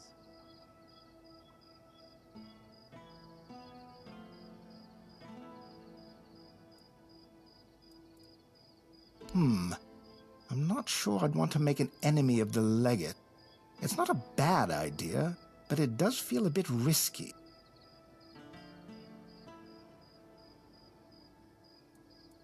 Fine, I just hope we don't all end up regretting this. You'll need to get others on board, so try to show a little enthusiasm when you talk to them. Start with Bonksy and Osmond, then speak to Irwin. We'll need an alchemist after all. The more support we have, the better. Irwin, huh? I could use an alchemist. Hello there. Elixirs, powders, ointments, got something for wounds, poisons, Something to keep you on your feet through the night and help you survive the cold. And all of it made by my own hands, with science. No tricks, no vile spells.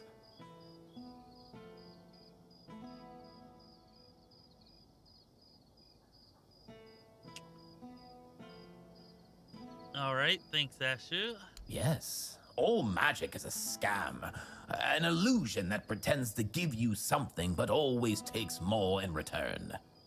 My elixirs work because they're based on knowledge and experience, not some fickle power from another world. Anyway, go ahead and read my anti-magic manifesto. I've laid it all out, why the magical plague must be wiped from Avalon.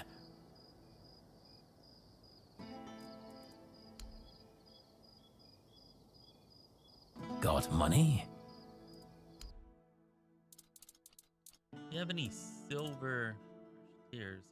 Interesting.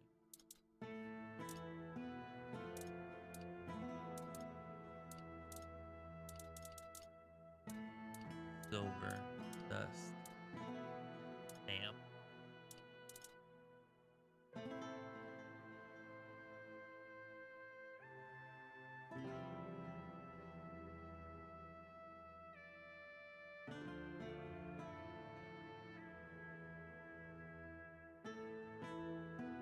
Wow, that's a pretty interesting effect, if only it didn't take 11 spirituality.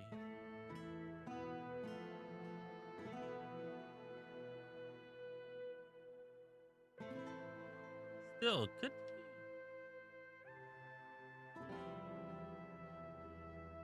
Keep that in mind. I mean, if your total magic focus was summons, then like it'd be a lot more feasible. Or maybe just equip it whenever you're fighting magic users. Anyways, for 6,000, I'm not buying it.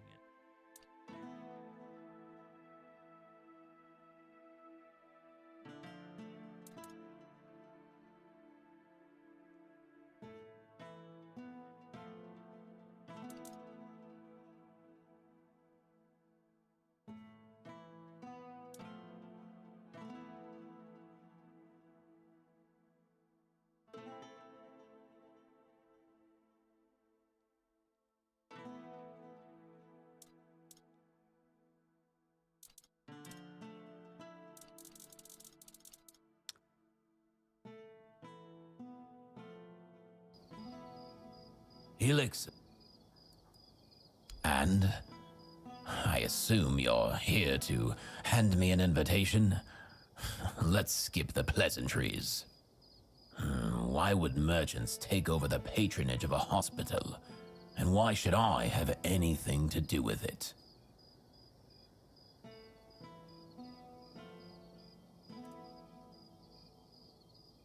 Touching, but I'll have to disappoint you. I couldn't care less. The people of Cuanacht have always had a knack for entrusting their lives to magical scarecrows, like that men here looming over us. As you can see, wisdom isn't their strong suit. If you don't have a better argument, we might as well end this conversation now.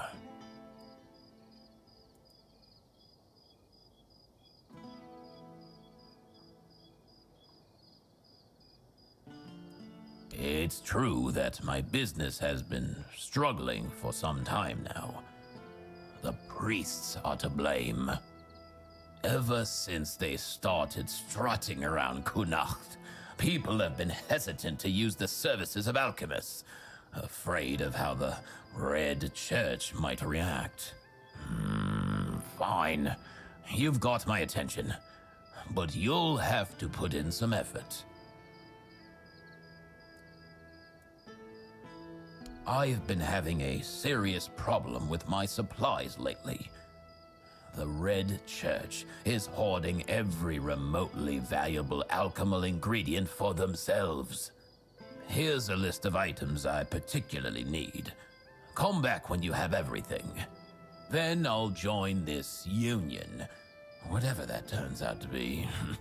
Now off with you. You've got plenty of work ahead. Great.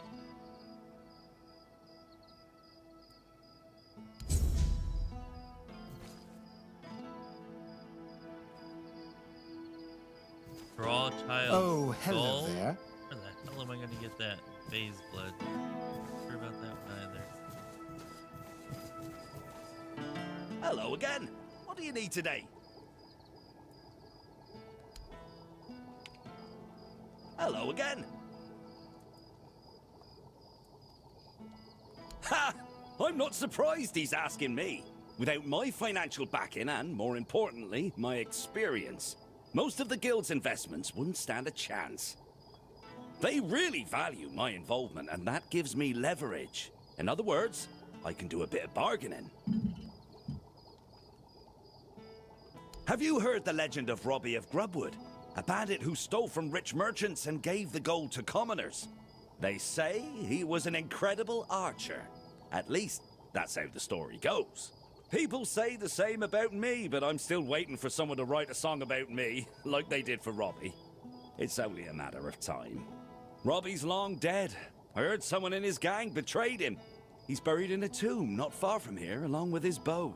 And that bow has been on my mind for a while now, you see. According to legend, it's made from centuries-old yew, and enchanted by a druid whose life Robbie once saved. Bring me that bow, and I'll support Alwyn's investment. What do you say? That's what I like to hear. I always say sticking close to older, more experienced folks is worth it. There's so much you can learn from them. Am I right? Of course I am!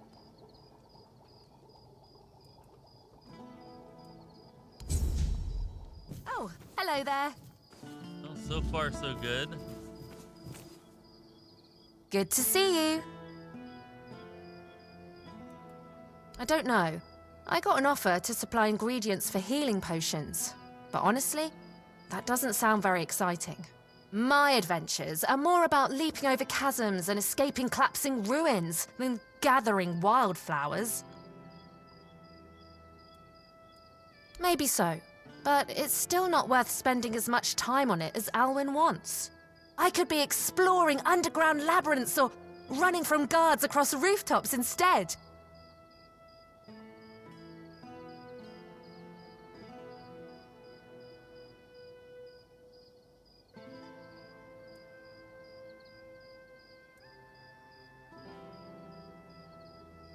You can handle the journey, you can handle carrying a little extra.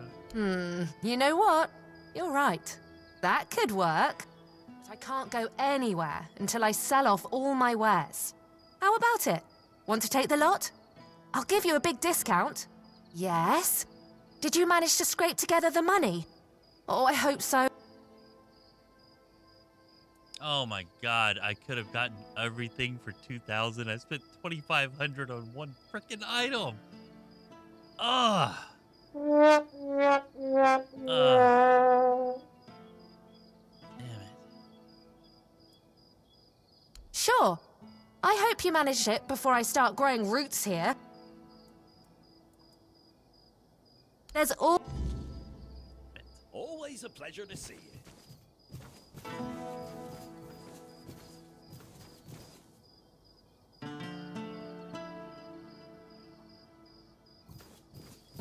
Nice to see you. Well, then let's go do that, and I'll worry about the rest of this stuff later. I do want to do the rest of this, but I would like to get the quest that I need to go through there before all the respawns come back. I think that...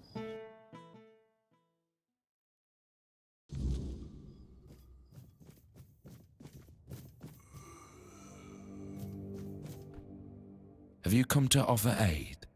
Or do you stand among the wounded? If so, do not let fear grip your heart. Your time will come. Trust the will of the word, and you shall shine.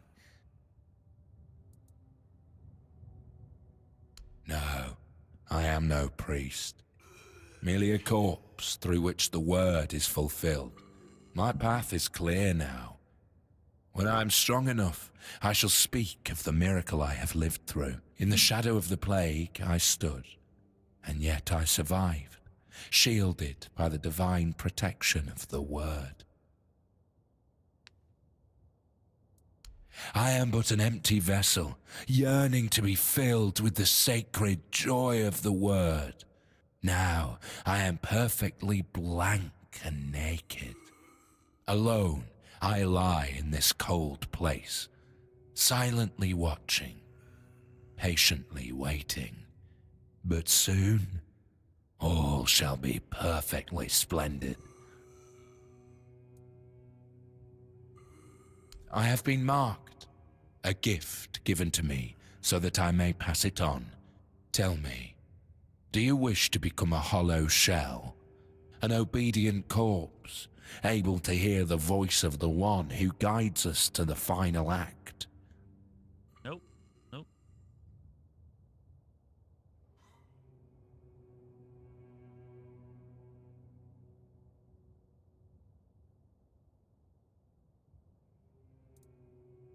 It is your intimate moment beside the prophet. You will hear the beating of her heart, feel her healing grace, and then you will find peace in the Word. At last we shall rest, sister. We will finally rejoice. It is a path, one you will walk, guided by the one who bestowed upon me the grace of hollowness. I have received my task, to wait and pass the gift along. It will take but a moment. You will feel no pain. Now, go to the place where I first set foot on this path. There, you will find the one soon.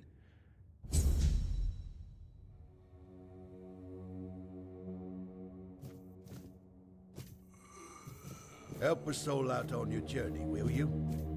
Show the horse! Clink, move out! Crunch, crunch! The wolf eats the spoils, eats the cows, eats the heads. Tears to shreds! Ate the thigh. Hear the cry!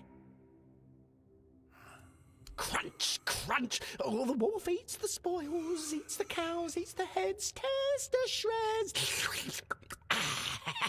Ate the thigh! Hear the cry!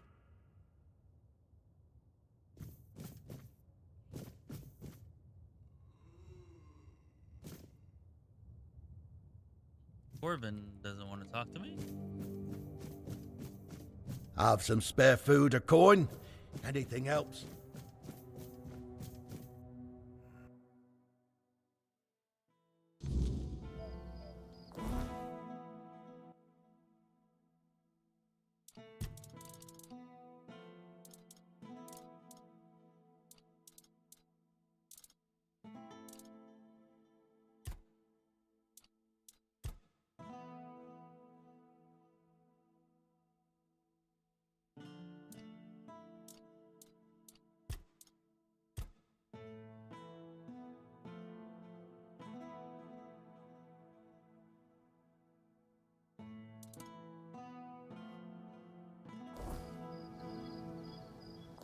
Now I must find the one, huh? Alright, well, looks like that's what I needed.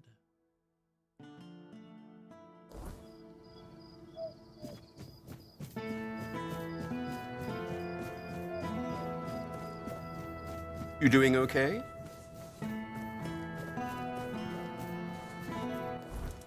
Oh, what is this? Status. Hollow shell.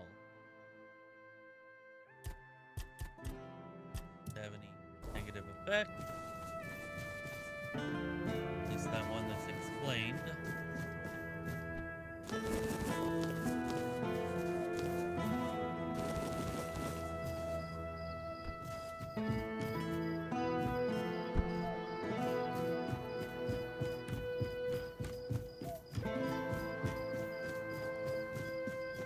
Having fun, are we?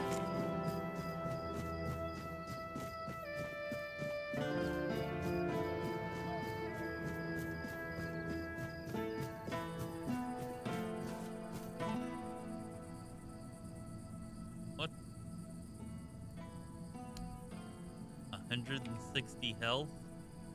Do I even have 160 health? Where do I see my health at? Health. That's all my health. Oh, I'm probably gonna regret this, but I want to know what's gonna happen here.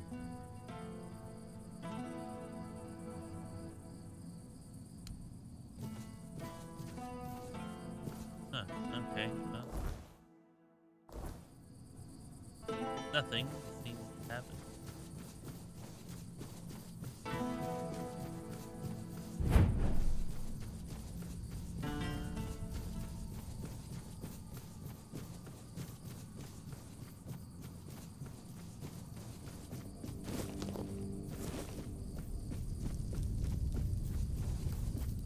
We have some respawning of ingredients, but it's like no enemy respawns yet, so that's good.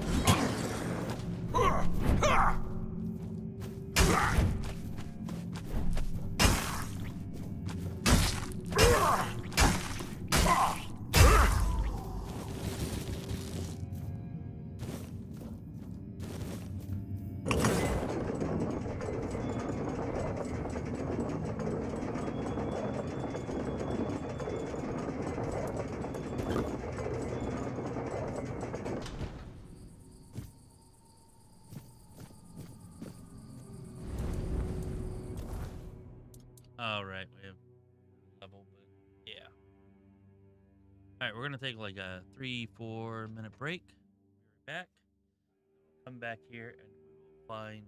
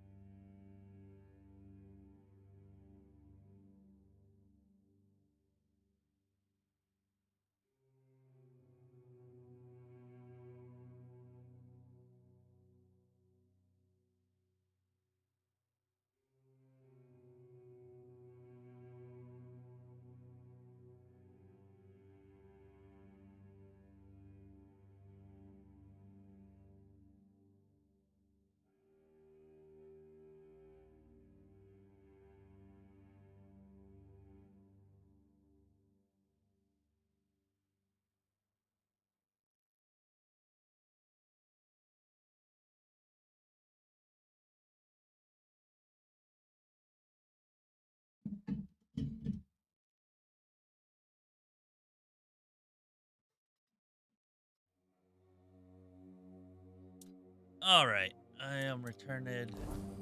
Get this show on the road.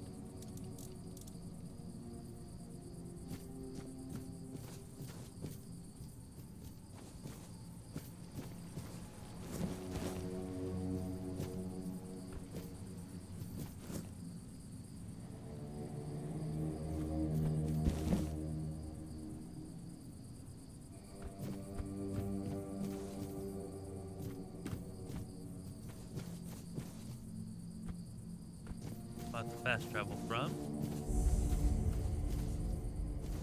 cool, huh?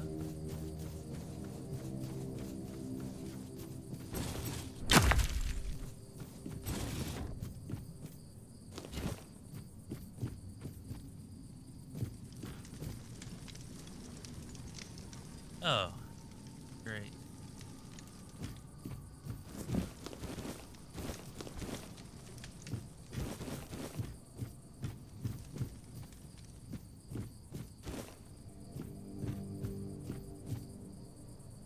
Our savior is going to be a corpse that's been eaten by spiders.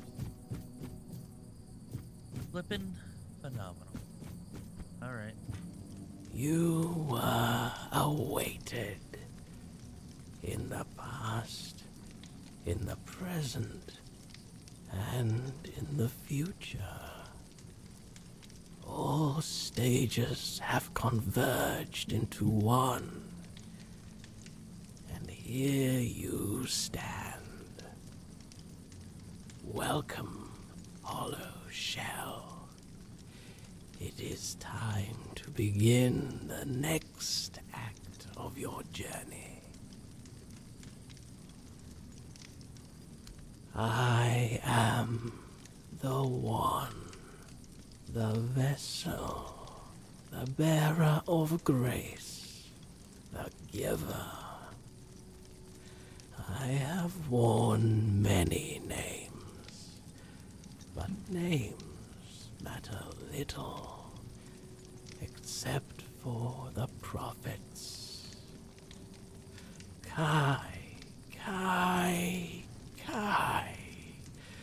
listener of the bleeding heart of the plague, the sanctified pilgrim. Guy is or was a priest? Because isn't that who they, I don't know, worship or, I don't know if worship is the right word, but they believe. Simple minds with lofty titles, and simpler folk with no standing opened these walls to something they did not understand. Then came the outbreak of terror. The plague claimed this place.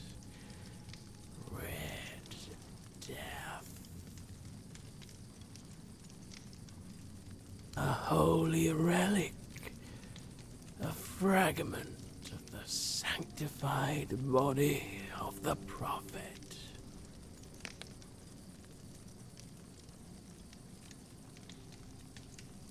Ignatius is but a corpse now, walking his own path toward grace. But his journey nears an end. He survived because he was the only one prepared to become a hollow shell. I chose him to carry the gift forward, to pass it on to someone he deemed worthy. It seems that someone was you. A humble soul is awaited by the bleeding heart of the plague. Someone who evaded its grasp. Someone who defied the destiny laid before them. Her name is Una, an old widow in Cuanacht. We know her. We talked to her earlier. But she is not alone. There is another. One whose choice led you here.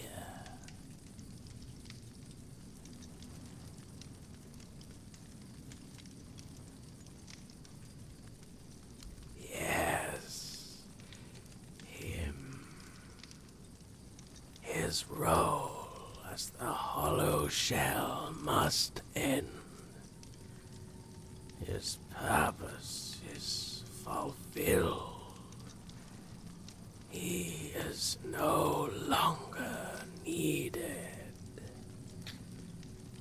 In you, I have found a servant whose perfect obedience will enact the will of Prophet Kai and the Hard. She will die in her sleep, and she will find peace in death. For those who defy their destiny cannot depart with joy. The gift you carry is only the beginning. Much within you must be purged before you achieve perfect obedience, before you are ready for the final act. Now, receive the mark of the plague. Pass it on to those I have chosen. Really? When their fates are sealed, return here for the next step to be revealed.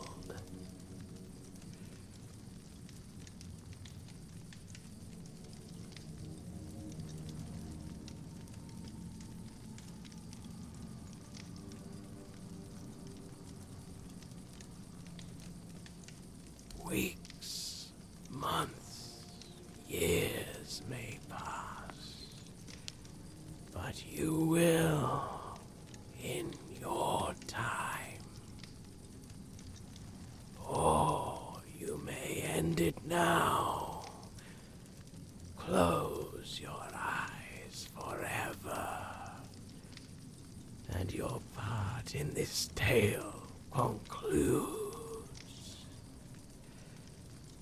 But know this, someone else will take your place.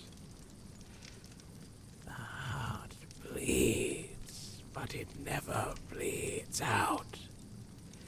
It beats on and on, adapting endlessly to the cycle of history.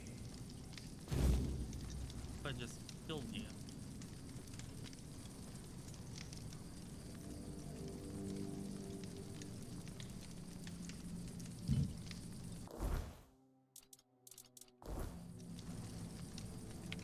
Well, let's find out, because I want to.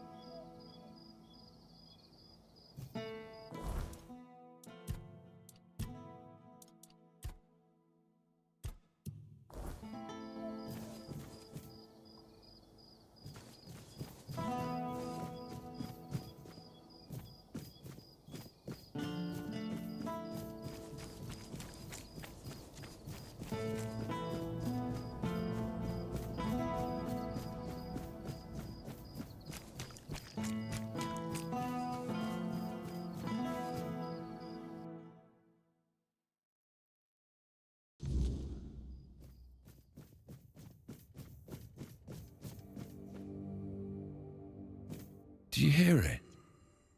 The silence, from which the word shall emerge.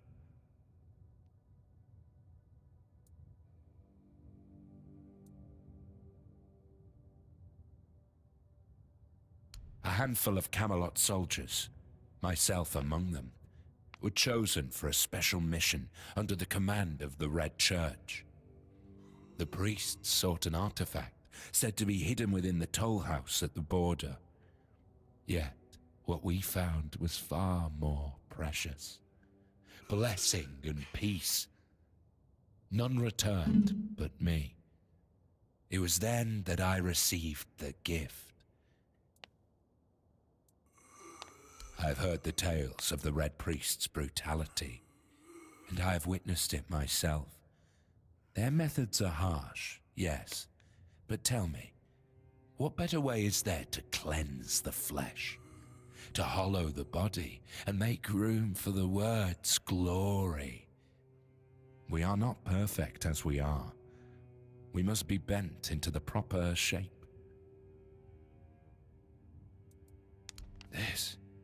This mark. No. But I don't understand. I was told to wait. An empty shell. Just as it was said. Why are you doing this to me? Why, when I gave you such a wondrous gift? Your Red Priest commanded it?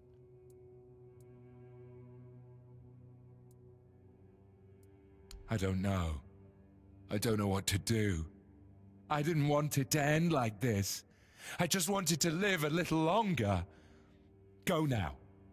Just go. We'll see how you fare when this fate befalls you.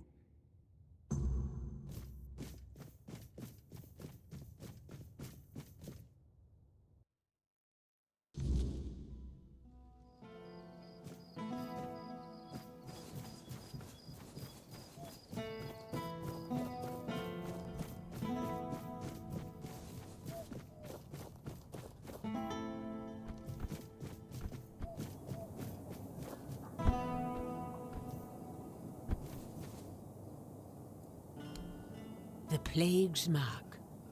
So, it has come for me at last. I always knew it would. I prayed for my family, but never for myself. Perhaps this is why. No, my prayers are said. My heart is prepared. Thank you for bringing me this warning. It's more than most receive. Go now. Death will come when it's ready. There's no need for you to linger and watch.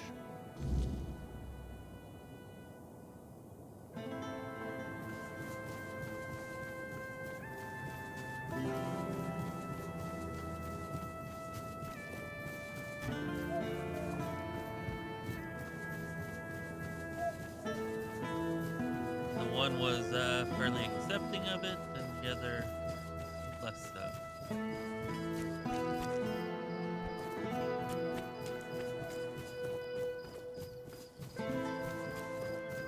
Spare a coin for the hungry.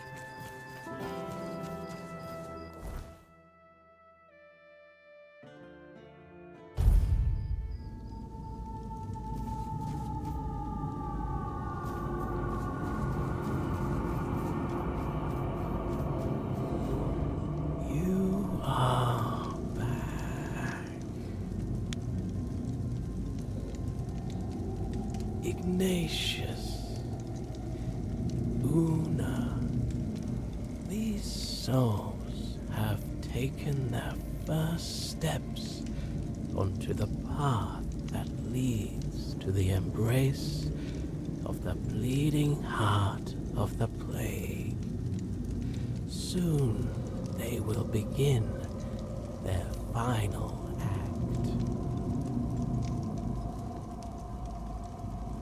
give it to me. Seal my fate as well.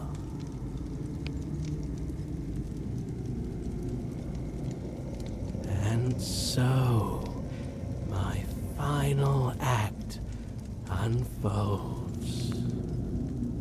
Let us close our eyes together.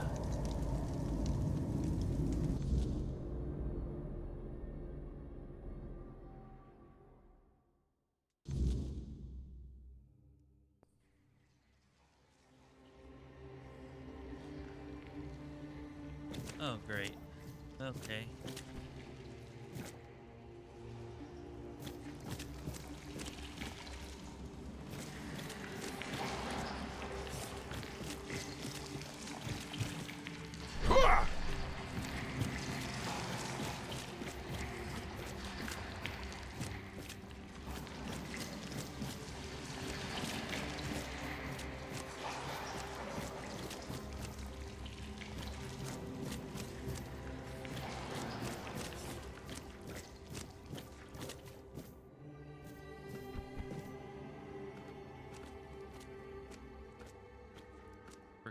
Creepy.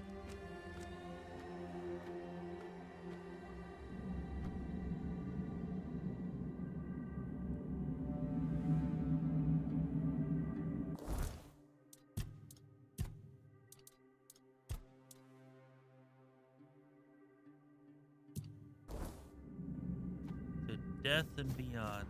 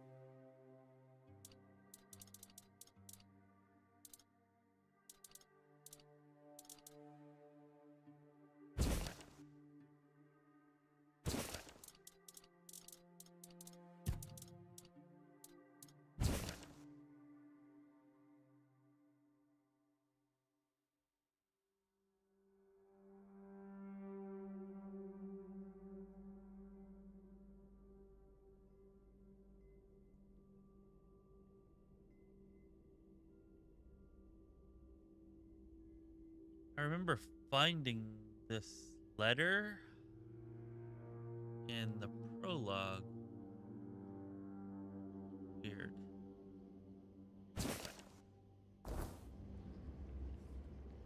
Level 30, nice. Still Act 1. Should be pretty well prepared for Act 2 then, considering we haven't hit level 30 yet. We've been doing fairly well here.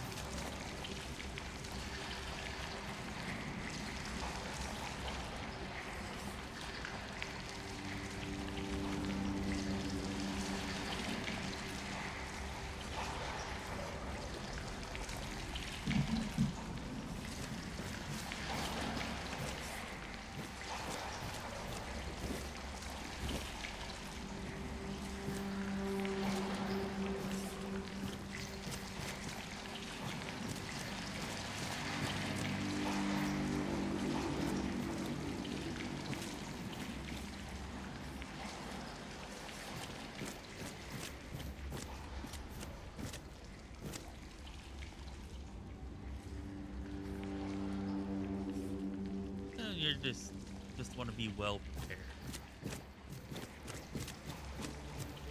Kinda nice to be able to run around and one-shot everything in Act 1. That's up to high level 2, I would imagine. Kind of fun for me to do that.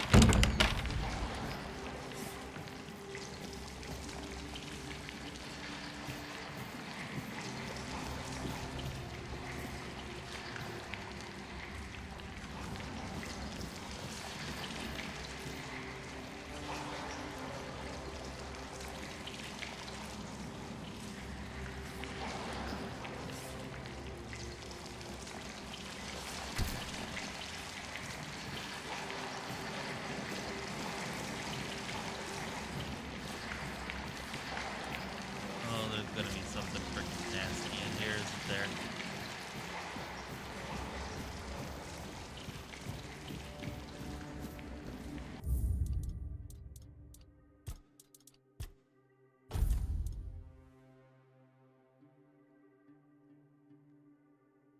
For enemies, I don't think so. I think enemies scale to your level. I don't know, maybe they do to some limited extent, but I mean, like the early level 20s in Act 1, like one-shotting most things, or at least I was. Aside from that big four-armed guy.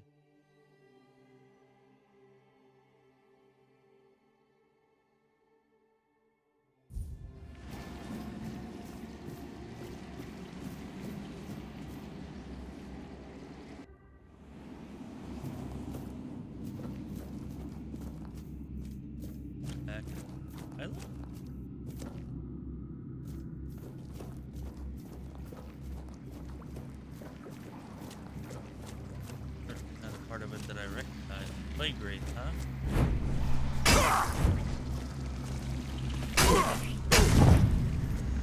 Oh, the balls. Okay, that hurt.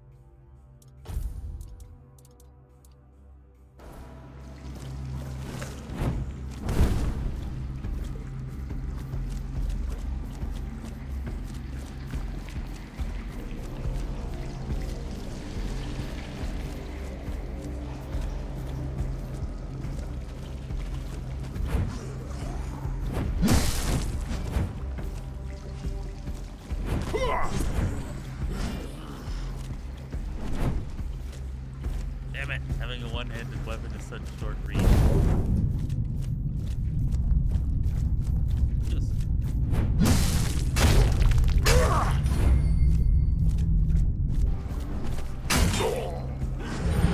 Oh my god. Damn.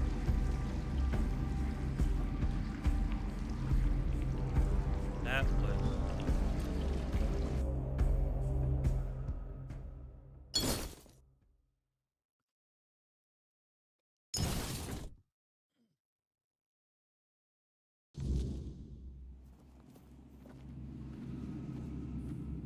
Okay, so this guy is quite powerful.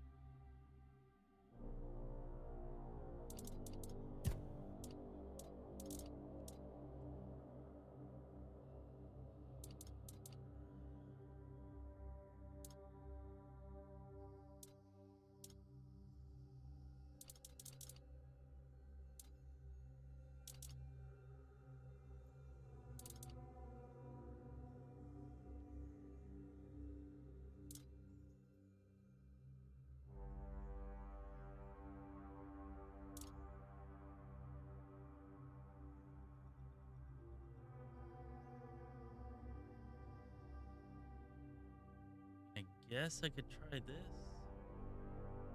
I don't know. Let's see how this does. Man. Feeling super great here.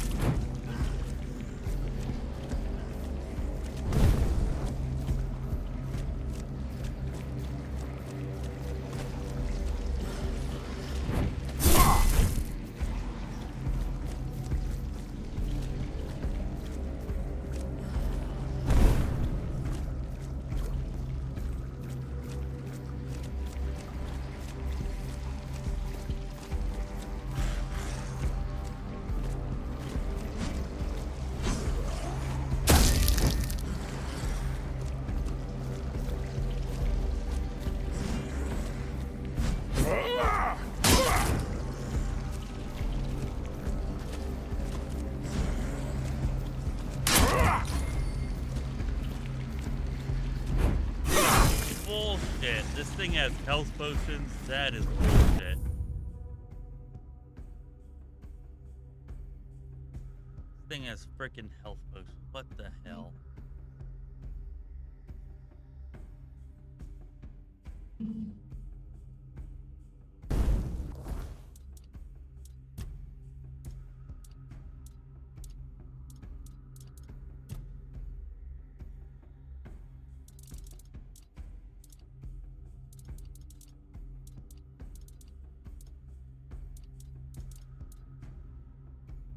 Alright, if we don't beat him this time, we're gonna try our auto kill consumable. See if that works. But it will.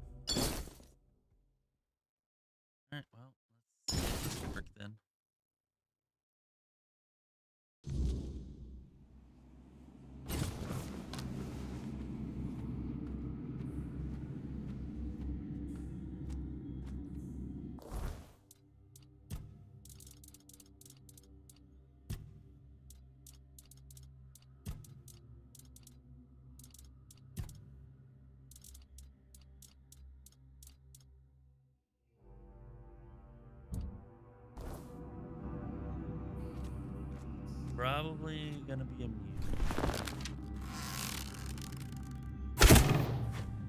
Oh my god, I freaking missed. Great.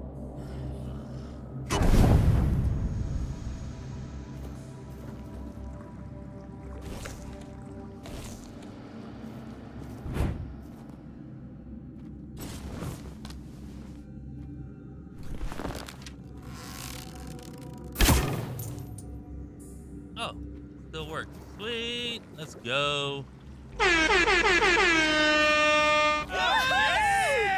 Yes! Yeah, screw you. Crap.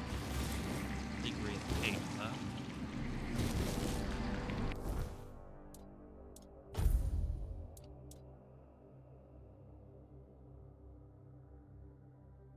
Max health by 50. That's pretty good. We don't have 5 practicality.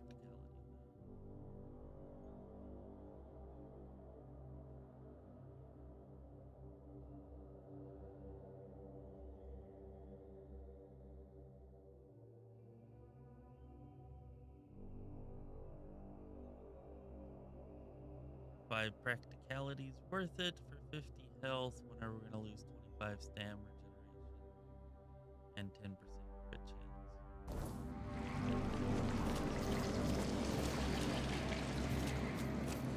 You'd better be the only freaking one of you in here, that's all I gotta say.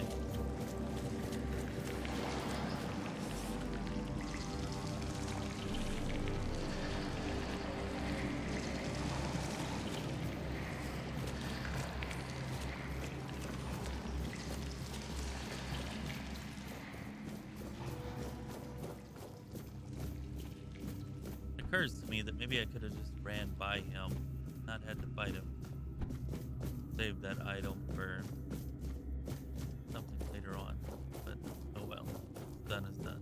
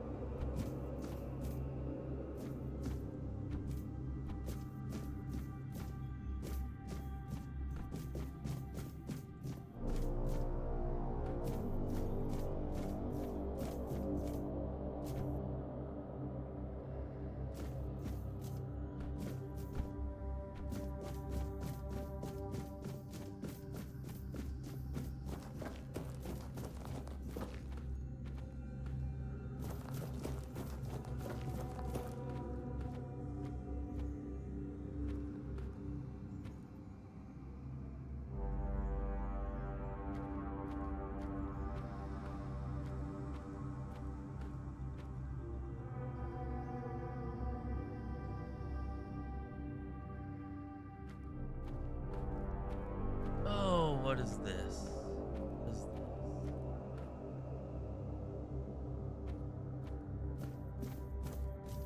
I'm sorry, Wanderer, but you cannot rest here. Not yet. I sense my brother's soul within you. The pull of his destiny is stronger than any of our desires.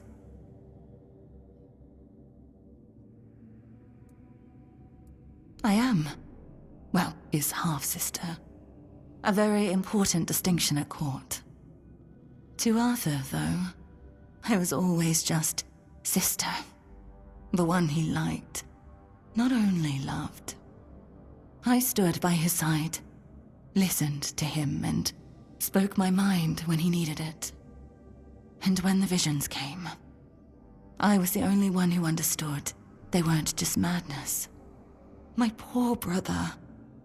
I couldn't bear to see him suffer. There was little I wouldn't do if it meant I could help him.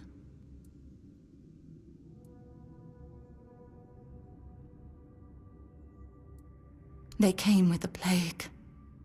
The land was ravaged by sickness, and Arthur's mind was plagued by waking nightmares. He heard a voice, clear as any other, calling to him, relentlessly, day and night, begging him to return to Avalon. Oh, but how does one return to a place they have never seen before. He'd come to me in the dead of night, afraid he was going mad. But I knew better. I heard it too, though faintly. To me, they were merely echoes of a distant despair. In a way, I think I did, but even now I'm not sure. I followed the visions, though most of the court thought I'd lost my mind, or that I'd secretly caught the Red Death and it had taken over my senses. Sir Estor was one of the very few who believed me, and the only one brave enough to join me on my pilgrimage to a plague-ridden land. The visions showed me a place of beginnings, bathed in creeping scarlet. So, that's where we went. The bleeding heart of the plague. With every step, the voice grew louder. And when I finally saw it, it felt as though it was beating inside my own chest. Each heartbeat was like a knife twisting, a festering wound that could never heal. That's when I understood. The homelands are lost, and Avalon is truly our only salvation. There was something almost human about it, and yet it was so terribly alien. It was like staring at your own reflection in a distorted mirror. Everything seemed familiar, yet profoundly wrong. I've had centuries to reflect on it, and I think I've almost uncovered the truth. A truth that's both simple and devastating. The heart is a grief made manifest. The sorrow of a mother who lost her child.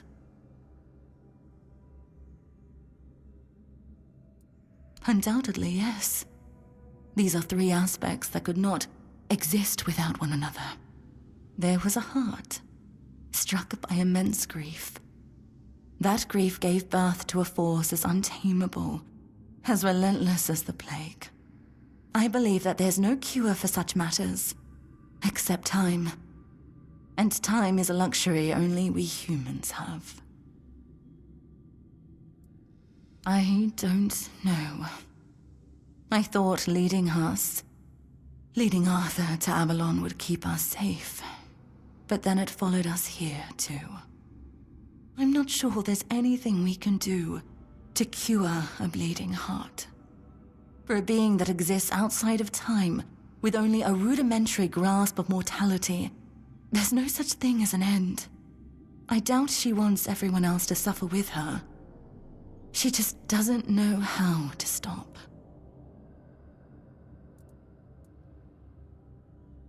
I saw that staying meant death for all of us.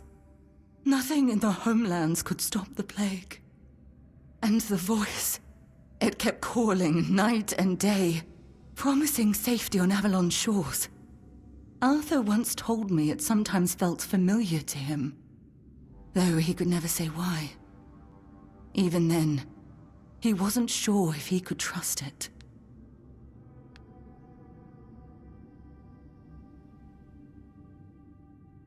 But after I returned with Estor, he didn't hesitate anymore. Sailed for Avalon. The voice led us straight to its shores. You could say that. One way or another, every prophet becomes a captive to their followers. Some chains are just more visible than others. The Red Priests like to call me theirs. So, theirs I must remain.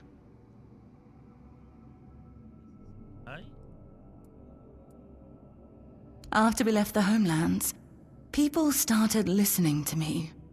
Not just to my brother. It was terrifying, stepping out of his shadow. But I did my best to guide them. You see, no one becomes a prophet on their own. They're made by the people who need someone to follow. I became what they needed. Sometimes a guiding hand, other times a whip over their heads.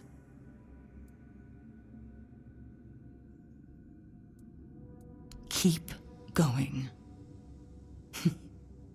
Take it from someone who has lived far too long. Some decisions are out of your hands.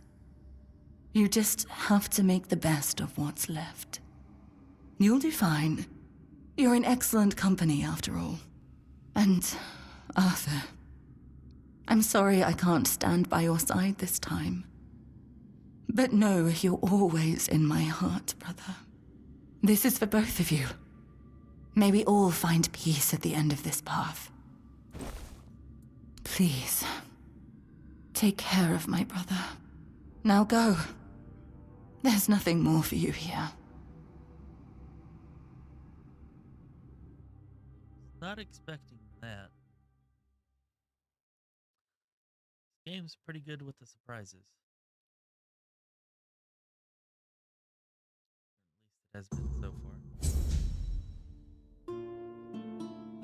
Red Death skills unlocked. Meant to die, the Red Death fate was sealed. Yet by chance, or perhaps by something far worse, you were spared. Then you returned to the place where agony once held you in its grip, and as before, left it. The limit breaks most, leaves them shattered, but you've learned to wield it for your own purposes. You have unlocked the Red Death skill tree.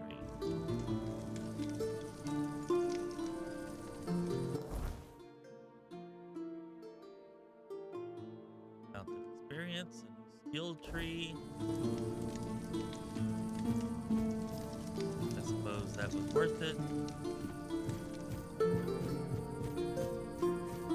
Although in future playthroughs, I will not attempt this until I'm a higher level for sure.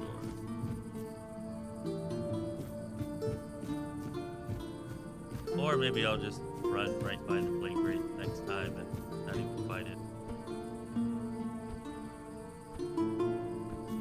I'm not sure if that would actually work, but might give it a try.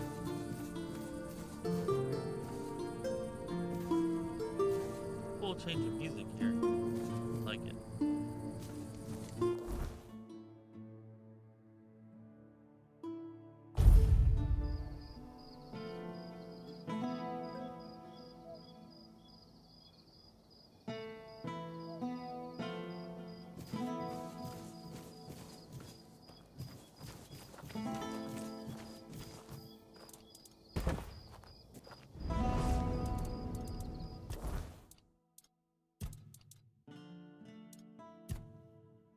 Red Death, combat survival.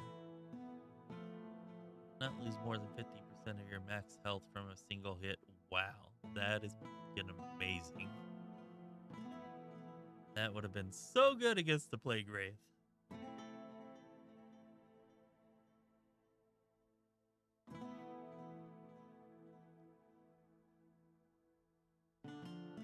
Prevents death once.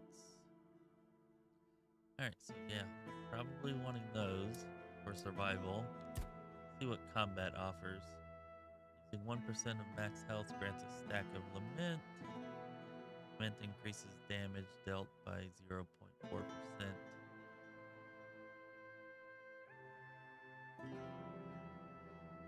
So with 100 stacks, you can get 40%. Is that just permanent forever? No timer or anything mentioned.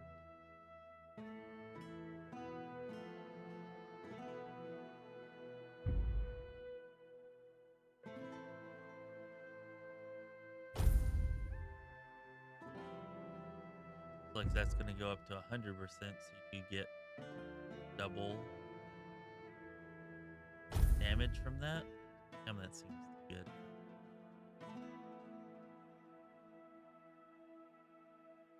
Gotta be some kind of limit to it.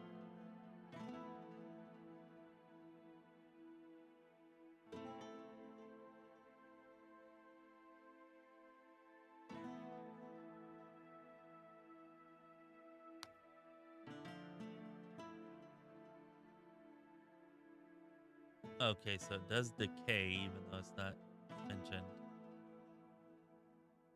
That increases the time by 50%.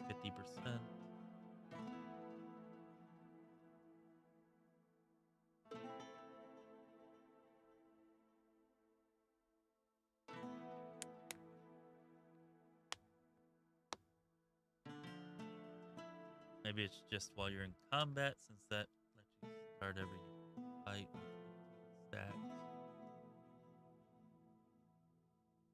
Maybe it's combat or something.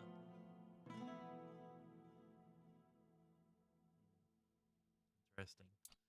I think I like the survival stuff a little bit more.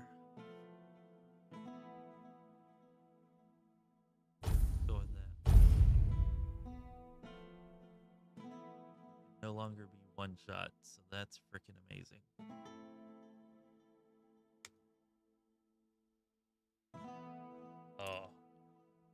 Oh yeah. Get a few more points into the red death tree, and maybe we'll be able to take out that damn blue four-armed bastard. That.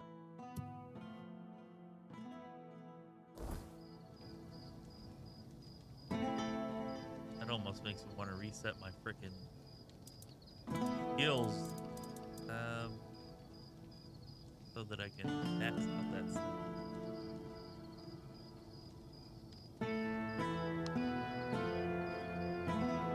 Yeah, I took cheat death pretty early. I feel like cheat death on survival difficulty would definitely be a must, and on veteran difficulty is maybe not a must, but definitely really helpful. But yeah, I got it. I don't know, maybe around like level 7 or 8 or something. I think I took it. Always a pleasure to see you. As in survival difficulty, I'd probably take it at level 3. As soon as I can get it.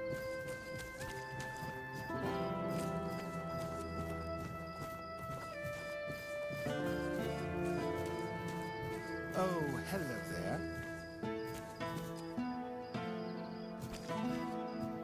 Yeah, I actually recommended that just for that reason. Like, even on lower difficulties, like, it lets you survive fall damage.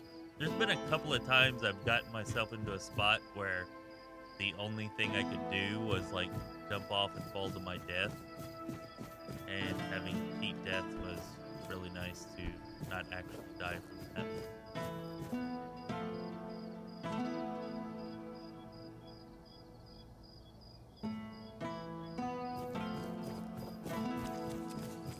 Anyways, yeah, I've got a couple of skills now that prevent my death.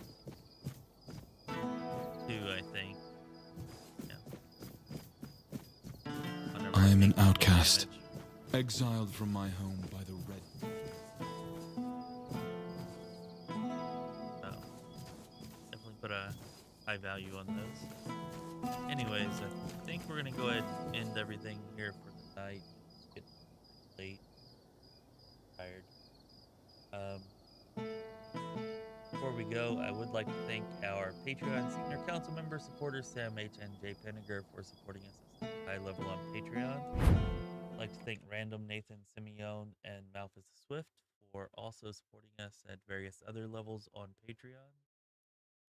And I'd like to thank our YouTube channel membership supporters for supporting us with YouTube channel memberships. They are poopSMASH, Gregor, Malfus the Swift once again, jpinnegar once again, Genevra Izzo, Random once again, Jeff, and Joachim Ripken. So thank y'all for supporting us with YouTube channel memberships. All right, for anybody who's not supporting us monetarily in those ways, just give the stream a thumbs up, like it, subscribe to the channel. Those are free ways that you can show your support that really do help, so thank you for doing that. We will be back here tomorrow night in order to continue our adventure here in Cuanacht, figure out what's going on, Careful with that. Test out the powers of the Red Death skill tree. Pretty excited. Oh, we got to go check out that statue there. See that figure here? Whatever it is, we got to go check that out. We'll do that tomorrow. Check that out and test out our Red Death powers.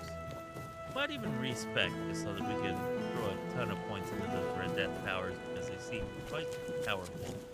And maybe after we do that, we'll take out the four-armed weird spirit samurai that keeps harassing us. I feel like we could definitely do it. Continues on the holy island of Avalon. When you hear the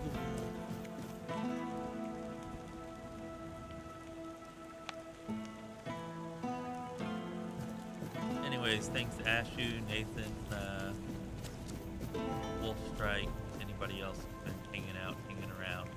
Appreciate all y'all's support and time.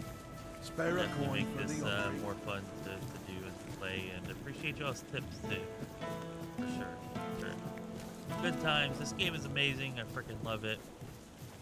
Careful where you point that. I like it even more than Oblivion Remastered that we were playing.